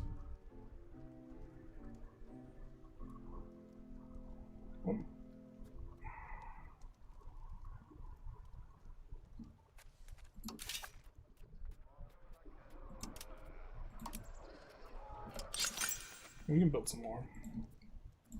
We're not actually going to expand the army, though. Because we don't need to expand the army. I don't agree with you, therefore it's offensive. That's how I see things. Womp womp. Elrond haters. Just seeing it how it is, man. My interpretation of the book is that Jekyll's fully aware of his actions as Hyde and intentionally uses the persona as a mask to separate his public persona and act on his evil impulses. Yeah, I'm not familiar enough with the source material to have a strong opinion on it.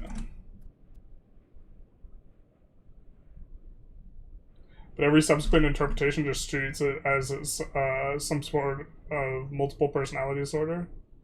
Yeah, you don't need the manpower. Leather's the big one. Weaponsmithing as well. Yeah, leather's kind of okay. Weaponsmithing, I remember, like, not being that great, but leather's, like, nice because you want to build livestock anyway. Or you incidentally produce a lot of livestock with your food strategy, so this makes leather really good.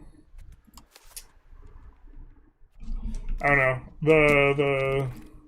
The industries it's pumping up aren't very good. Like, if the university cost 1/4, you'd rather spam universities, I think. But the university doesn't cost 1/4.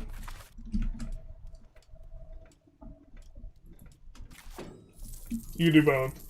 Yeah. Well, like, right now we were kind of paying for our universities, but also, like,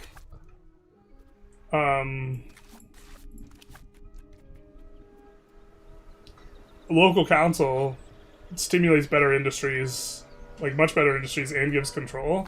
So the local council is actually probably the thing you have to compete with. But the local council is not...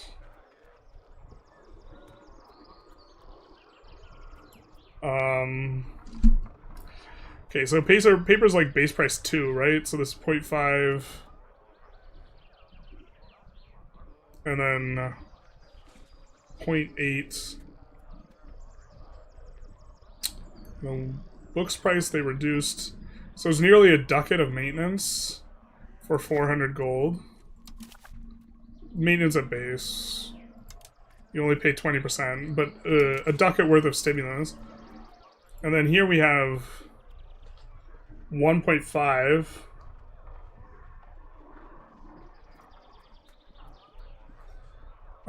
Three. Yeah, it's clearly better. 3.3. 3.7. So 5.2. It's 5.2 ducats of stimulus for 1/4 the price. It is just, yeah, you're right, it is way more efficient. Demand is dog shit? No, I'm with you.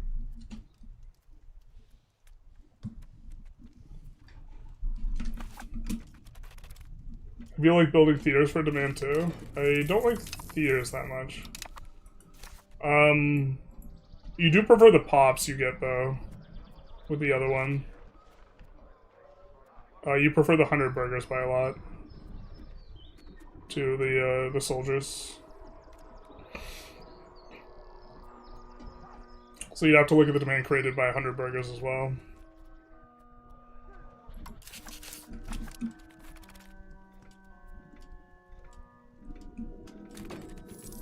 Followed your biz guy and got through the succession disaster, but now I can't pay for legitimacy to get rid of all the bad privileges because it's too expensive.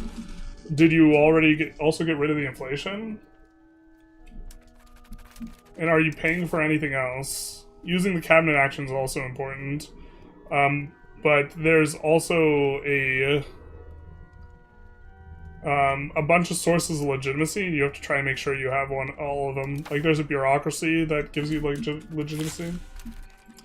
Training fields aren't as good, though, since they're more expensive. Yeah, they're way more expensive. No, armories are really cheap. That makes sense.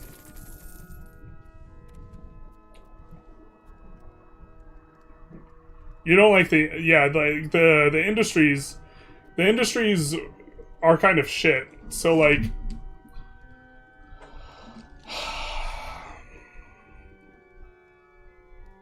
Like, firearms and weapons are, like, a lot worse than, like, fine cloth and the other ones, but the demand side of it is just sufficiently good.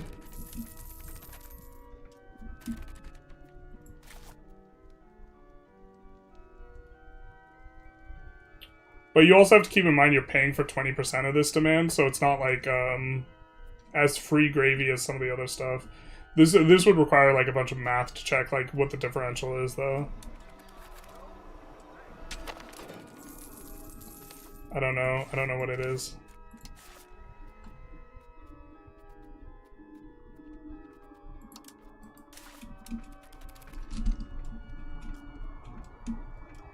Inflation's at 6%, that's not too bad. Was you gonna build in PoE 2 next patch? I don't think I'm gonna be playing PoE 2. I just like, I have to focus on victory in EU5. Like, financially. I can't just, like, play what I want. And I can to some extent, but I've done that with Dominions. I'm gonna have, like, a bunch of Dominions videos coming out, when the multiplayer game I am playing right now finishes. I actually have to take my turn pretty soon here, so gotta end the stream relatively soon.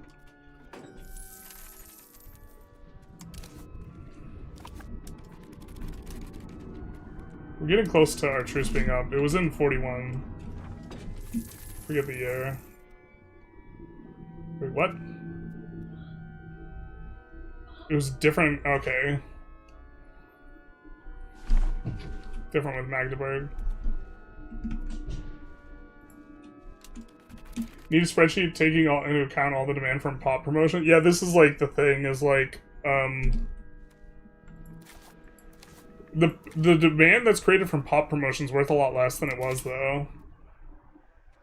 Like because there are now half as many burgers created per burger building in an age 2 building.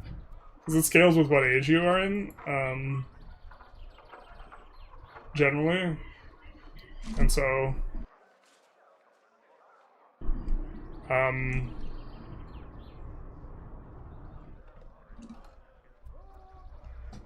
also at a certain point, like the control is relevant enough. But like within the math, you have to take into account that like you're increasing the tax base, but you're increasing your expenses. So like your yield is not, when you build a regular building, right, like instead of building an armory, when you build like a tannery or something, this increases the tax base, but it doesn't increase your maintenance costs. And so the margin, when you increase your tax base by increasing maintenance costs, like you are getting a lot less net from that than you are other things. And this is like a math question, and it depends on what percentage you have on tax and what percentage you have on like cost court scaling expenses. So it's not also just like we could set up a spreadsheet to like take a look at this. One of the tools upgrade switches from burgers to labor. Is that economic loss or is it different now? That might be an economic loss.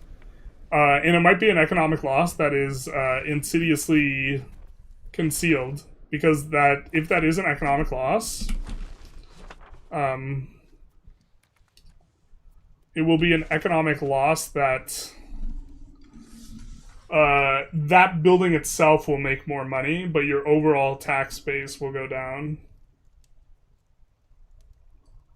You know what I'm saying? Like, so that building will look wildly profitable, but the overall tax base goes down. But it's less of a factor now that they cut the burger buildings in half.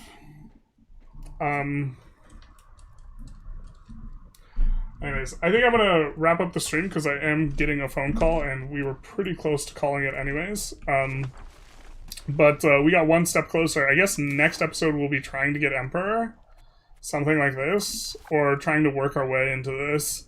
Looks like we have a little ways to go, but we might just be currying favors and just sending money to everyone to get enough favors to bribe them for one go, and then we will have the continuing as Emperor modifier, and that should be effective for us. But anyways, I hope you guys enjoyed. If you did, feel free to like, comment, subscribe. You know, YouTube algorithm stuff, this type of thing. And other than that, have a good one. Bye-bye, y'all.